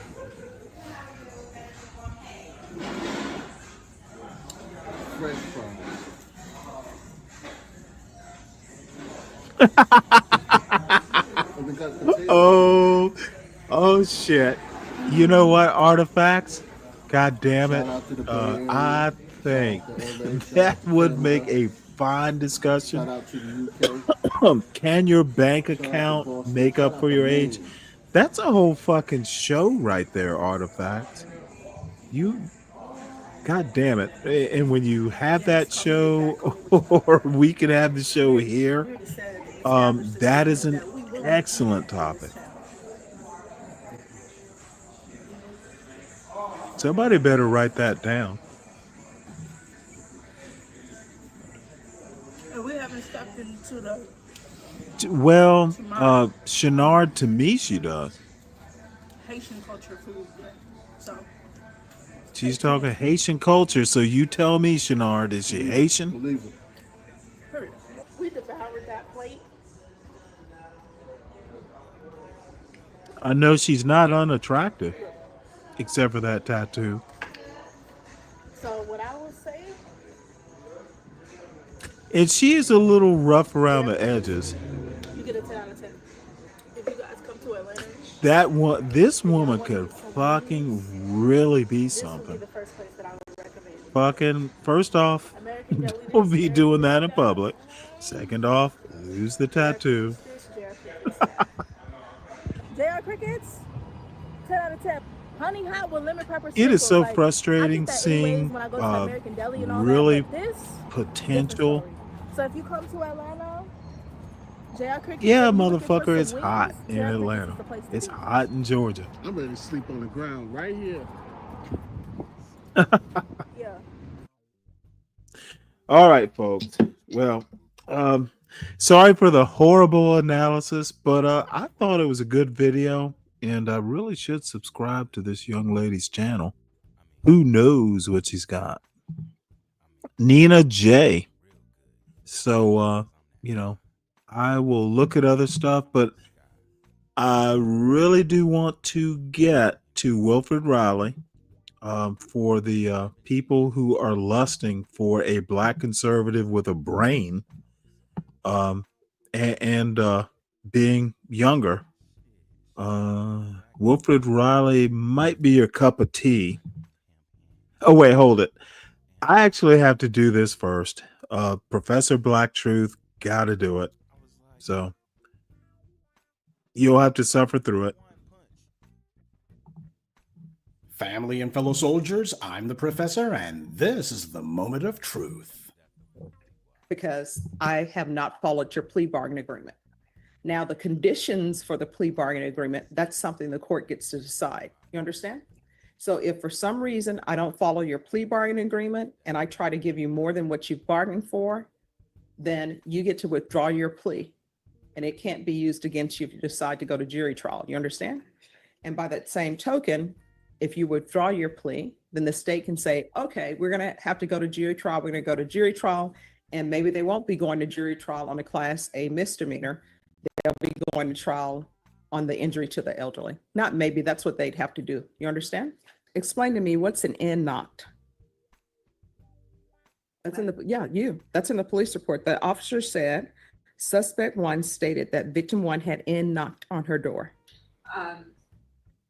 And they knocked on their door trying to. No, I'm asking. She constantly. No. What is an knock? Nigger knocking. Yeah, what is that? No, Brian Going and Nichols. knocking on the door, He's running. not Why that is it nigger smart. knocking? That's what. Why isn't it Caucasian knocking? Why You isn't- know what no. artifacts? Why isn't it 100 Caucasian knocking? Why isn't Asian knocking? 100 Why isn't some other knocking? Why is it called that? No, that's just the way. 100% No, artifacts. that's the way you say it because that's what you said. That's what they. I just. That's basically. Touche. All right. I don't know what else to tell you. No, I'm just trying to figure out why. It's Why would not you like call a it race. that? It wasn't to be racist. The kids just kept knocking and knocking on my door, constantly doing that to me. They live upstairs. I did not touch this kid, and I really don't even want to sit here and plead to say that I did. Oh, you can go. We can have a jury trial. I don't want to do that because he says that's not the best thing to do. No. I just lost. Look, I lost a child. My son was 19 years old, was murdered just 2 years ago. I'm under a lot of stress. Oh, already, Deacon Dave you know? hit So the I'm just trying to get link. out of this and get it as easy as. Just what? I'm just stressed out enough. Mm-hmm. All right. Shiesty So do you want a jury trial? No, I don't. I just want to get this over with. Do the probation and whatever I have to do. All right. So what was the race of? You asked me that question. If you knew the answer to the question. What is the race of the complainant? Hispanic. Hispanic. Everyone's Hispanic in the Huh. That's an interesting question. Why? If I knew the answer, I don't know why you would say that. That's why I'm trying to figure out why you're saying it, because in the police report, they say you were intoxicated. So I'm trying to figure out. Intoxicated. That's what it says in the police report. It says suspect stated V had knocked on her door and she came outside to see who knocked. And victim's family came down the stairs yelling at her, accused her of hitting the victim. Suspect kept saying she did not want to tell her side of the story and tried to walk away to go inside. I detained suspect to investigate further. And it says in here that there was signs of drinking. I don't see a crime in drinking in your own home. I was in my own home. I'm just trying to figure out there what's going can on be because I have to set conditions a for you. crime Is if this you're an anger committing problem? one. Because they want you to do. What's up, Dave? And I'm sorry that My- you my- just you first got judge playing hold on one stupid, right? sec. you asked me. I Let's. feel like you're. I'm sorry. What? I said, why is this judge playing stupid? I don't know. Maybe she's playing coy. Do you know the difference between coy and stupid? Coy whatever. is whoa. Coy is asking questions you already know the answers to. Do you think this judge knows the answers to the questions he's asking? And is Yeah, just okay. he's basically playing do coy. you think hold on. Do you think she's You gotta do the threading Stanley thing, I a get it. needle? She's sewing them into the warp and weft of their own stupidity, and then once they're trapped, she's going to spring a trap, right? Is that Come on, really come on, necessary, Dave. or I what do it you all the think? What time. do you think? Dave, I just What do did you it to you. What do you think? Nah, you I see, you literally see- a- I can tell you what I literally think you just did. just did it to you. I can tell you what I think you just did. I can give you my Okay, what do impression you of think what I that just was. did, Dave? You were on your. You asked your me a cake got- question. Your You cake asked. got caught in Well, the door. hold it. You asked me a question. Why is this judge doing it? I just told you why she's doing it. Now, what do you think? I think Because you knew have a the cake answer on, in I the know. first. You knew the answer in the first place. Yeah, I did. Okay, then why are you thinking you're? I'm not She thinking at knows all. I'm what just she's reacting. doing. You're not a judge. She knows what she's doing. Well, first And of by all, the let's- way, this is Professor Black Truth, so he wouldn't be showing it unless there is a like oh shit moment, right? it's an exhausting tactic. I think they're there Exhausting for a to reason. whom? She's telling what happened, and that's what it's called. Let's play coy with the lady who's.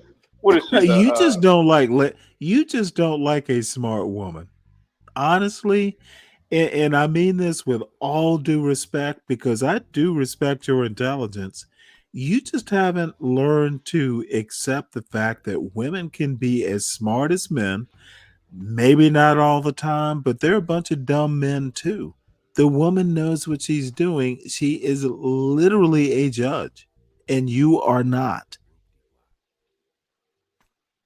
So, how about we listen to her weave her web?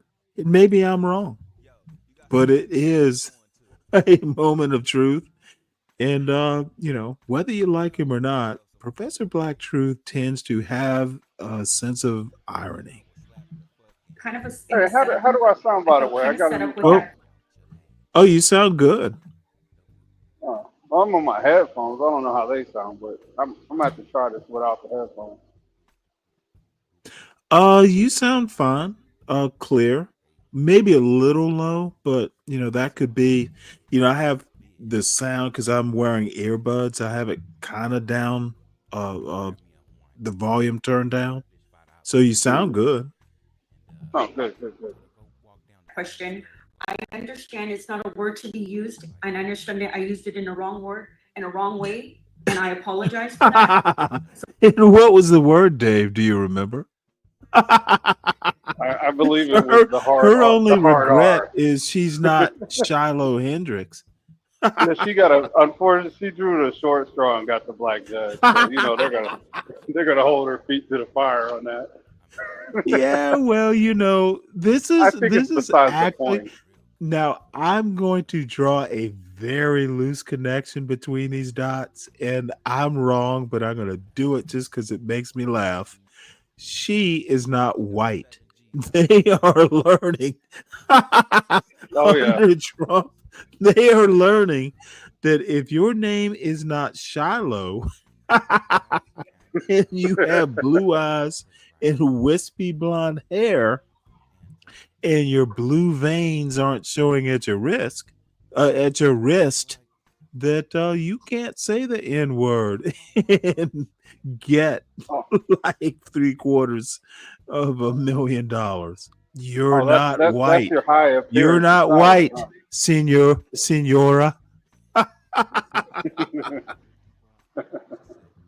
So I'm sorry. There's more in here that you said. You're using profanity. I am trying to figure out, because it says suspect had a strong odor of intoxicants on her. I'm trying to figure out why the state is asking for anger management, because they're requesting that you do anger management. They're requesting that you have a TAP evaluation to see if you have a drug or alcohol problem. They're asking for sober support meetings. Sober support meetings are usually for people who have a drug or alcohol problem. I'm trying to figure out what's going on because you told me that the lady, Samantha, had Now she's got her wine still box with the causing problems straw with you. out. So I'm trying to read the Bitch, room and figure out are- what's going on, you and I are cannot. getting on my No, last I don't nerve. have a drinking problem. Yes, I lost my child on February 5th, 2023. Oh, she He was lost murdered by her a best child. friend in a gas station in Austin, Texas. And I lost my fiance 11 days before that. He had a heart attack inside my home.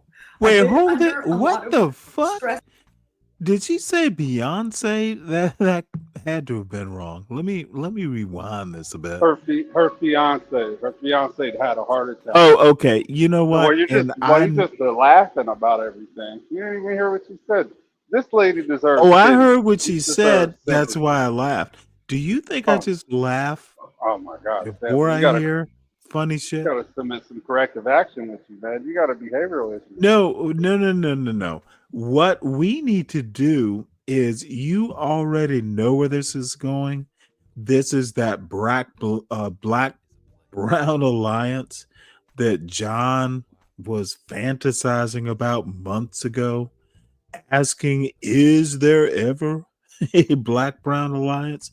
Of course there are, but not Mexican black. There's a whole even in Mexico, but less so. There are black brown, better than black brown alliances. There are black brown like genetic connections. The silly people about the black brown, most of the racists in America who are honestly, I am beginning to think that black people are, well, when I say black people, the anti-black blacks are the biggest racists in America. Like the be brave white shades, they're not the worst of the worst of racists. It's the black people, the black racists, the anti-black blacks that are truly the worst racists. Have you ever noticed that, Dave? I don't know why it makes a difference who says it. No, That's it me. makes a huge difference. That's just me, Racists though. make a huge difference. I'm not one to be caught up on somebody's words. Like, Well, no, I am one. doesn't have any power. I am one. That's why I'm asking you. I don't see why it bothers me. Oh, it doesn't bother me like one to one, but dude, I sit around Okay, kind so of I may have reading said that, but let books me and say this. thinking Let me say about it this like sort of this. stuff. I Why don't. is America so racist? I think that the baton has been passed. I think what happened, kind of like that race that John Galt and Portia and all these folks were so fascinated with. Some black female runner tapped someone on the head with a metal baton and passed on, these the mantle of racist behaviors, racist logic, and just racism. I think in America, the anti-black blacks like Tommy Sotomayor or John Galt, I think I'm beginning to think that the Ak Nation, I think they're the biggest racists in America, the biggest anti-black racists. And you know what? I'm gonna go, well, good job. The fucking uh the, the David Dukes have created the uh they've created a monster. So it's a Hey, can theory. you show me I'm not where willing. the I'm not damage? willing to go there just yet, but I'm thinking that's what's happening. Stanley, can you show me where the damage is done by what they say? Who is they? The anti-black blacks. What kind of damage? What are the Motherfucker, damages? have you ever listened to a John Galt show lately? Yeah, that's my guy. Okay. And you didn't think that was evidence of damage? Actually, I No, don't no, see no, it. no, no. What Go you're ahead. gonna do, what you're gonna I'm do is interested in not your response. waffle You away. want to? No, no, no, You're no, going to no. Socratic method me to Okay, death. the I get it. motherfucker is drunk and goddamn high, talking about nightshades, which he happens to represent, and criticizing any black person like me who disagrees with him. I think that's fucking. I think that's damage. Do you get better without criticism? Motherfucker, don't ask me dumb questions. That's a Answer great question. and address my point. We can move on to your point once you have addressed mine. You asked me for evidence of damage. I presented John Galt. So he drinks. Motherfucker, don't ask me so. I'm Don't ask me counter questions. I'm Well, trying to let make me sure I make it got the let me question make right. it easier. Let me make it easier for you. Do you think John Galt, drunk and high, talking about nightshades and property in general, is normal black behavior? May not be black behavior. That could be John Motherfucker, Galt just behavior. answer the question, yes or no. Is it normal? Is it normal to be on YouTube drunk and high, talking N words? Everyone's an N word, coming up with new N words, worshiping white racists, and talking about something no one really cares about. Is that normal black behavior? Nobody motherfucking gives a fuck about property in the hood. Who gives a fuck about I any of don't. that shit? No, I don't know what motherfucker. normal No, you know behavior is. So what? you're asking me to You know what? compare John This to is normal gonna be behavior. I Stanley can't do crosses that nigga right now. And you know I don't that. like using that word. Right. Don't break your own rules. Who gives a fuck about property in the hood except people who live in the hood? It's not a universal. You asked me for proof that anti-black blacks, John Galt, all those motherfuckers, Ock Nation, these motherfuckers are so racist, they don't even know the history of American racism and racist, but yet they make it up as they go along. And Ock Nation motherfucking falls asleep in the middle of his racist rants. That's even funnier. It's like, this motherfucker will be a racist and fall asleep in the middle of it. And this is the funny part. The white people on his panel will fucking run his show while Uncle Remus is asleep. And then this motherfucker goes, What? Thank you, white boys, for saving my show. You see, These motherfuckers these motherfuckers are a fucking psychological mess. And you know what? Have you experienced racism in your life? Yes. Okay. Was it tangible? No. Let's not talk about racism, because racist behaviors from individuals, yes. I don't know. This is a little bit stronger than the lesson words. Well, motherfucker, if you don't know, I literally had the presence of mind to go, racism is a system. Racist behavior is at the individual level.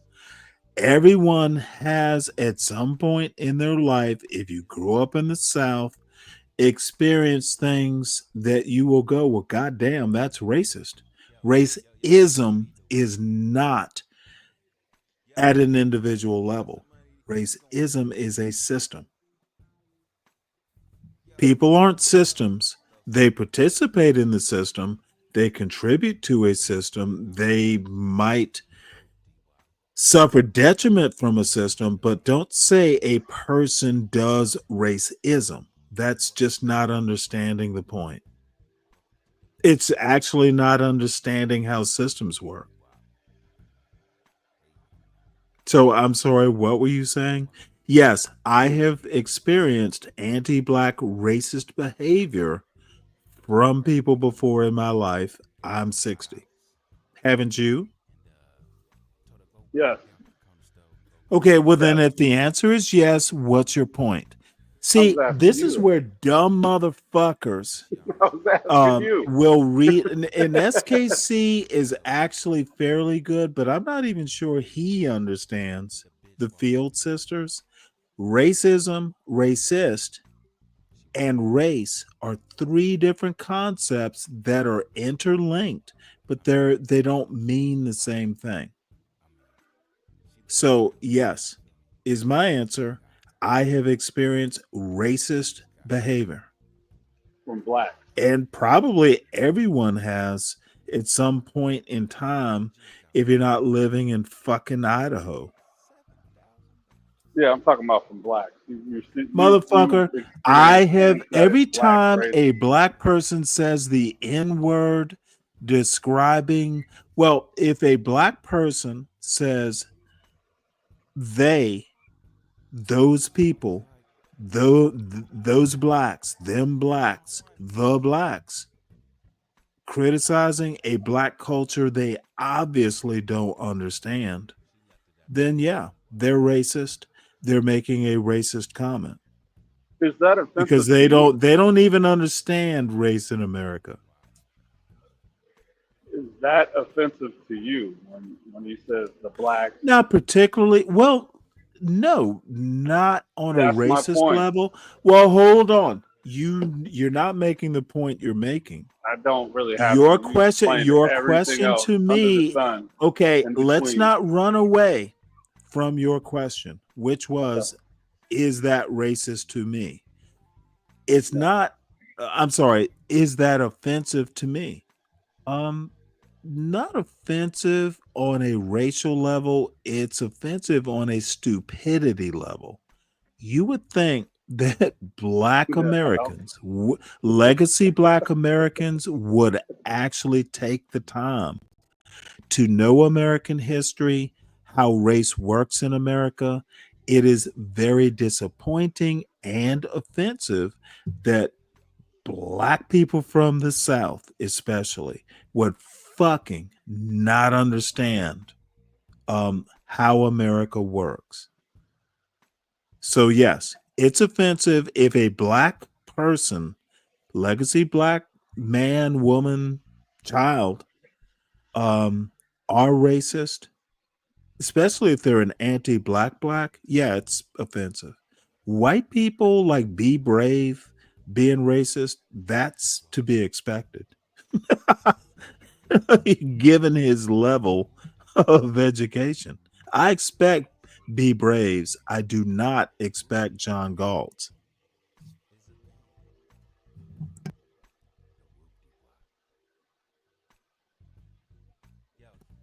Well, apparently you are gobsmacked or you're busy. Yeah, I'm Godsmack for sure. I don't know where to go from here. Motherfucker, I don't expect blacks to be racists.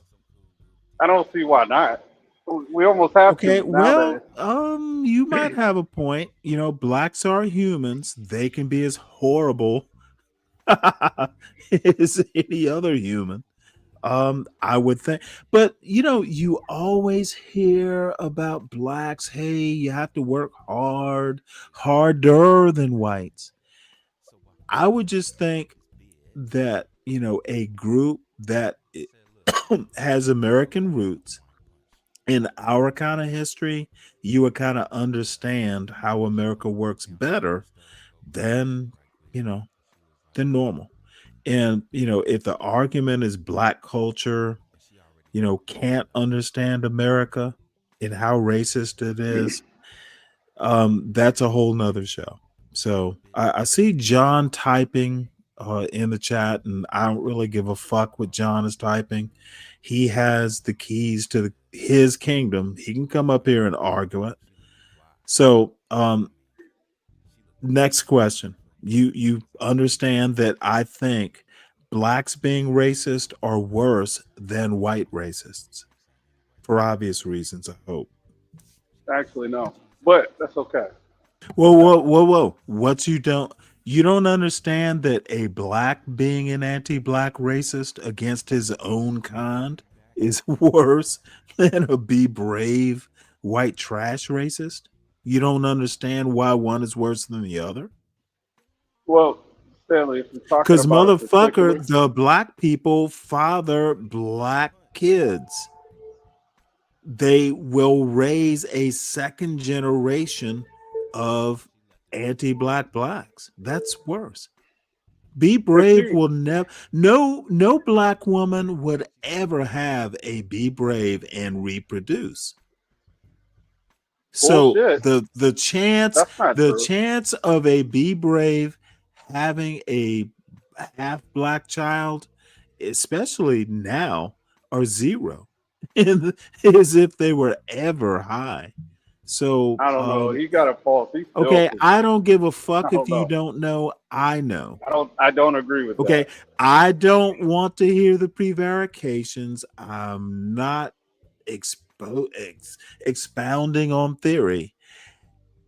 A black man who marries a black woman, especially one who goes, well, like American Man, you weren't there. American Man was like, I only procreate with black women. Well, motherfucker, you are raising more black racists. American Man. The only black man I can think of that's more racist than John Galt is American Man. It's fucking hilarious. Yeah, there's a separating line that most people are being distinct about what kind they're talking about. They're not saying Okay, all. John's And if you got to tell people we're not all, then we can't really have the conversation. the fuck are you talking about? You said You know, anti-black. the It's almost as if really you're coming from a position of weird. all black. It's crazy. Okay, We're clearly okay. making the Once distinction of which again, ones they're you are talking about. skipping. You are skipping to your loo away from my point. Don't expand what I'm saying. Just concentrate on what I'm saying. There you go, Stanley. Make your point. Nope. Let's not skip away. And what I need you to do is acknowledge what I'm saying and then deal with I'll my do point. it in real time. Let's go. No, the anti-black blacks, the black men and women, there some women too, who think black culture is toxic, who think black culture is separate from American culture. They are not only uneducated, really not understanding their own arguments or what culture is, let alone black culture. I think they are worse racists. They are more detrimental to the legacy black community in America, and I use community with quotes, than a fucking white trash dumbass like Be Brave. Be Brave it's kind of laughable. He doesn't live around black people.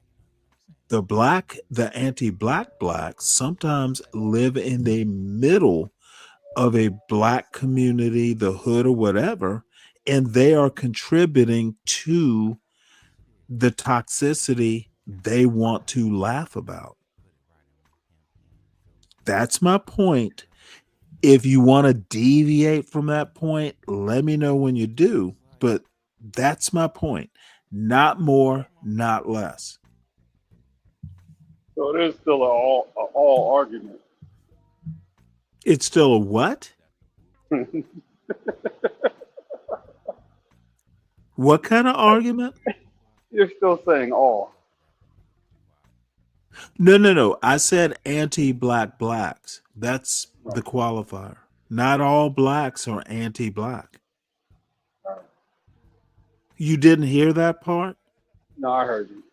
You didn't motherfucking hear the qualifier? I heard Dude, when you get me wanting to be precise, if you're anti-black and you are a black, and when I say black, let me qualify that, legacy black American, meaning you have American roots. You're not an immigrant. They're not a tether. Okay, you know what I mean. If Say you tether. are a legacy black American and you hate black people and can't realize that black culture is not separate from American culture, you are worse for the legacy black community, in quotes, than a Be Brave could ever be, because Be Brave's not motherfucking smart enough. He doesn't have the background or the understanding that makes him an existential threat.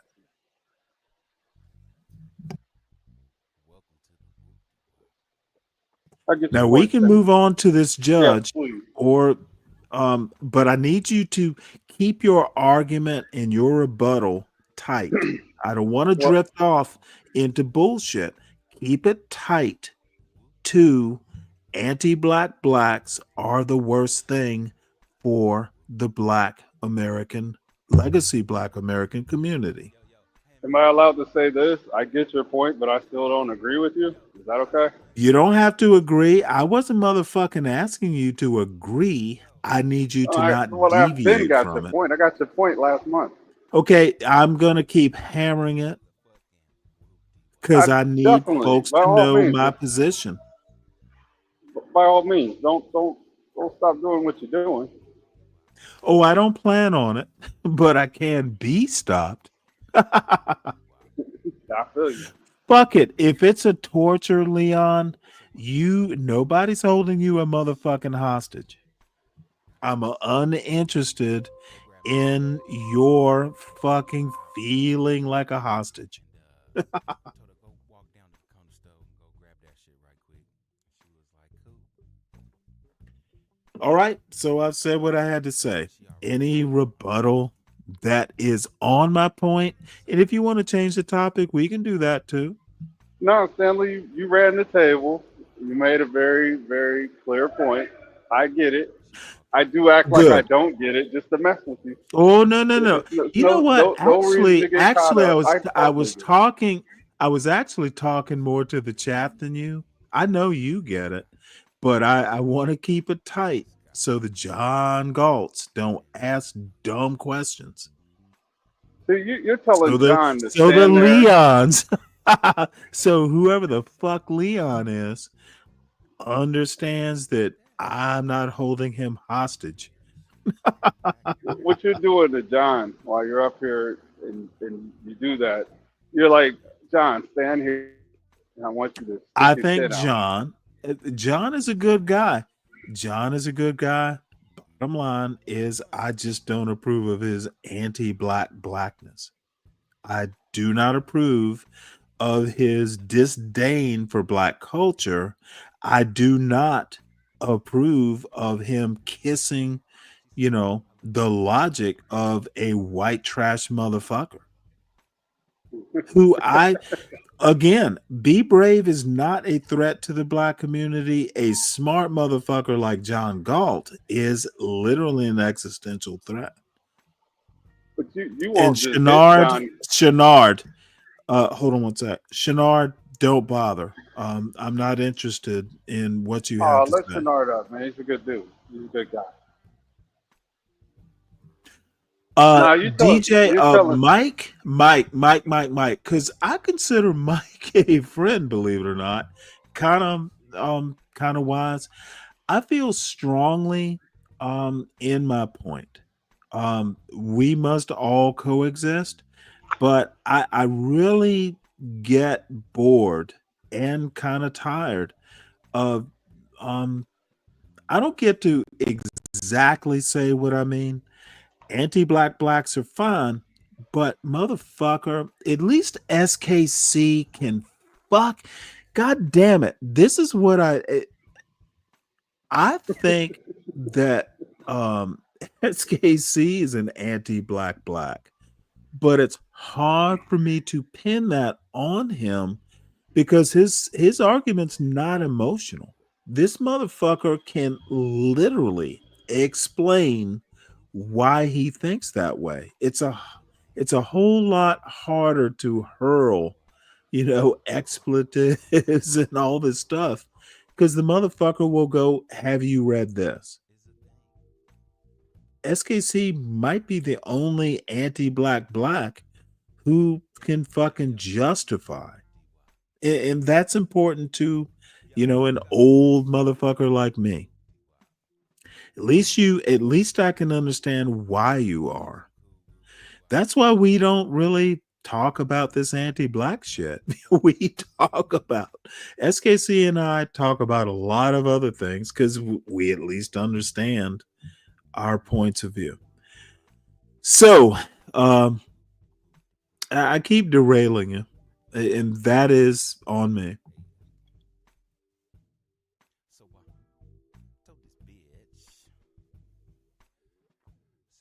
Well, Deacon might be busy at work. No, you're good. You get the play button. I was just messing with you, honestly. Hit the link artifact if you want, and let's see what. Now, motherfucker, do you know what gorp is? Why is gorp frickle? Is that fried gorp? There is no black culture. There is only American culture. You know what? Motherfucker, I literally stand by that statement. Why do you see? This is what a dumb motherfucker doesn't understand about Stanley Cross. I'm always consistent. Okay. There is no culture. There is only American culture. Now, there is, if you look at culture as multifaceted, there is a Black culture facet to American culture, as long as you understand that Black culture is not separate from American culture, then motherfucker is ridiculous as you think. If you think you're making a joke, I have made you better and better understanding of what Black culture is. And my name is not Stan Cross, it's Stan Lee Cross. But yeah, you get it, Gorp. So good for you. You're not dumb. I can give you that. And Seven Steel, good to see you, man. Thank you for being here. Stanley, I really wish you got DJ to. MFB, I don't think Yeah, Mike blacks are Diamond, all the like same, Kobe and maybe Bryant. you're not talking about me, but motherfucker, Black culture is not all the same either. Black culture, you could make the argument that there are 45 million different Black cultures. It is so weird because all of a sudden I see Black culture at an individual level almost like caste. There are 45 million different Black cultures. It's hard to explain, because I had a couple sips or two, but um, I'm glad Gorp Frickle gets it now. I'm proud of him. I have You trained never him knew well. who RBR was, Stanley? I'm sorry, RBR? Yeah, you didn't know who RBR was? What's RBR? Real Brother Radio. No, I still don't know what it is. What is it? No, he was a YouTube creator. No, I have no clue. Oh, Dude, I've really only been on YouTube. Funny enough, I've been on YouTube since like 2015 or something.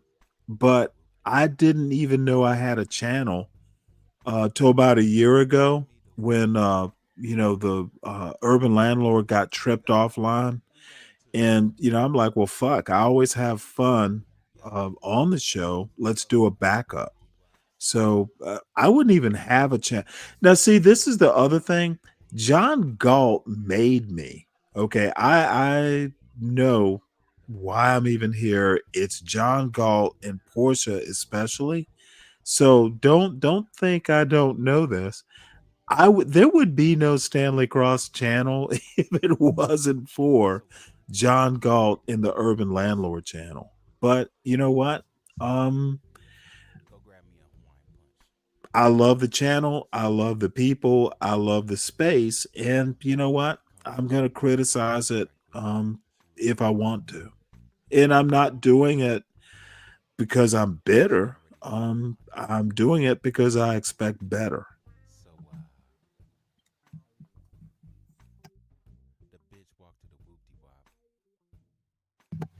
All right. Well, apparently Dave is gone. Oh, we can move. Beef and Brock, you probably know who Wilfred Riley is, right? Beef and Brock, question to you: do you know who Wilfred Riley is? And I'm glad you bring this up because Wilfred Riley is ultimately where I think we're going to go.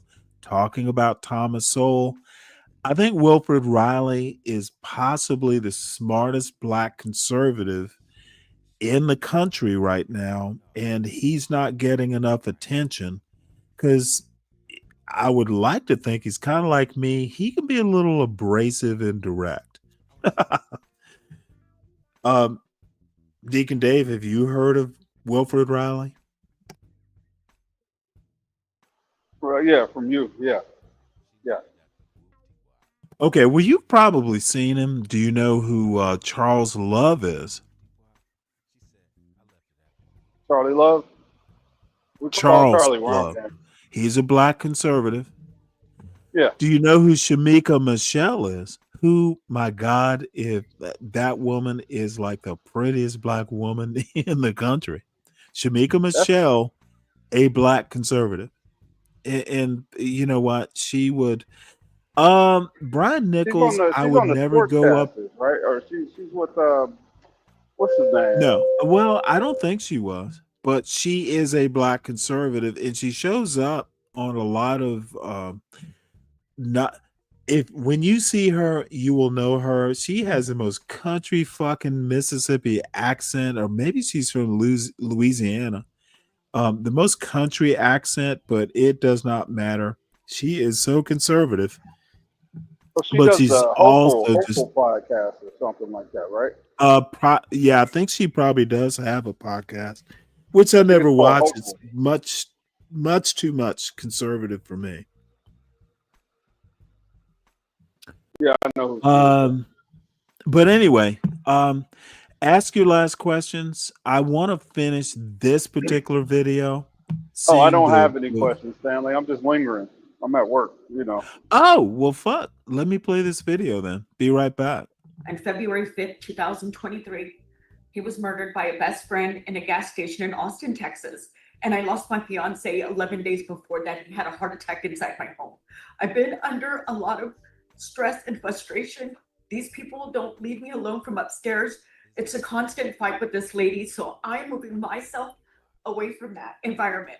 I've already lost my job because of her, that I had a job with for 6 years, working from home. And Well, I guess Thomas Jefferson had it right after all. If you want to get screwed, or in this case, if you want to screw yourself, go to court. Now, you see, this case in particular was in Texas, but it has everything to do with what's going on in California, because this is the reason why you don't see black folks sticking their necks out, nor should we be. This woman here was looking at all kinds of charges. Assault, bodily injury is a Class A misdemeanor, and that was the plea deal that she got. So they decided they were going to overlook all this mess that was going on. Let's go ahead and try to water this down, because, you're not dealing with a black defendant, so that's how the system works then. The judge said that if this heifer withdrew her plea, then the DA would upgrade the charges to injury to the elderly. Injury to the elderly. So that's what it was supposed to have been. That's what that means. The charge she should have been looking at is injury to the elderly. So apparently she got into some kind of physical altercation with her neighbors, and apparently there was some sort of elderly person who was injured by her, and there were some other people making complaints as well, and that's what put her in court. So she got into a fight with her neighbors, and then the judge dropped the bomb. The N-bomb. And wanted to know, what did that mean? And this woman sitting here, she already knew that she was stuck, but it's a matter of the judge had every right to ask about that. This heifer had an attitude, though, saying she felt the judge was setting her up. Setting her up? She was indignant that the judge was asking her to explain the circumstances of the crime that she had committed. The judge didn't snatch her off the street and say, "You're going to court." She put herself in that situation, and she showed exactly what kind of person that she is. Her Hispanic neighbors were knocking on her door, and she's calling it nigger knocking. And then when the judge does her job in open court and asks for clarification of the police report, this woman sits here being all indignant, phony indignation. This because the judge was actually doing her job, asking her to explain for the sake of her plea deal the circumstances of the crime that she had committed. You're laughing as hell, man. You didn't understand It's it a by what I was Hispanic. saying. Let me just. It's a Hispanic woman calling it nigger knocking. And then, in my weak-minded head, I go back to John Galt himself. This is months ago. This is back like almost a year ago, talking about the Black-Brown Alliance. Is there one? And my response was no, there is not. It tends to be, if it's a mutually beneficial sort of thing. So here we are, and there hasn't been a Black-Brown Alliance for quite some time, but there will still be people, especially like going back to the BLM 2020, persons of color, and all these like, hey, we're all minorities. That is very situational. It's not like a permanent thing. America is fundamentally founded upon race. Derek Bell had it right. Interest convergence. The only time blacks and browns will get together is if it is a mutual beneficially, thing they're fighting for against a common enemy. Just because your skin is not white does not mean you're an ally. And to me, that's like, well, why does this need to be taught? It is literally like something you should get a priori. So nigger knocking from a woman who's Hispanic in front of a black judge only in America. Only in America. Do you really think a black female judge is going to be objective about a Hispanic woman saying the term nigger knocking? That's because she doesn't Would pass you, the paper well, bag test, better than because that, that's in would the you name of it. expect, would this Mexican You or, don't want or to hear it. You don't Hispanic, want to hear because I that don't stuff. know that you, no, I don't. I get it. I get it. This is like why she So would act, because would it's a forced, better it's a yet, forced ideology. would a woman who is Hispanic saying that term, when it comes out, would she expect objectivity from a black female judge? Should she expect objectivity? I think it's That's the question I situational. have. It's situational. Wait, it's what? It's situational. She is in criminal Okay, court. so you So actually this think, situation won't apply. you know what? The only way she would expect objectivity would be from an anti-black judge. Like, hey, I don't think I'm black. I don't see black because I'm not black. That's really the only way you expect objectivity from a black judge hearing the term nigger knocking. Y'all are all stupid. No, I'm not sure there is a motherfucker who is that's like right Fat of Joe dropping the center. N-bomb for years and nobody got pissed off about it. And his music, Yeah. It's like That's the some can get other. the That's pass. the other problem. That's the other problem, and it's not just a black problem. I don't give a fuck what your experience is. We're talking not about you, but about this video. I don't care about your experience. Why do you think I care about your experience? Unless you can justify it, unless Are you you can make asking? it Hold on. Are relevant. you asking me, or are you just You saying saying, Dave, you saying Yeah. the N word for all these years doesn't mean anything in regards to this video. No, actually, I don't use the N-word. But yeah, I see what you're saying. You get your point. Anyway, this is a better comment. Stanley is obsessed with John Galt. He wants to be John Galt.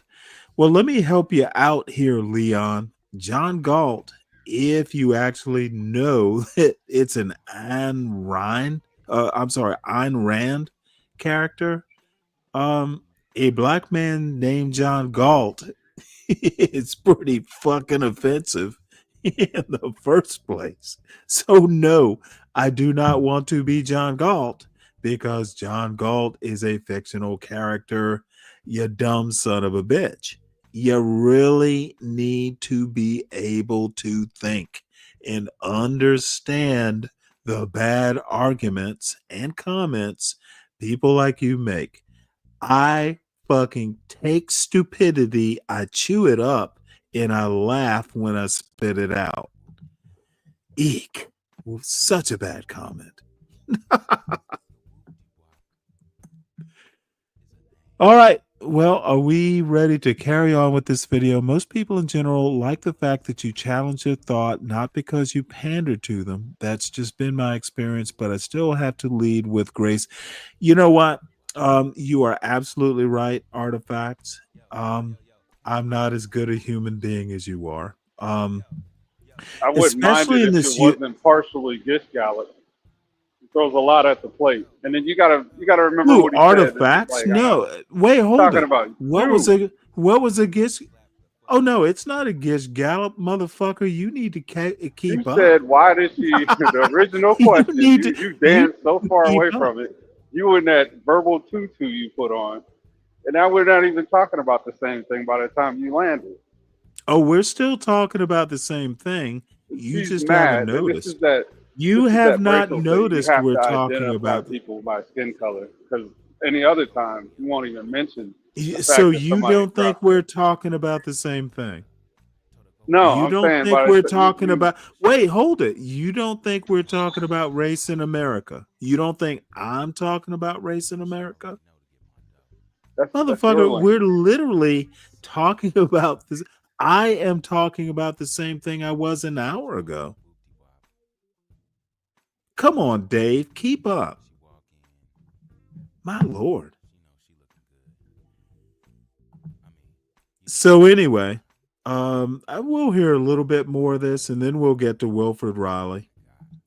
That's the judge's job, getting details about it. What is it that we're making a plea deal on? What are the circumstances here? The judge explained it. This was about setting the conditions so that she could find out whether this was someone who needs to be in anger management or drug treatment. Hell, I would have sentenced her to both. But the thing to remember is this is what's going on in Texas right now, and not just Texas, other places. You got people who come from cultures that practice rampant anti-black racism, and they bring that mess here. Here she is with her Hispanic neighbors knocking on her door, apparently to hear her tell it, tormenting her, and the first thing that comes to her otherwise empty head is to start throwing around the N-word, where there's no black people concerned, and even if there were, that wouldn't have made it right. But it just goes to show, when it comes to these anti-black racists, you got to go beyond just the people who come from Western Europe, just the Caucasians alone. Wrong Everybody according has to the drank from Webster's that particular definition. cup. There's a whole lot of people who have been eating good and feeling good and living good off of anti-black racism. That's where reparations comes in, because you got all these other people, especially these immigrants, who will try to tell you, we didn't have nothing to do with no slavery or Jim Crow. We don't owe for nothing. And yet these people are just as racist as any good old boy on any plantation. What they've shown is they know the rules of racism and they love to play along. So yeah, they are every bit as complicit. They came to the United States so that they could take advantage of the world's strongest economy, made possible only by our uncompensated labor. And they also understood that there was a racial pecking order here, one that might allow them to do something that they can't do in Latin America, and that is to claim to be white. So as far as they were concerned, they were going to get an economic and social upgrade at black people's expense. So for all the people out there who aren't paying attention, wondering Well, whatever see, happens to I the great kind of black have to brown alliance. disagree with this. They didn't come here they weren't thinking about being white at black expense. They were just coming here to be white. And the other thing is that a lot of black women and men want to be white. The assimilation argument, like, hey, the Shelby That's a tired Steel, argument. But well, I don't even know that they're tired. I think they're still relevant. Assimilate and be a second class citizen. The Shelby Steel, hey, we all know they're, America's racist. You just have to be productive and accept the racism. That's the whole fucking anti-black argument. Hey, we need to take our ghetto, we need to beautify it, we need to form all our own businesses and be entrepreneurs like the white people. We need to get rid of our independence. We just need to be like the white people, and they will go, hey, we like your good behavior. You're not white, but we'll give you our cast off clothing. we we will we will accept you as second class citizens. And hey, that's what black people are here for, to be second class citizens. If your motherfuckers cannot figure this out, and I literally mean the anti-black blacks, not a one of you is smart. Even SKC's not like anti-black. He just has his own way of looking at things. the Just said he motherfuckers who was want to 5 minutes ago. oh no, don't interrupt. You know, I'm The sorry. I shouldn't motherfuckers be over who here want to noticing shit. ask me stupid questions about is truancy mischief, that's like the stupidest question I've ever heard a 50-year-old ask. Is truancy the same thing as crime? Motherfucker, no. It could be, but it's probably not. But where does it lead to? Asking me stupid questions is the quickest way for me to just laugh and not take you seriously. Stop asking stupid questions. Whoever your grade school teacher was or your parent who told you there's no such thing as a stupid question, that was the first problem. They made you think that asking a stupid question is okay. One should never do that.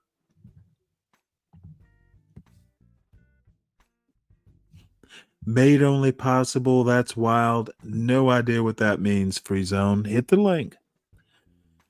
No, I'm not an anti-white black. Mike, what you don't like is I'm not going to say white is like the highest standard. I'm not anti-white.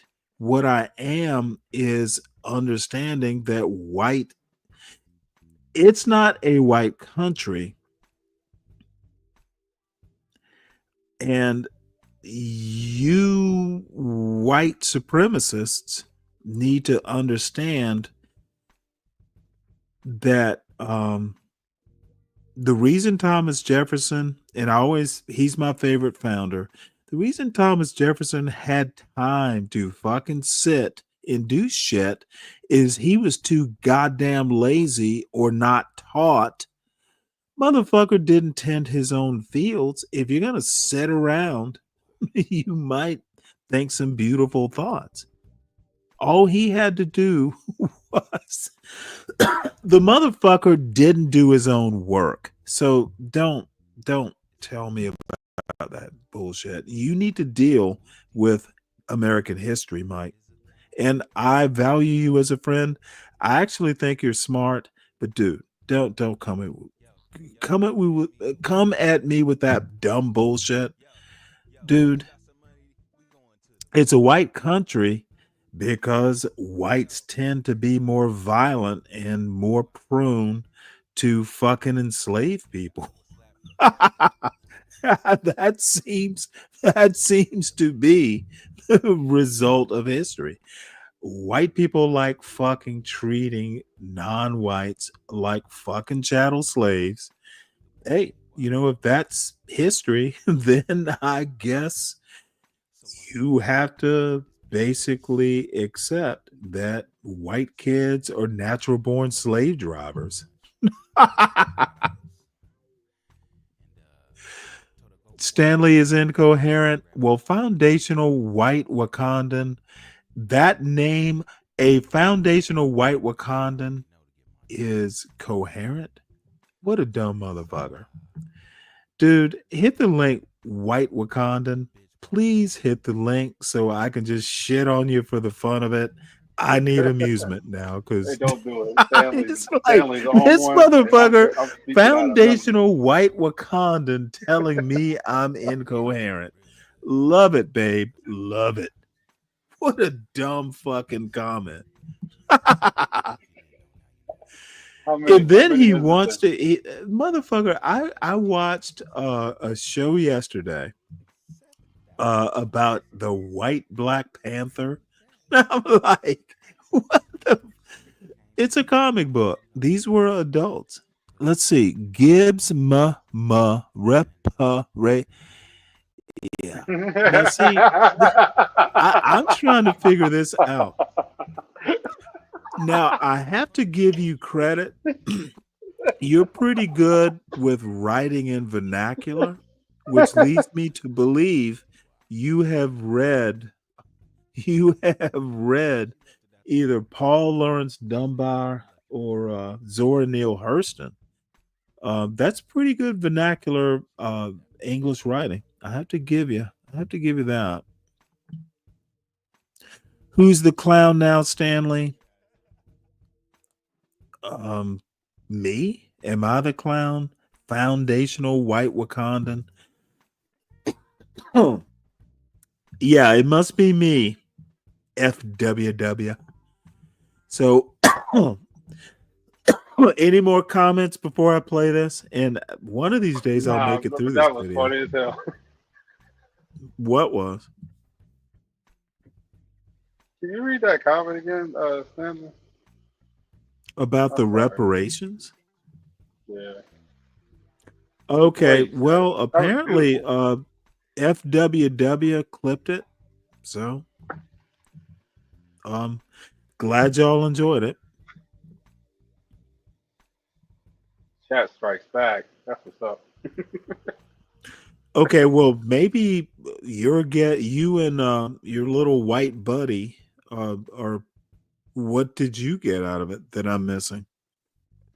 Nah, you know, you didn't commit fully to the comment. I think you see what Well, it the was. bottom line is I think even the people that are so much into reparations know how, America works. If you press for something long enough, you might get it, you might not. White people like Be Brave want black people to do what I think Be Brave is fundamentally an optimist. He thinks that if he complains about it enough, things will change.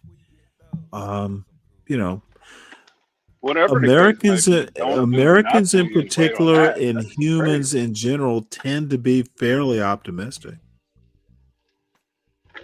Just because you think they owe you something doesn't mean you shouldn't grind. You definitely got to Okay, Deacon work Dave, yourself up to a point. Deacon Dave, People who use that. Deacon Dave, America actually does. Now, if you don't think they do, you are probably as stupid on this topic as most of the people in this chat. That doesn't mean you shouldn't Hey, be a good no, person. motherfucker, don't interrupt. Let me I'm just finish. saying. Let me finish. Let it all crumble What to the ultimate. most anti-black blacks and white shades want to do is go, well, my family didn't own slaves, which basically tells me you don't understand the fundamentals of the argument. It's not an individual thing. In this republic, there are institutions that are responsible. Y'all want to personalize it like every other motherfucker. People are very bad at their politics because they want to personalize every point. This is why American politics really is bad. Like uneducated, just non-critically, valuable, because people want to personalize everything instead of taking a more Socratic view of what politics can be. It's always been personal, but I don't give a fuck what you think about your experience. Politics is local, but it's not necessarily anecdotal. It can be, but it can also be objective. And most people aren't educated to be smart enough to understand political arguments or make them.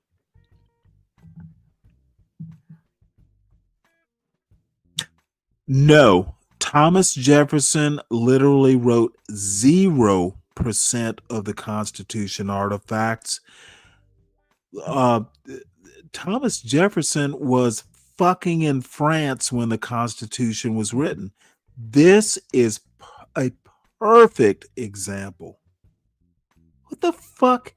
Thomas Jefferson was in France when the Constitution was written. Why should I take this point? This is exactly what I mean. Motherfuckers will make bold statements about Thomas Jefferson wrote the majority of the Constitution. Motherfucker, he wrote part of the Declaration of Independence, and he wasn't alone. There was Ben Franklin and John Adams on the committee, and they edited what he wanted to write in the Declaration of Independence. God damn it. Why do people do this, Dave? Why do people make these bold motherfucking statements without actually knowing what they're talking about? Why do they do it? I don't think you know how important you are to people. No, I don't, and I don't care. What's important is knowing Thomas motherfucking Jefferson wasn't even in the country. I like this. Where do you learn that Thomas Jefferson wrote the majority of the Constitution? You're the fact checker. Where do you learn this? You're the fact checker. You wanted to run it through the fact checker. No, motherfucker, I didn't check the fact. Motherfucker, I know it. It's literally everyone knows this. This is high school history class. This is high school history class. Okay, god damn it. This is disappointing. You missed my point. They wanted to run it through you so that way you can No, that's not running it through me. That's telling me. I'm about to read The Privileged Poor. That's interesting. I'll check it out. Let me know how you like it, Artifacts.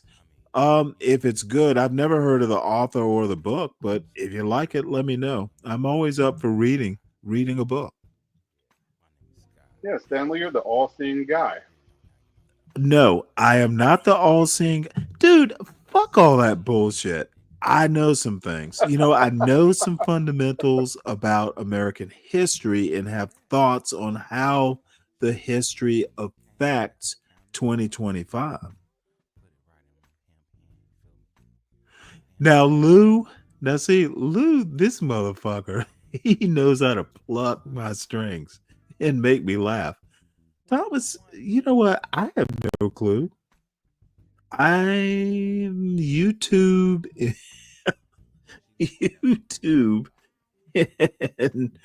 1776 would have been a hoot. Would there have been a black Twitter in 1776? I suspect there would have been. So anyway, god damn it, we're never going to get through this. I think this woman is problematic. I like the judge, and you know what? I don't hate the Hispanic lady. She's not unattractive. I like her tits. So, but that's pretty much it. So, this is the main event, folks. I have been going on. I wanted to see what you was talking about. I'm sorry, what? Oh, you said something, then you took it off the screen. I couldn't even see what you was talking about. Oh, yeah, I'll drop the link if you want. You really want to watch this? Okay. No, I just wanted to see. First of all, there never was one. And second of all, if you want to know what happened, maybe I'm more breast man than I think. Yeah. No, I know you wasn't talking about the divester wig on the right. The divester? How do you know wig. She's a divester? It's in the hair. It's in the what? It's the hair. So, really? Oh my lord! Never mind. Go to the next video. You good? Holy shit! Okay, I had no clue. You know what? I'm not even sure I could. So you think her white husband likes that hair? Oh yeah. Motherfucker, do you know how many chemicals it takes unless the hair is natural? Divestors don't like chemicals. That's one thing they do. The hair. The hair is a giveaway. Yeah, okay. You know what? Maybe have you ever dated a divester? That wouldn't make her a divester, now would it? Well, I don't know. Do you want to test that theory? Because I I have some answers you might not like. I'm interested. How do you even test the theory? I'm sorry, what? Oh, I would ask you, do you want to be white? A divester on divester relationship. You don't like black women, do you? So I if love them. she acts, I never said I so don't wait, like them. hold on now. You don't like black women. What if the black woman acts more like a white woman? It's possible that could work. But that's cool. Yeah, But I don't know well, what you mean by. I don't know what you mean by that, though. see You would have to define now. acts like a white woman. You have to define that part. Well, you said she's a divester, right? I love Oreos.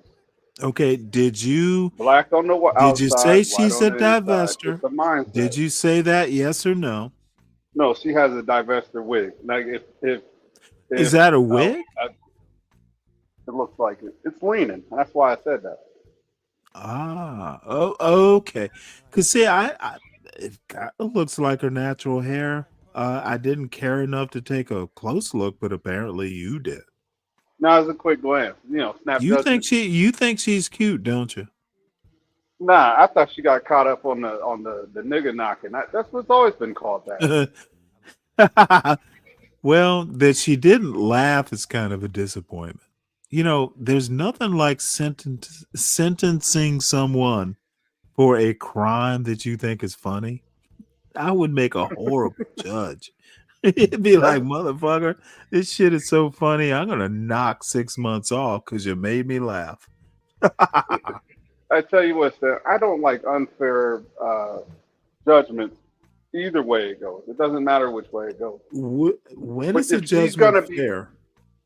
Her judgment won't be fair because she's pissed off at the nigger knocking comment. I'm just drawing a Dude, line. you haven't even heard the judgment.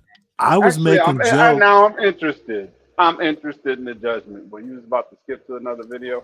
Why would you bring this up if we can't witness what the judgment was? I haven't, dude. I never watch videos before I show them. Oh, did you actually show the one video I put in the other chat? Well, you had said that there was people who don't like capitalism. Way earlier, a long time ago. You know what? I probably did, but I'm not sure. I had to get out and come back. Work. I tend to show what you. Generally, you and CKJ3, if you send me videos, I will show them. Yeah, that's one Free Zone came up with. It was the AI capitalism versus socialism. And you were saying that there's blacks. I think you had made the statement. I'm gonna try to sum up what you said, but blacks don't agree with socialism. I mean, with capitalism. They're more of a socialistic type people. That's what you said earlier. That's why I threw that in there. No. Absolutely, most of the ideas did not come from Jefferson. Artifacts. Most of the ideas came from Madison. Madison is kind of considered the architect of the Constitution. Madison was Jefferson's kind of apprentice, but no. Look, Madison was not quite anti-constitutionalist, but Madison, that strong national government that the Constitution pretty much got the ball rolling on, Jefferson was almost the opposite of that. Jefferson and Washington, Jefferson and especially John Adams, they were on the opposite sides. Alexander Hamilton and Thomas Jefferson, Jefferson was not. Jefferson, the idea of the Constitution came about because the Articles of Confederation were not doing the job. The Constitution advocated for a more central federal government. Jefferson was not. No. Jefferson literally, he knew, and I'm sure he made a suggestion or two. It's surprising how much Jefferson had nothing to do with this conversation. It's a counterfactual. If Jefferson had been here, Jefferson probably would be less. If Jefferson had been here during the Constitutional Convention, I guarantee you Jefferson would have never been president. Jefferson was almost anti-Constitution. And Jefferson's probably my favorite.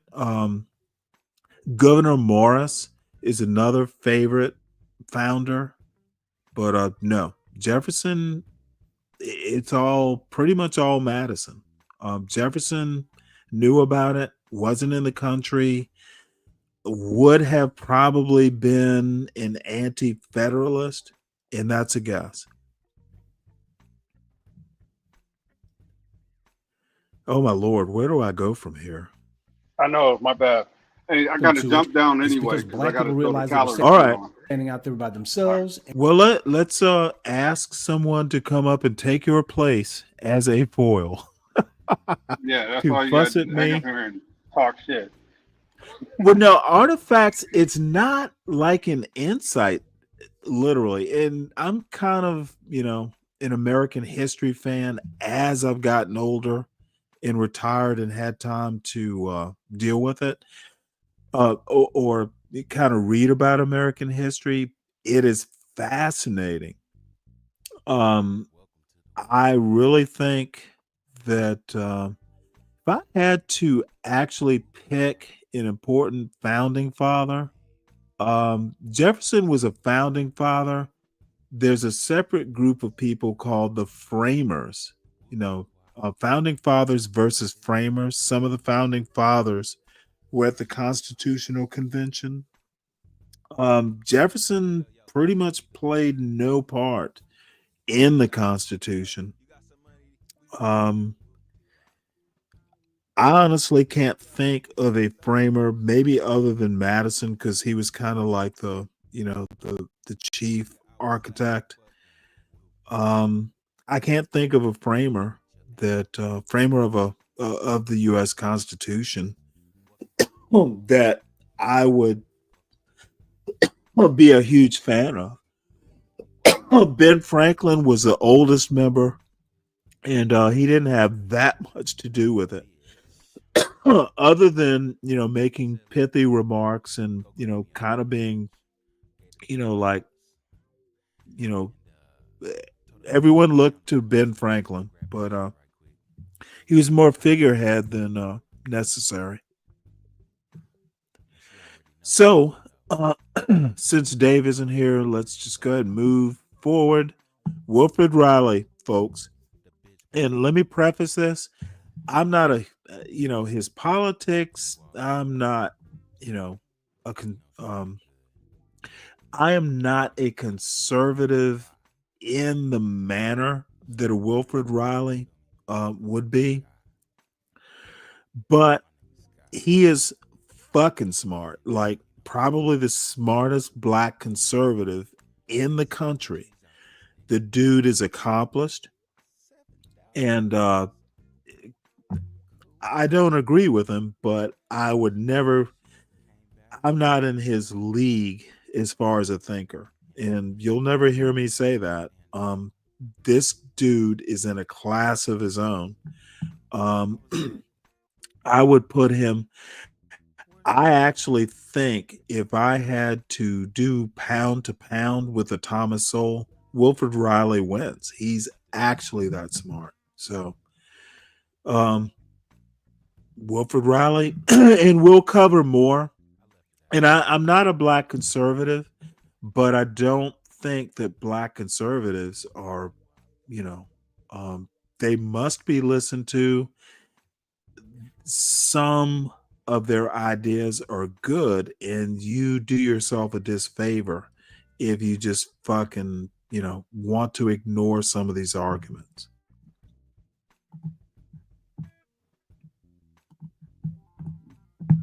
So I think those who are listening to the show have already familiarized themselves with his work as a brilliant political scientist and scholar. And we're here today to discuss another brilliant, great political scholar, Thomas Sowell. Wilfred, welcome to the show. How are you?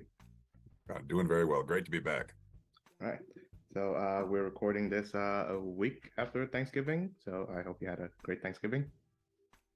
It was a pretty good one. I've been very lazy about the holidays the past couple of years. So like last year, I ordered my entire Thanksgiving dinner from the Swiss Colony, that kind of preppy, provisions website. Like I got a turkey and a venison roast or something. And it turned out, the stuff's all overpriced, but it turned out very nice. And I had to spend maybe an hour in the kitchen. This year, I wasn't quite as lackadaisical. I mean, I made a couple of different side dishes, and I made, my takes on some Asian and African food.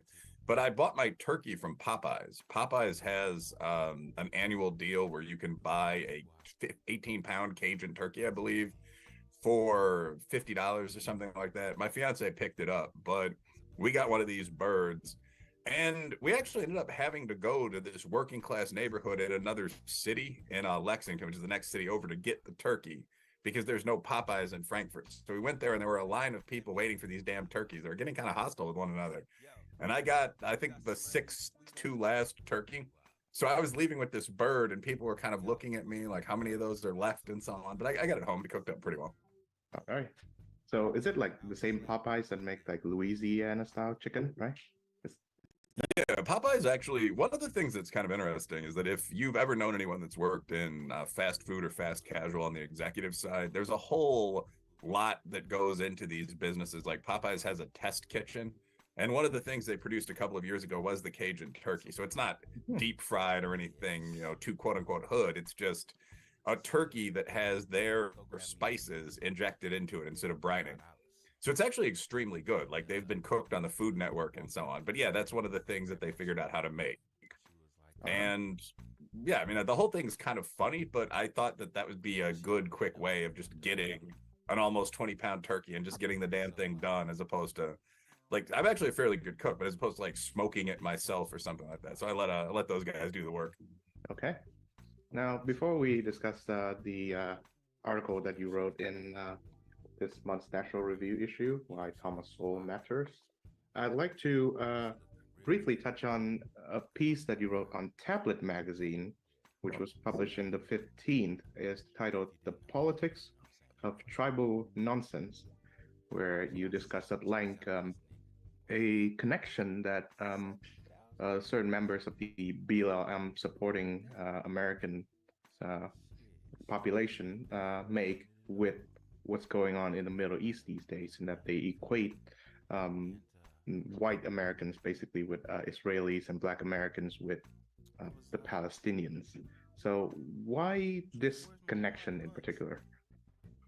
Well, I think that when you look at wokeness, so I once went on, and sorry, I've had a long day doing bureaucratic stuff. I'm going to snap into focus and start talking about methods and so on in a second. But one of the things that I long ago said about quote unquote wokeness that went fairly viral, and I've discussed with people like James Lindsay and so on, is that I more than half seriously think of all of the theories that make up that woke sector as sort of lower IQ redos of Marxism. So, oh wow. And this is what this guy is fucking just on his own planet, but you can follow his points. This dude will kick the ass of pretty much anyone because he just fucking knows more. God damn it. Leaving aside the gobbledygook economic theory about widgets and so on, one of the core themes of Marxism is that there's a grand conspiracy behind the world that you see. And I think this explains a lot of the appeal of Marxism to highly intelligent working class people, by the way. But the idea is that things that seem facially neutral, like property law, are in fact structured to help the rich screw you. We don't have a policing and prison system so that we can keep sex pests and wife beaters off the street. The real reason is to oppress Black and Hispanic, and in some countries, Asian. Well, no, Marx would just say poor men, actually. So the system is structured to, in every possible way, oppress the proletariat and the lumpen proletariat to the benefit of the bourgeoisie. And every other critical theory that I've read, and we've both gone to competent graduate schools. I mean, like you read a Well, see, this is the problem. It's not structured that way. It it became that way, and hey, it works out to some people's favor. Now, this is where Wilfred's gonna get kind of dicey. lot of this stuff, at least in the soft sciences. Like every one of them is just a reframing of this with something replacing the bourgeoisie. So in critical race theory, for example, the man becomes the rich man becomes the white man. Society is structured to benefit white people. Processes like requiring standardized tests before you can gain entry to any reasonably quality college, those are in fact designed to keep down Blacks and Hispanics and so on, what I just said a minute ago. In fourth wave feminism, the evil, the big bad, as I would say as an occasional gamer, is Now, see, this is where Wilfred Riley is doing a sleight of hand. They weren't originally designed that way. They were just found useful and were used in that way. Listen to the sleight of hand, folks. Men. You just replace the rich man with the man. So society is structured to benefit males. There's a famous essay called something like they call it the cockpit, Didn't it which argues what that all God of damn society it, this secretly dude. follows these masculine rules of design. It's actually an interesting piece to read, but I would say probably 7/8 of it is just nonsense. But that's that theme. And this is now going even further afield with like queer theory. So the idea is that heteronormativity is the baseline for society, and that in reality, 40% of women might be bisexual, but this is suppressed. You can't have your kitty friend publicly. So everyone says that they're straight. Institutions like marriage are designed to continue this process. And you get stuff like fat studies, blah, blah, blah. But the basic point is that this oppressor-oppressed matrix becomes something that a lot of upper middle class people, really in every major nation, learn just going through college, going through grad school, so on down the line. And it's very tempting to apply it to all kind of situations. So, I mean, the conservative U.S. commentator Matt Walsh said, why do people believe that the Israelis are the oppressors and the Arabs are the oppressed in the Middle East conflict? I mean, objectively speaking, these are two groups of Semites that are among the three wealthiest populations in the world. Why do people think this? Well, because the Jews are more white.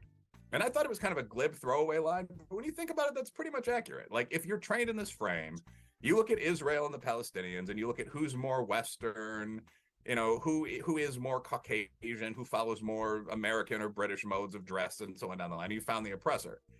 And so the other group must be the oppressed, and the reason for the failure of the oppressed is the oppressor. I mean, there's a level of religious catechism to this. Like, it's a very coherent frame for the world. Actually, it's just wrong, but it's extremely coherent. Like, why are people failing? I live in Louisville. I'm from downtown Chicago. Okay, and again, this is where the commentator needs to step in. If you think it's wrong, Wilfred, tell us why it's wrong. This is why people like Wilfred Riley, as smart as he is, and I think he is whip smart, motherfuckers, these right-wing motherfuckers never go to a left-wing motherfucker who knows what they know, and it's a meeting of equals. This little dude who's reminding me of 111 Theory is just gonna fucking let this motherfucker ramble on without challenging the bullshit. Unimpressive. Wilfred Riley will run over you if you don't fucking Fucking challenge him, son. Challenge him, son. So when you walk down the streets of a big American city, you see people living in tents. What the fuck? I mean, it strikes a lot of people as just You uncivilized. They misspelled start pain enforcing the laws again, for which is my starters, take. Innate. But Farmer, one question would be, how does someone Thomas end Paine up was a in that farmer? perspective First as I've a heard of him. non-unintelligent, native-born, Caucasian or black male? And wokeism gives you an answer to that. Well, someone else oppressed them. What is it? Do we need to build more housing, which is something that you see constantly on Twitter and similar platforms? Do we need to remove the drug laws? What is the oppressive force that's responsible for this? That's a narrative through line for quote unquote woke people for almost every situation. And that has been applied to the Israel. Don't let him ramble, son. You need to segueing check him. Into our main topic of the hour, Thomas Sowell recently released a book. Okay. Social Oh justice shit. fallacies. Look at this motherfucker. You know what? I will find a better interview for tomorrow. This poor little boy is helpless. Literally, there was a bulldozer where Wilfred Riley goes unchecked. And now this poor little boy wants to bring up Thomas Sowell. This is amazingly. Don't let Wilfred Riley fucking go unchecked, motherfucker. You just failed. You've read it, and how would you describe it? I have read it. I would say that Social Justice Fallacies it's not Sowell's best book. It's by no means his worst book, but it's a kind of a summary over about 200 pages of the major points that he's made throughout his career. And I mean, one of them is that the theoretical frame that we just discussed is incorrect. The idea that oppression or racism is the sole predictor variable, I mean, we'd say in quantitative political science for negative outcomes. Nobody, motherfucker. God damn it. I mean, there are hundreds of things from culture. This is the problem. This is the problem with these motherfucking soul brothers. They make the John Galt mistake. They think that every argument against Thomas Sowell, dude, there are multiple reasons that Thomas Sowell is wrong. It's not just all one thing. God damn it. This little boy needs to check this man. He's Wilfred Riley. And this is what smart people do. They will fucking run roughshod and you will try to keep up.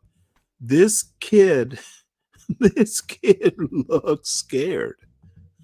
In genetics, although I don't have a strong focus on that one, to regional background, religion, level of training, so on down the line that predict outcomes for individuals and groups. And historically, there have been two fallacies in the quant social sciences that are essentially univariate fallacies.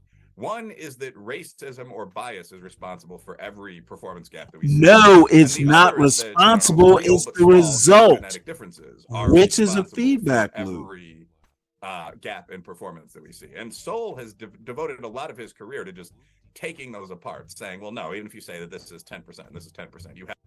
Thomas Sowell has literally not taken any of it apart because he went to the quote unquote oppressor. Thomas Sowell has been a failure because he never took his argument into the hood because he was afraid of the hood. If the motherfucker actually had an argument, black people are not dumb, I think Thomas Sowell thought black people were dumb. It is a very John Galt level argument. Oh, the black people aren't smart enough to understand what I'm saying, so I'm going to take that argument to Jason Kessler. Motherfucker, Jason Kessler is too stupid to understand the argument. Thomas Sowell will never, 100 years from now, no one will remember who Thomas Sowell is because he was afraid of black people. Thomas Sowell, afraid of black people. And that's why maybe like a Glenn Lowry's not afraid of black people. As a matter of fact, Glenn Lowry should have been more afraid of black people. But no. Thomas Sowell is a motherfucking failure because Thomas Sowell was afraid of black people. Young man, do not let Wilfred Riley fucking overtake this interview, and he already has. So it's going to be 55 minutes of Wilfred Riley fucking bloviating unchecked. Haven't explained 80% of the variance. You're completely failing. And it's just an obvious point. You haven't explained 80% of the variance that really not that many other people make. That's one of the reasons I described Tom Sowell as the OG and all this kind of thing. I mean, he's been screaming into the void about this stuff for 60 years now. I mean, the man first started academic publishing in 1970. So, 53 years. Mm-hmm. Yes. I read somewhere that says that perhaps the reason why he is not so influential amongst academics is that he does not hold a teaching job after some time. I think for decades, he's been a fellow at the Hoover Institution. He keeps writing and publishing books. And I think the piece says that had he been an actual professor, he could have trained the next generation of Thomas Sowells. So do you find that to be a regrettable development of his? I think that there are fair critiques of Sowell. I'm kind of a Tom Sowell stan, so I mean, it's tempting to say, well, oh, perfect record. He's written 60 New York Times.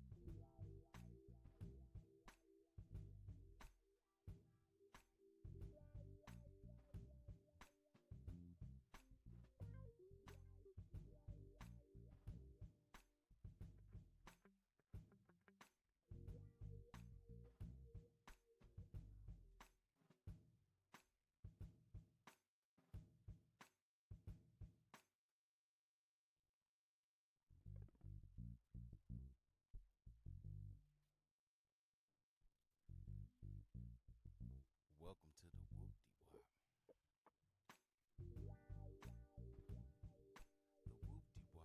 The Whoop-de-Wop is a thing.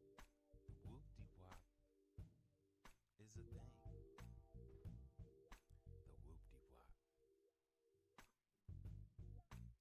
Yo, hand me the Whoop-de-Wop.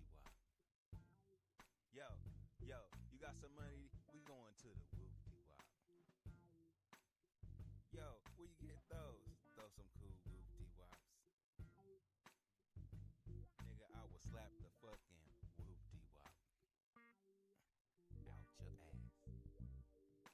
The Whoop-de-Wop. Welcome to the Whoop-de-Wop. And bestsellers. But no, I mean, obviously, if you were going to critique Sowell, one of the things that you could point to as a weakness would be the lack of probably an good you academic didn't hear publication me. record. Thomas Sowell is a more failure known as a popular press and, writer, but try in the black very community. hard to work as the methods guy or something on fairly major papers that are coming out in the social sciences. I wasn't the methods guy for this one actually, but I was one of a pretty good list of authors on Corey Clark's new paper about bias in academia, which tends to be from the left. And you've got to read the journals, you've got to keep productive. And I've written some weird, just entertaining stuff. I mean, I wrote a review of a woke book for Midwest Review a couple of months ago, and I think actually contributed something to the discourse, even on the humanities side there. So if you want to critique Sowell, you would say, well, yeah, he left his university professorship. And Sowell, by the way, it's not as though he was incapable of very high level publication. I mean, his first 8 or 9 publications were in the top, I'd say 4 or 5 economics journals globally. Sowell began as a very serious quantitative economist and wrote in that field for quite a while. I mean, Sowell wrote basic economics. So a lot of his Listen to writing, this either at a high motherfucker level, explaining level, or an Thomas academic Sowell's level, wasn't just in failure. his field. But I mean, it's famously part of his story. If you've read Maverick and similar books, he became kind of disgusted by the cliquish, very No, it left-leaning wasn't nature of disgusted. academia. Those And mother the Hoover Institution his is kid, one at Stanford, dude. and 2, This I is assume that a this job there is pays something like what $5-6. this is Thomas Sowell's failure. this is just my opinion. He was an economics professor at UCLA during the Black, Panther, era, and they just thought he was uncool. This motherfucker expected to wear a bow tie. Sometimes if you actually care about what you're teaching, you kind of have to adapt to the students. And I know someone like SKC will go fuck it, and I'm the same way. But sometimes you have to meet these kids where they are and sway them to your side. It's like that parenting kids. You have to kind of, be convincing, set an example, and this motherfucker could not connect. And I think it's partially because, well, I'm not going to go there. He wasn't cool enough. I swear, I think Thomas Sowell is on the spectrum. The motherfucker couldn't do it. He got scared by his little Black Power students. The motherfucker should have smoked some pot and listened to fucking Jimi Hendrix. I swear he would have been a better economist. The motherfucker could not adapt. And this is why I don't like Thomas Sowell. Motherfucker, if you actually think your message and your teachings are important, you won't be kind of scared by some kids that are going right on Black Power. Thomas Sowell is a weakling. That's why I don't like him. I don't give a he is smart, he is an elder, but literally listen to what Wilfred Riley is saying about him. The dude was too scared of Black people to talk to Black people about Black people. That is a huge failing.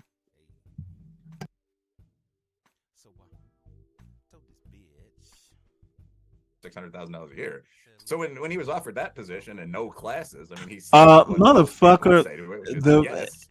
And he took then his, that's a bigger shame, leather-bound chair in that SKC. A institution. fucking Definitely not called the Marine Soul chair. was too So yeah, I afraid mean of his students. that definitely did affect some perceptions of him. And one thing I will say though is that I think that's a bit of an excuse.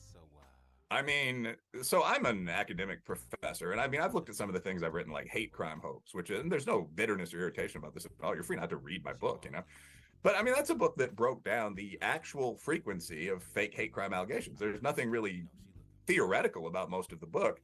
And the last time I looked it up online on Google Scholar, it had been cited something like 30 times in total, like not a very large number.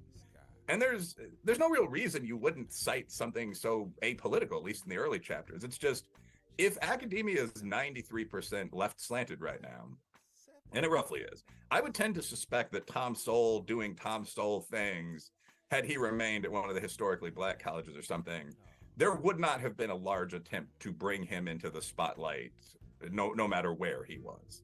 You don't see a lot of citations to Charles Murray in the journals of late. And there are other people on the opposite side of things, like Robin DiAngelo, I think, has a teaching sinecure now, but was a diversity consultant for most of her career. And again, no hate. I mean, a political opponent, but nothing evil about her writing or anything. She's, I think, wrong. But I mean, she has tens of thousands of academic citations. So it's not necessarily that you need to be in that world. I mean, Nicole Hannah-Jones is a New York Times journalist. DiAngelo ran a diversity consulting business. The book that's most frequently brought up in academic conversations is White Fragility, which is a popular press book about the... You know what Wilfred's not bringing up is that Robin DiAngelo, she was better at building a business off of her thinking than motherfucking Thomas Sowell was. He did not go to a think tank to be paid. Robin DiAngelo fucking invented her own shit. Whether you think it's shit or not, whether it is worthy.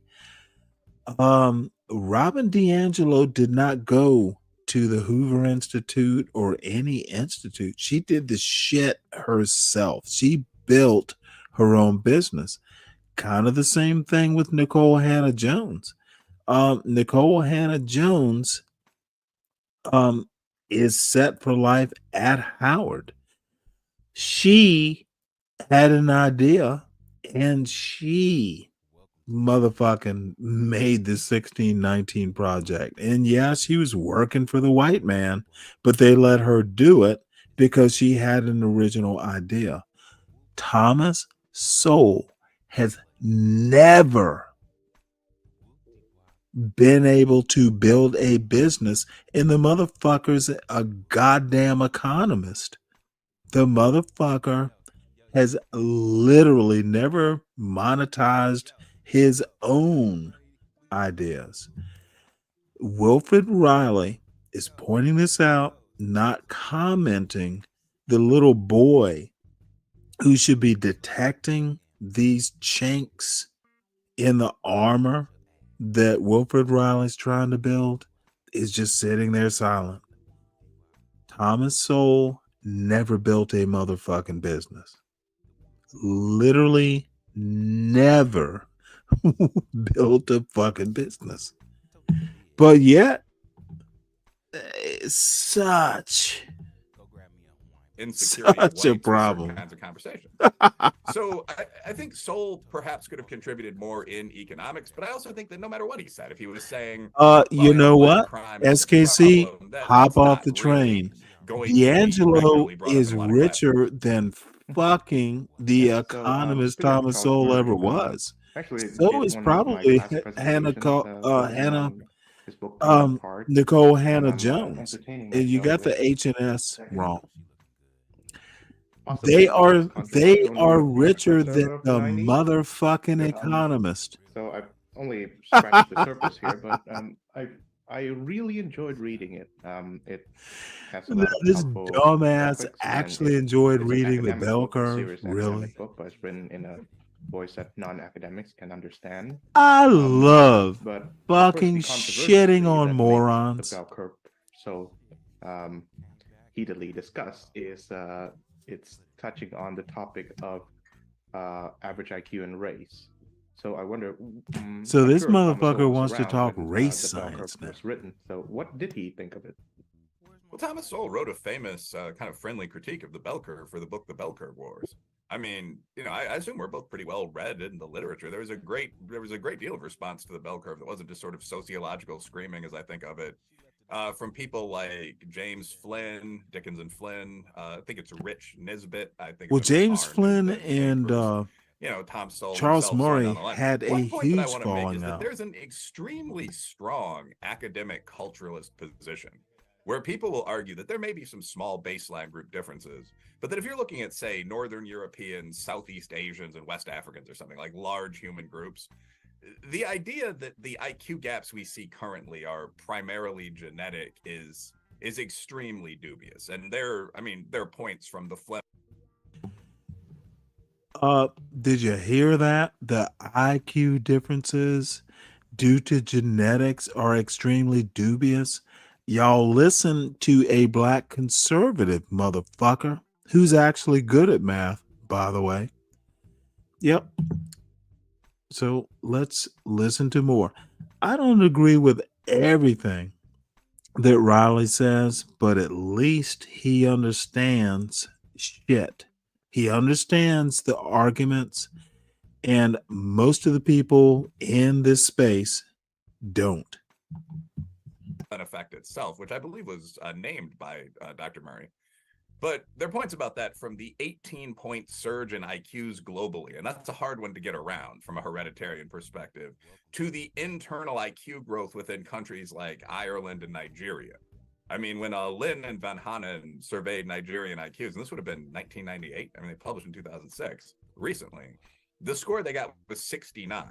And this is frequently used to argue, well, there are serious deficiencies in Black Africa, so on. And a lot of people pointed out that seemed highly implausible. that this fairly civilized country known for the Igbo population and other groups that perform at the white or Asian level in the West had an average IQ of 69. It didn't really make a lot of sense. If you go to the website Brain Stats now and you look at the redo of that paper by Nigerian and European surveyors, the IQ is up to 84. I would suspect that in the Igbo country, that's going to eventually get to 102 or whatever as schooling becomes available to everyone. So there's an extremely quantitative Well, quite frankly, position, who and I guess cares we about Tom any of earlier, this? around Why these IQ care to questions, think where about it? people say, I don't dispute there may be some genetic differences. I mean, Sol, I believe, is the guy who said, if you compare Ashkenazi Jews to Australian quote-unquote Aboriginals, you might find a gap. Which, I mean, is not supposed to be funny, but I mean, when you think about that, yeah, maybe. But whatever you might think of that, and that I don't consider this question conclusively resolved, even at that level. There obviously are things like intensive study prep that boost tested IQ that we see frequently. 100%. So what Sol said about the bell curve is he thought it was an interesting book. He thought that the current tested IQ gaps were real. This is important. Whether or not this is genetic and enduring, right now, if you've got, say, Black Americans that have a tested IQ of X, And this whites is that have a tested IQ of actually X plus something 11, that that's going to explain. I can appreciate. It's not so much the why as much as the is. So, make the argument that we need to understand why. But if you don't understand, or if you don't accept that there's a genetic thing, what are you doing to prove the genetic thing wrong? That's where this is going to go. Explain a lot of differences in proportional representation across fields. You need to just be honest about that. So Sol says that. And then he essentially makes the culturalist case. I mean, he points out that the Appalachian IQ is generally identical to the Black IQ. Appalachians are almost purely North English, quote unquote, stock, although working class. There's no genetic way to explain that. Scots, Irish, English, I guess, is a bit of a mix. But I mean, he does a solid response. It's only about 12 pages long, so I don't think he debated the book in depth very often. I will say one additional thing about the bell curve, which I won't take credit for. Sol has also mentioned this, but I mean, writing about Murray's latest book, or not his latest book anymore, but writing about facing reality for commentary. I was asked to review that book. I looked at the text and I noticed that the Black IQ, according to Murray, is now 91 or 92.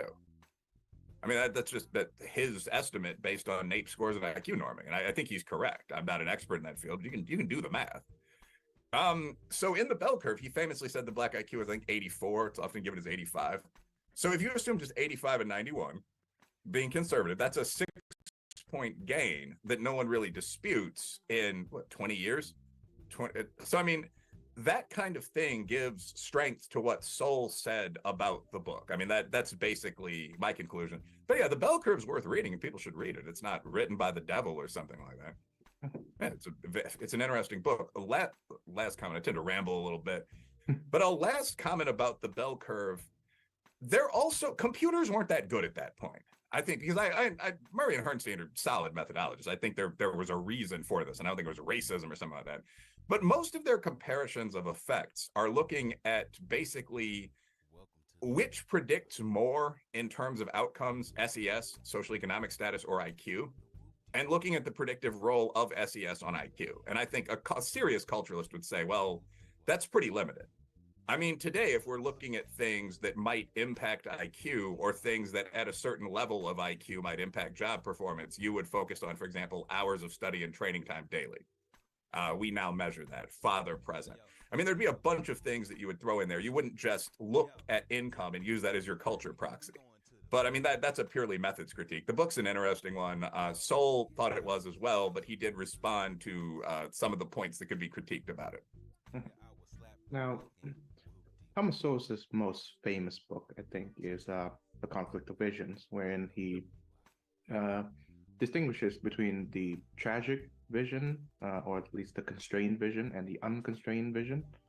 So I think a reasonable critique of that work would be, well, if someone is resigned to the tragic/constrained vision regarding, say, race in America, he or she would never dare to believe that Black and white Americans could ever be equal. And I certainly don't get that impression that Thomas Sowell believes in that, resignatory vision. So, how would you characterize Thomas Sowell's views on race relations in America? Well, I think Thomas Sowell, first of all, yeah, one of the things that you hear often if you're a right-leaning black guy, a conservative, a businessman, is, well, you must be an Uncle Tom. You must hate yourself and want to be white.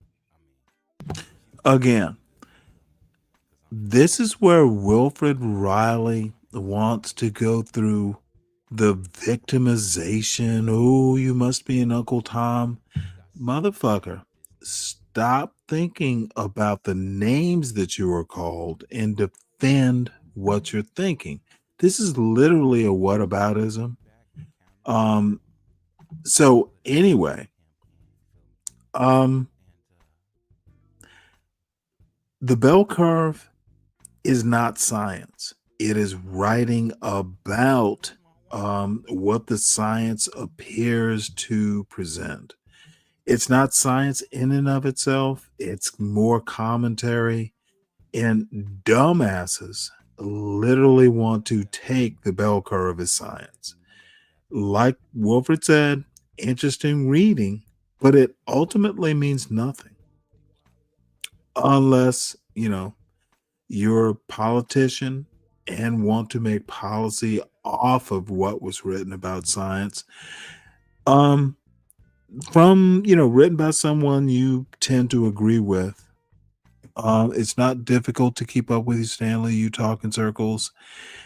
And foundational white Wakandan, apparently you're not in my circle. So what can I say? If you know, you know. If you don't, you can't follow, even if it's a circle. What you're calling a circle, I call looping back to build my foundational argument. So keep up or don't. Thank you for chatting. Or hit the link. It's pinned to the top. Come up and tell me where I'm going wrong outside of the chat. Chat ratism is not like really a thing to make me think about my own arguments. And in fact, there's no empirical evidence of that whatsoever. As part of my dissertation, which later became a book, I looked at the influences on identity valuation among people. Fairly standard social science project, but it was actually designed to respond to a particular experiment done by a guy named Andrew Hacker. So in the late 1990s, Queen's University professor Andrew Hacker did something that became pretty famous, which is asking all the white kids in his upper division classes how much they'd have to be paid to be black. And the average answer was $50 million, which Hacker used as a proxy for racism and all the terrible things we people of color endure every day in the USA and so on. But there's one oversight. I mean, I don't know if you're familiar with the New York neighborhood of Queens, but it's very well known for Irishmen and Italians that talk like this. It's a lot like my old neighborhood in Chicago, except with fewer blacks. And he's got a mostly Caucasian pool of probably working class origin students, blah, blah, blah. But he didn't ask any black people, or at least not any significant number of black people, how much money they'd have to be paid to be white. So in the dissertation project, I do that. I actually ask people a series of anonymous survey questions where I create kind of an original position scenario. And I say, in this case where you could, how much would you have to be paid to change your race, your sex, your sexual orientation? We go into some depth. And what I actually found is that if you consider this a proxy for racism, both blacks and Asians are a lot more racist than whites, which didn't really surprise me, but I mean is very contra to the literature there. And in terms of black conservatism, one of the things that I had as a secondary factor variable in the project was level of self-esteem, level of racial esteem. And black conservatives were as proud of being themselves and as proud of being black as black liberals. Black people in general almost have a self-esteem. I think it's really weird. I mean, they were. Hold on one sec here. It's really weird that you would measure black esteem between black conservatives and black liberals. Why do you do those sorts of studies? Weird. There must have been a question about whether black conservatives have self-esteem. I don't know what to say other than that. Most positive group on every metric, to the extent that about half of all black women rated themselves a 10 in appearance terms. So you get the claim that you are a self-hating anti-black bigot if you're a black conservative at all. Very few of us are. Soul certainly was not. My impression, I think, was that Soul thought that race was relations self-hating. could be pretty good, and often had been where he lived. Soul was self-hating. I think that's a fair assessment. SKC, where are you? You seem to have disappeared. Soul, again, couldn't teach that a John Galt would talk about.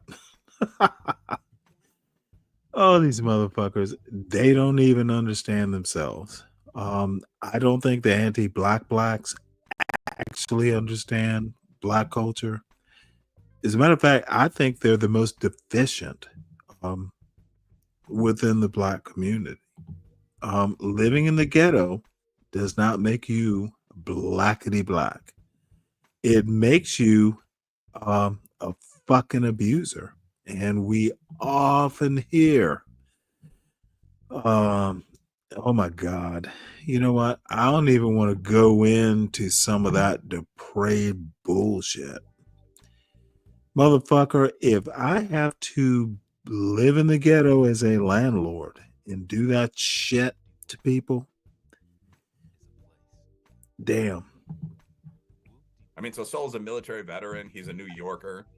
And I think that's one of the important things about him. We often forget that segregation and all of that existed in the deep South in the USA. There was racism My among ears all are groups, fine. including terrible racism Deacon against white Dave. immigrants outside of that region. But there was no Jim Crow, so on down the line. So Soul never struck me as especially bitter toward whites.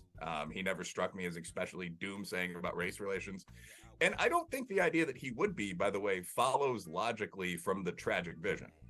The tragic vision of humanity, as you know, is simply the idea that knowledge is widely dispersed and solutions are hard to obtain without. Talk about motherfucking theoretical nonsense. You don't need widely dispersed knowledge. What you need is white people in America understanding that black people can acquire, display, and think about knowledge. This is what these motherfucking and again, I think Wilfred Riley is actually smart. But motherfucker, this is performative. Trade-offs. So, and that's actually like worth teacher style repeating. Like knowledge is widely dispersed. Solutions are very hard to get to. What you get Conservatism is so I think Soul what would the say, well, we've got a fuck lot is of this bigots. motherfucker talk? Dude, this is egregious. Deacon Dave, being conservative is not naturally anti-black. What the fuck? I think we are anti-black because we have conservative views. That's it. So, motherfucker, you're so stupid that you think being conservative automatically means being anti-black? The fuck are you talking about, Dave? Oh my lord.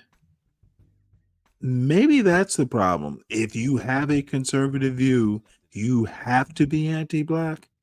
The fuck? Dude, I'm disappointed, Dave.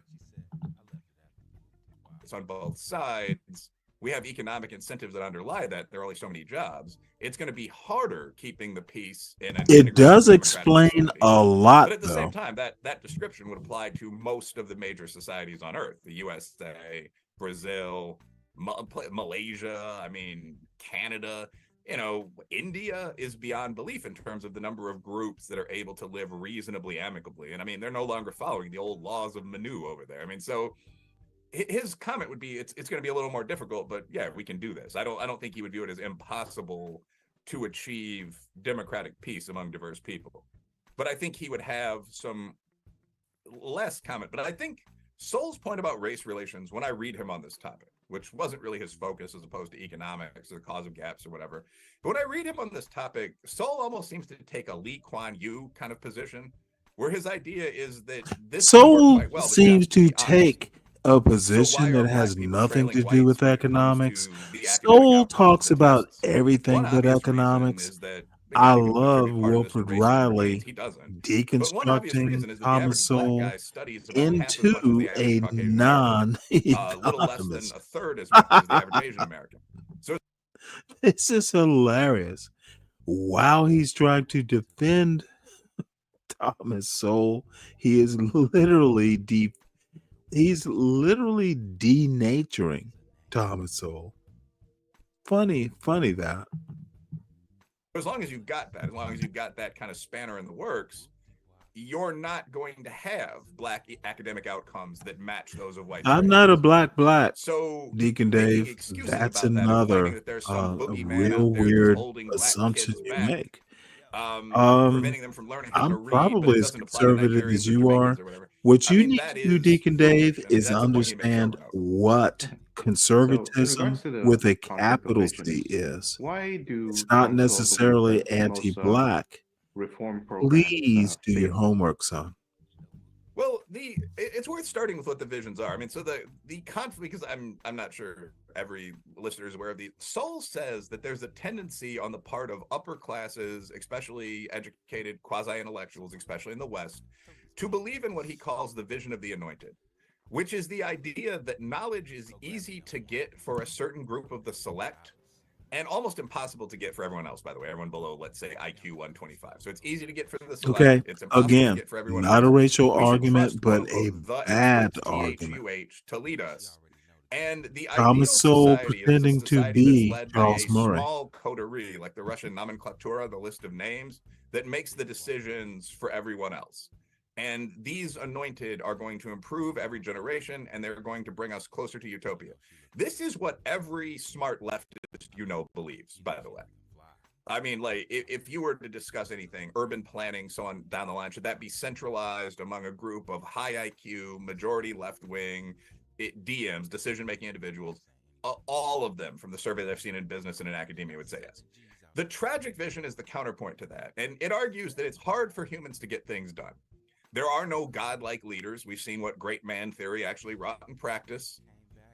Knowledge tends to be quite dispersed, so that the average housewife with a family of 5 or local general practice doctor or successful yeoman farmer is very often as smart as a mid-level college professor within a couple points of him, and more importantly, has more specialized knowledge, i.e. the farmer would know how land drainage worked, which is absolutely critical if you're growing wheat or rice. I mean, the college professor would not.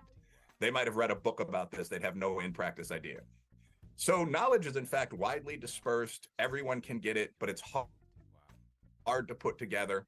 And as a result of this, there's a lot of conflict within society. Knowledge is widely dispersed, so on. You very rarely get to perfect solutions. Instead, you get to sort of trade-offs. In reality, we saw this during COVID-19, where the idea is if you shut down much of society to prevent a certain number of disease deaths, you're going to get a certain number of suicide deaths among younger and, to be blunt, more contributing people very often. Horrible to put it that way, but these are the decisions you're going to have to make as a leader. So that's the tragic vision. That's why he gives it that name.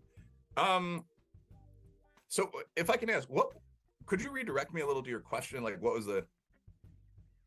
He got So way the off question into would his be, own head. according to Sol, why do these reforms fail? Like Conservatism is not what conservatism is not anti-black. Yeah, so Sol, To- I think, Sol, What it's not are an you I think, talking actually. about? Sol To a argues that liberal most black, high-level reforms you fail want to because they be a follow the liberal for guidelines some of the reason. anointed vision and they ignore Well, on-the-ground reality. And let's this is stop something we this. notice very, very often. This very mediocre video, which I'm kind of glad because I'm watching a very smart black conservative deconstruct Thomas Sowell. You don't understand politics, Dave. You don't understand capital L conservative versus capital L liberal. You're thinking of movement conservatism. It is different than like a philosophical conservatism. You need to know this shit, son, to make the kind of argument you think you want to make.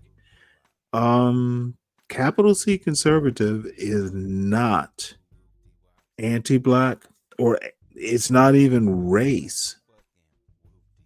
Movement conservatism, the Bill Buckley National Review, the American version, movement conservatism. Google it, you'll figure it out. Please understand that you're making a fucking black and white argument where there are a lot of gray areas. Do better, Deacon Dave. Don't come at me unless you actually know the details of your own argument. You're not, you don't know what conservatism is. That people will begin with a set of theoretical premises that come out of non-vulgar Marxism or later wave feminism or something like this, often something very academic. One premise might be, for example, no one can ever be made to do anything without their explicit verbal or written consent when we get into homelessness. And beginning on the basis of those premises, people often draw up these very complex theoretical frameworks and then try to apply them untested to the real world. It's actually a quote from Saul: apply them untested to the real world. And that generally doesn't work. The best way to do things, speaking of someone who's been a not unsuccessful leader, is what I would call the Kip Semmelweis approach, which is the exact reverse. I mean, obviously, Semmelweis is the guy who discovered disease germs. And that's because as a doctor, he would notice certain things on the ground that weren't supposed to be happening. You know, you'd see these pustulate infections of wounds if certain conditions weren't met. And if you did certain things that were actively discouraged at that time, like alcohol washing your tools, this didn't occur. So he began building up a framework. There must be something going on that we don't understand. This is how I'm going to document it. That led to a great deal of modern medicine, cleanliness in the surgery, and so on. KIP is the chain of schools. I forget what it stands for. Keeping in whatever. But KIP is a well-known chain of charter schools that decided to look at the practices of the most successful public and private schools and implement them.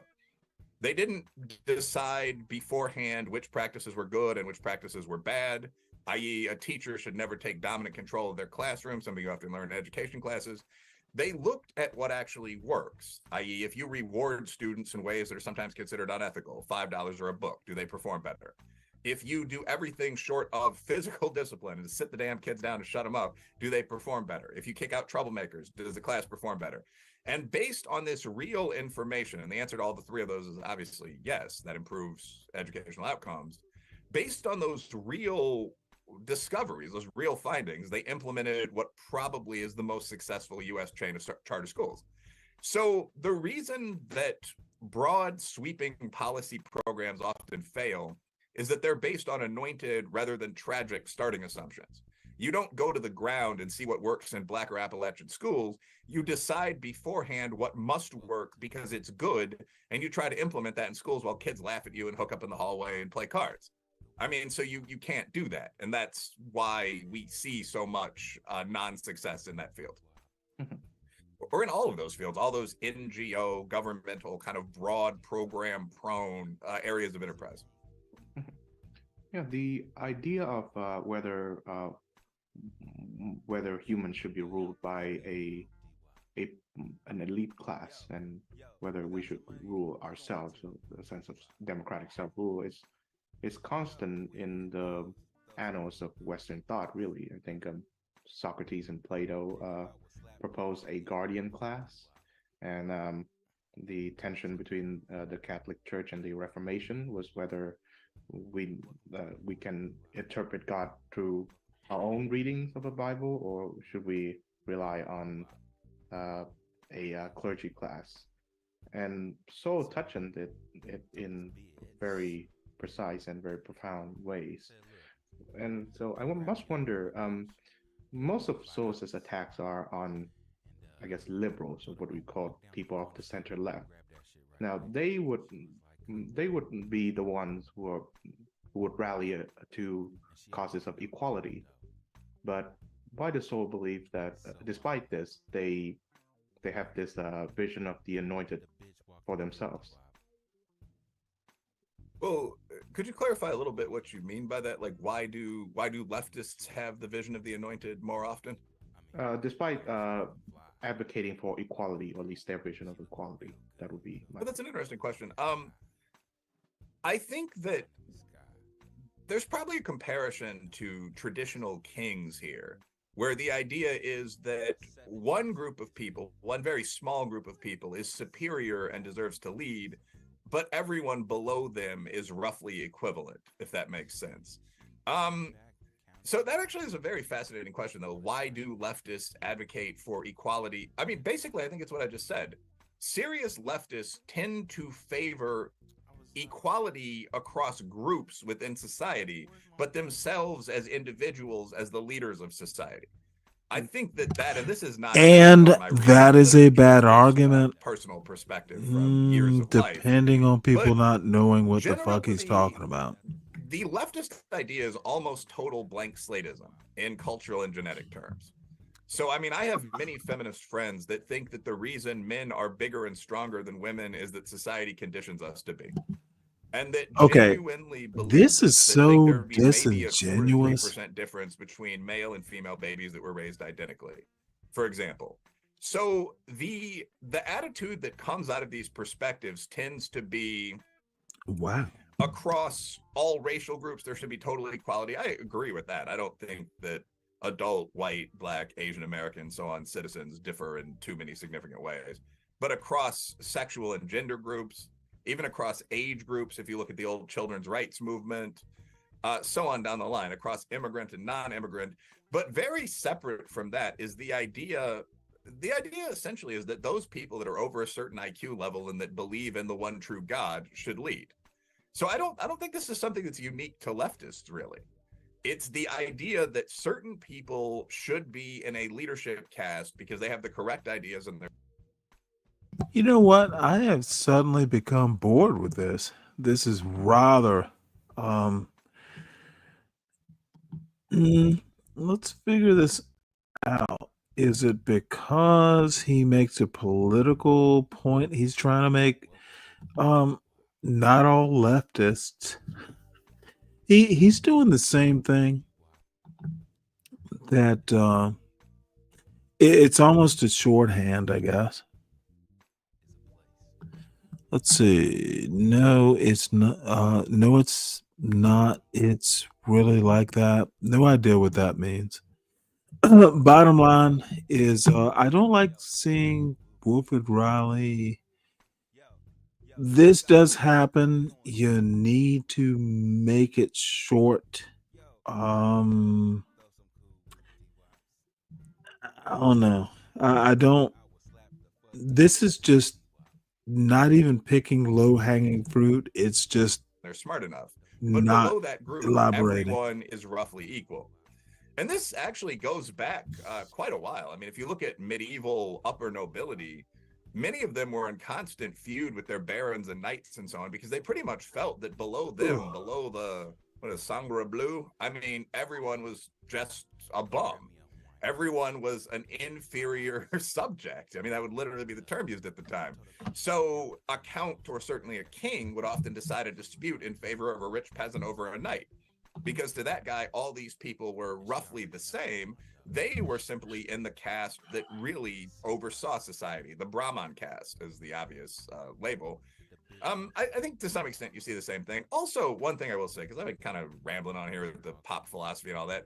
Another thing is that leftist ideas are not necessarily logically consistent. I mean, so when you ask, how can someone favor equality in the law because the doctrines of Marxism or feminism specify it, but also view themselves based on, personal reads of pop psych as inherently superior? I mean, you could. We're talking left ideas not being logically consistent. So just left ideas are not logically consistent. God damn. I'm on the John Gall Urban Landlord channel every day, or almost every day, most of the week.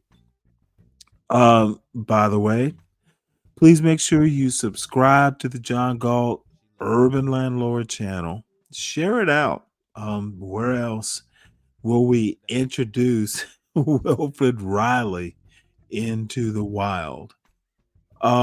Please make sure you're hitting the like buttons. Most of all, we need the likes. We like the likes. It is so nice to see folks. Hit the like button, enjoy the banter of the show. And I don't know. This is getting close to done, and I might have to end this early. I've seen Wilfred Riley actually be better. You know, he's kind of hit or miss in this video. Could also ask how someone could at once side with Palestine and trans people. I mean, there's as much writing on the left as there is on the right. I mean, you know, Christian conservatives are one of the groups most likely to get divorced. How can you rationalize a swinging lifestyle alongside literal belief in the Bible and the idea that the world is 6,000 years old? Well, because you're just full of shit. You're dishonest. And I mean, I don't think that's any less common among leftists than anybody else. But the rational defense is probably what I just said. Like, every society needs some leadership clade. It's us because we're over IQ 125 and we know the one true way of Kendi. But below us, everyone is equal. I think that is. See, this is literally sometimes what I do. He's confused a whole lot of points. Bottom line is IQ is fucking a white thing. Black people don't give a fuck about IQ. Kendi wrote a good book, and someone thought, hey, you can do more with that book. They were wrong. This John Gall Urban Landlord channel, you know, the anti-black spaces that are similar to the John Gall Urban Landlord channel are literally ignorant. They literally don't know what culture is. They don't know, and this is white and black, the people who frequent these spaces. I'm not making a racial argument. I'm basically making an education argument. Y'all don't know shit. White Wakanda bear, whatever the fuck you call yourself, you don't know enough to be making the arguments you're trying to make. And it fascinates me. A little knowledge is a dangerous thing. Well, quite frankly, at least the chat doesn't blow up, so it can't be that dangerous, but I bet it could be. So, let's see what else. I see SKC's probably left. I think I've done my damage for the day, and we'll come back with another Wilfred Riley. This isn't his best. He's basically kind of unimpressive here. The little boy who isn't challenging. All that stuff. Let's see what else we got. Whites built Wakanda and black stole it. You know what? I don't doubt you think that. I bet you do. I bet you believe Wakanda is real. Wakanda is real, and if I don't say it's real, then it's gonna get dangerous for the people who are around you, right? Right. FWW, I fear for your mates. Please tell me you're calm right now. So, I actually do have to go because I have outlived my usefulness. And as you can tell, I'm starting to slur. We was Kangs. What the fuck are you talking about? foundational white Wakandans were Kangs. I've never been a Kang, never wanted to be for that matter. So do better, son. Do better. So, I will drop the link in the Stanley Cross chat. I'm guessing no one is there. But I'll drop the link. 5 minutes. This is going to be last call. And it can be pretty much a 5-minute open panel. We don't have to talk about, what I've been interested in for quite some time. So let's set a timer. It is 11:46. So we have till 12:01. I'm sorry, 11:51. I am getting a little tipsy.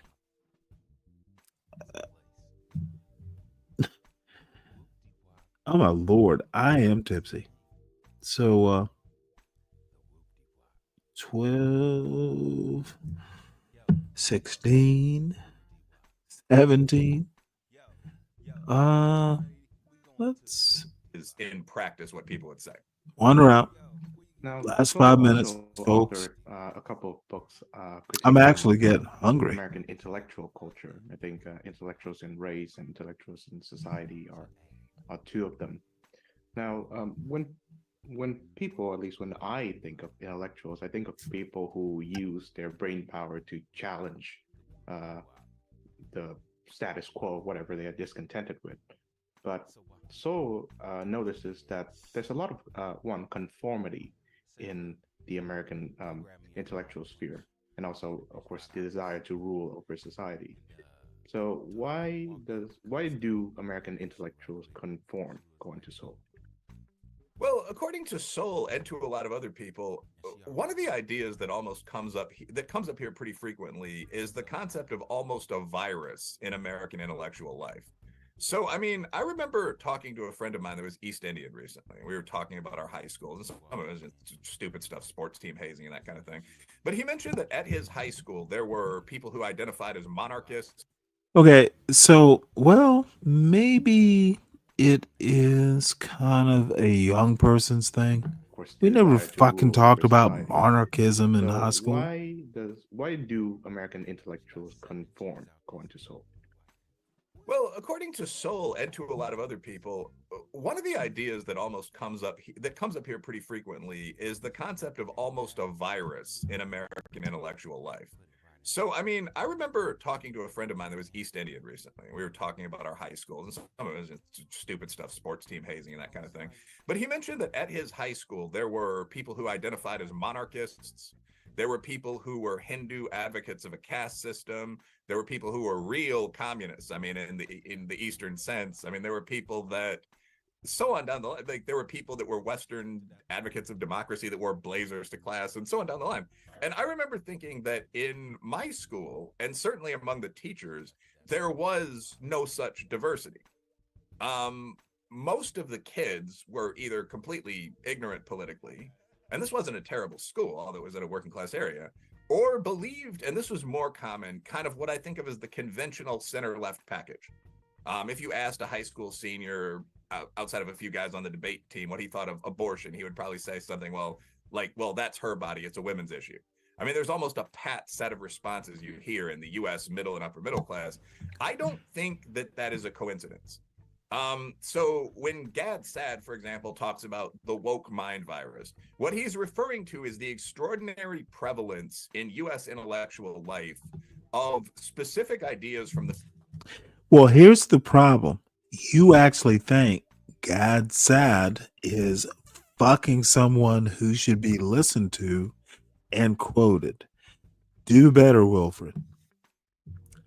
Gad Saad is a motherfucking moron. And why should high school students be talking politics like this?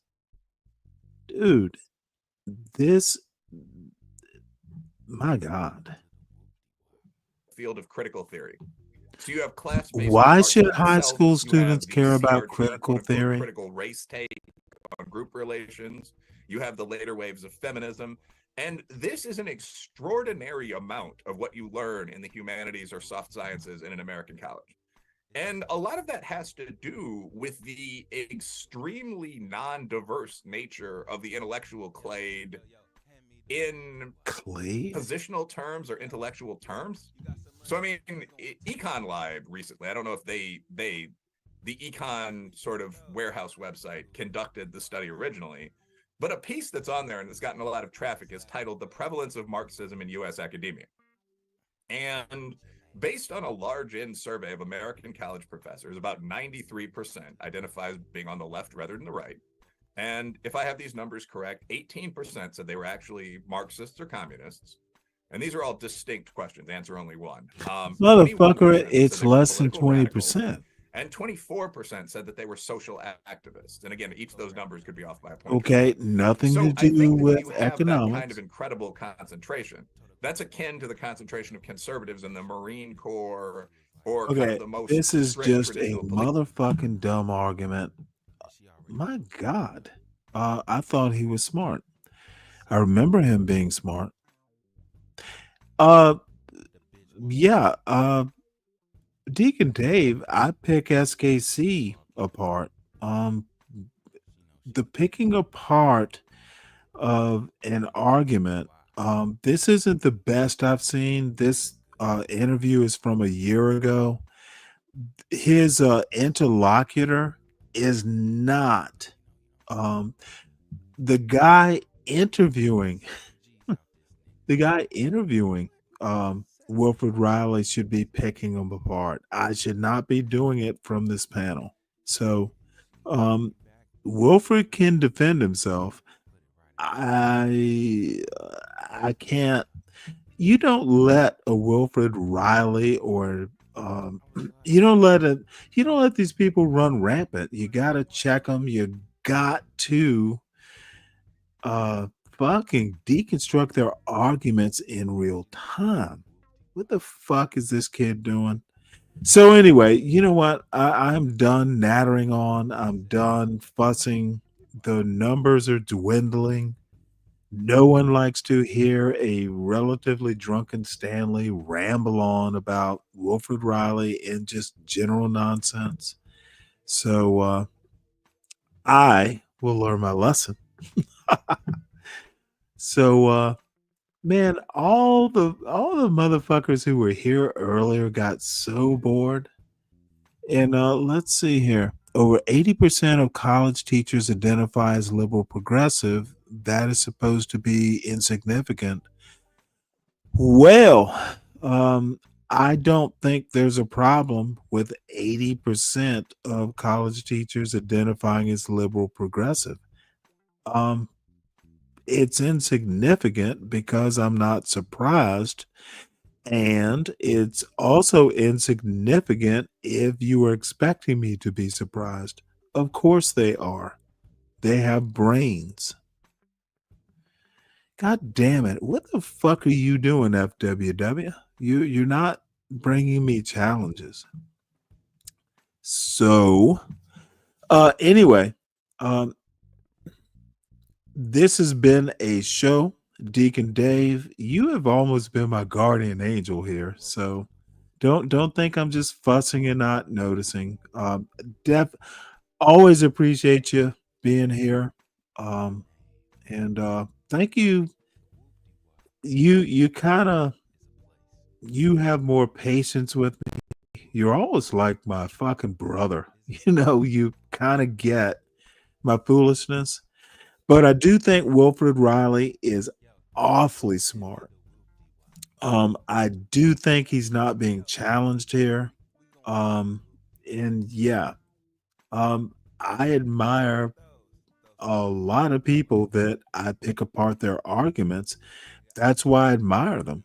When I pick the arguments apart, they're actually able to go, well, Stanley, here is the answer. Why are you upset? They're able to address the questions, the pick aparts, and Wilfred Riley's not doing a good job of it today, but he can. Dude is smart. So anyway, let's see what else. I will be back round about 5 o'clock tomorrow morning. All new news stories, no idea. I do know that we're going to there's a part 2 to that Midtown walkabout that this little girl did, Nina J. And I think she's cute. And she makes me want to be younger, but you know, it'll be all right. So our time is done. What else is there? So artifacts and that whole gang that came over today. Certainly appreciate it. Who else? My lord, I was not expecting them. And they were so nice for coming through. DJ MFB, I always appreciate you. You're a good guy. Leon, Broke Genius.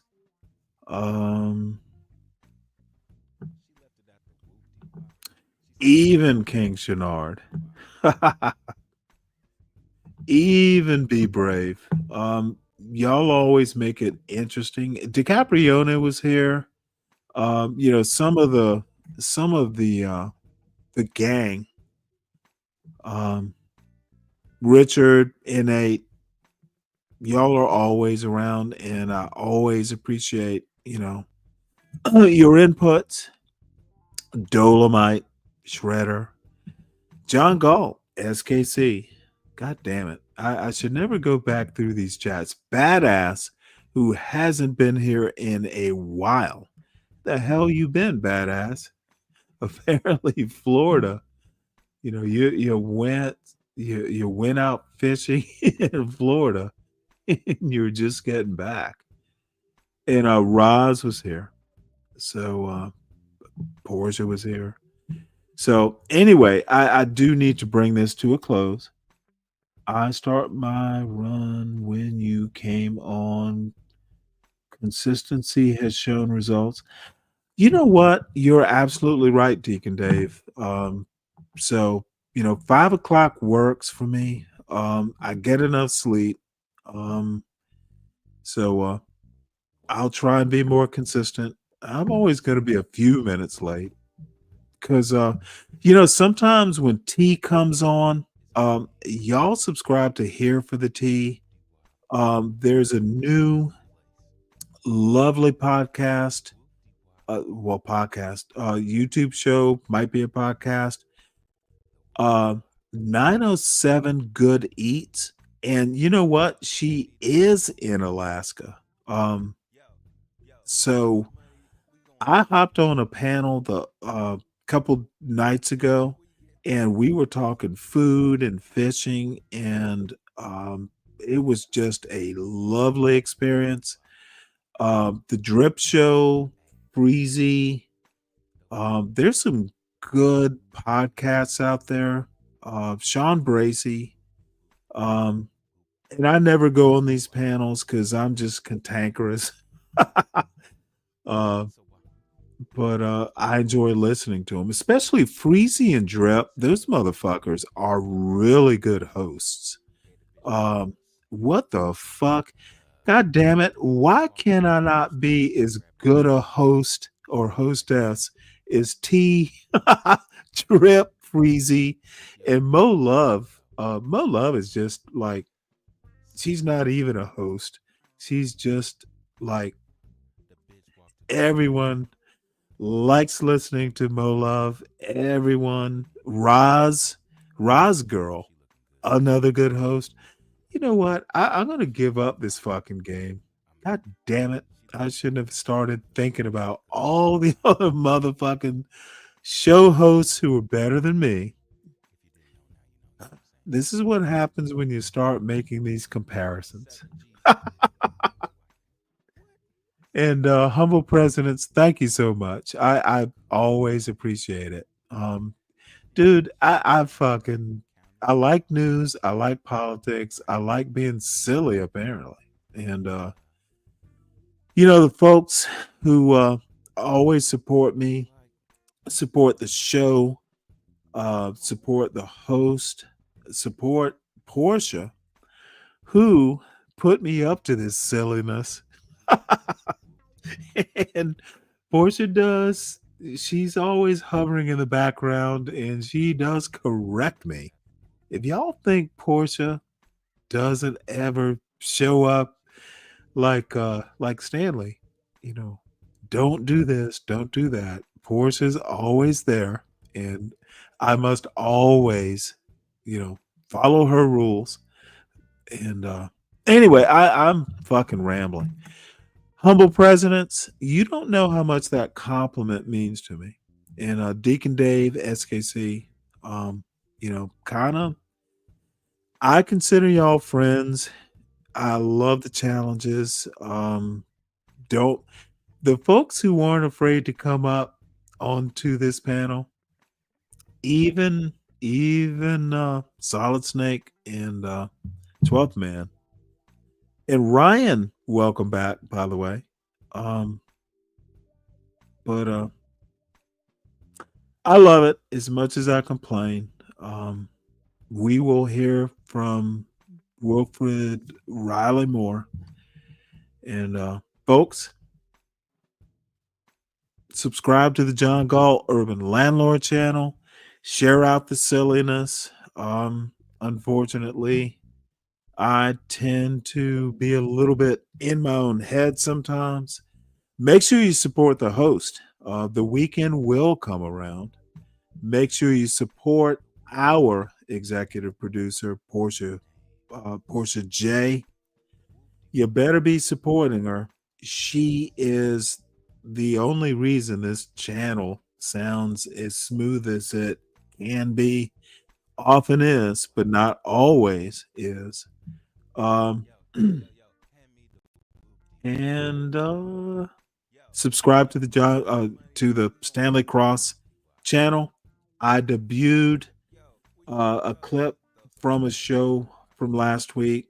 It's Joel Chandler Harris, Uncle Remus, Brer Rabbit, and Brer Fox, and the Tar Baby. It was funny.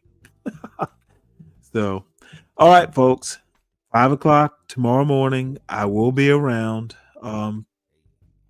with a whole new round of news stories at a minimum, and silliness will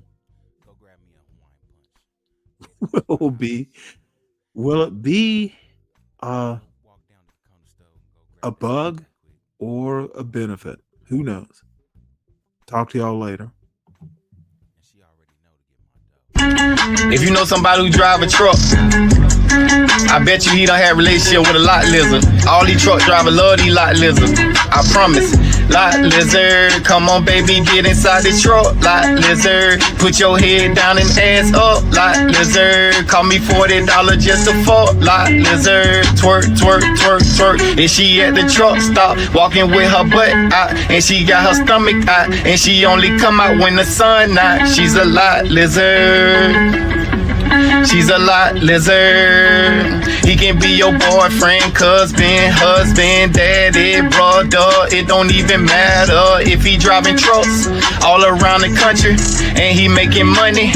I bet you he fuck a lot lizard. Come on, baby, get inside the truck. Lot lizard. Put your head down and ass up. Lot lizard. Call me $40 just to fuck. Lot lizard. Twerk, twerk, twerk, twerk, twerk.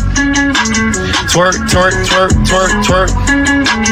Twerk, twerk, twerk, twerk, twerk. Lot lizard. Twerk, twerk, twerk.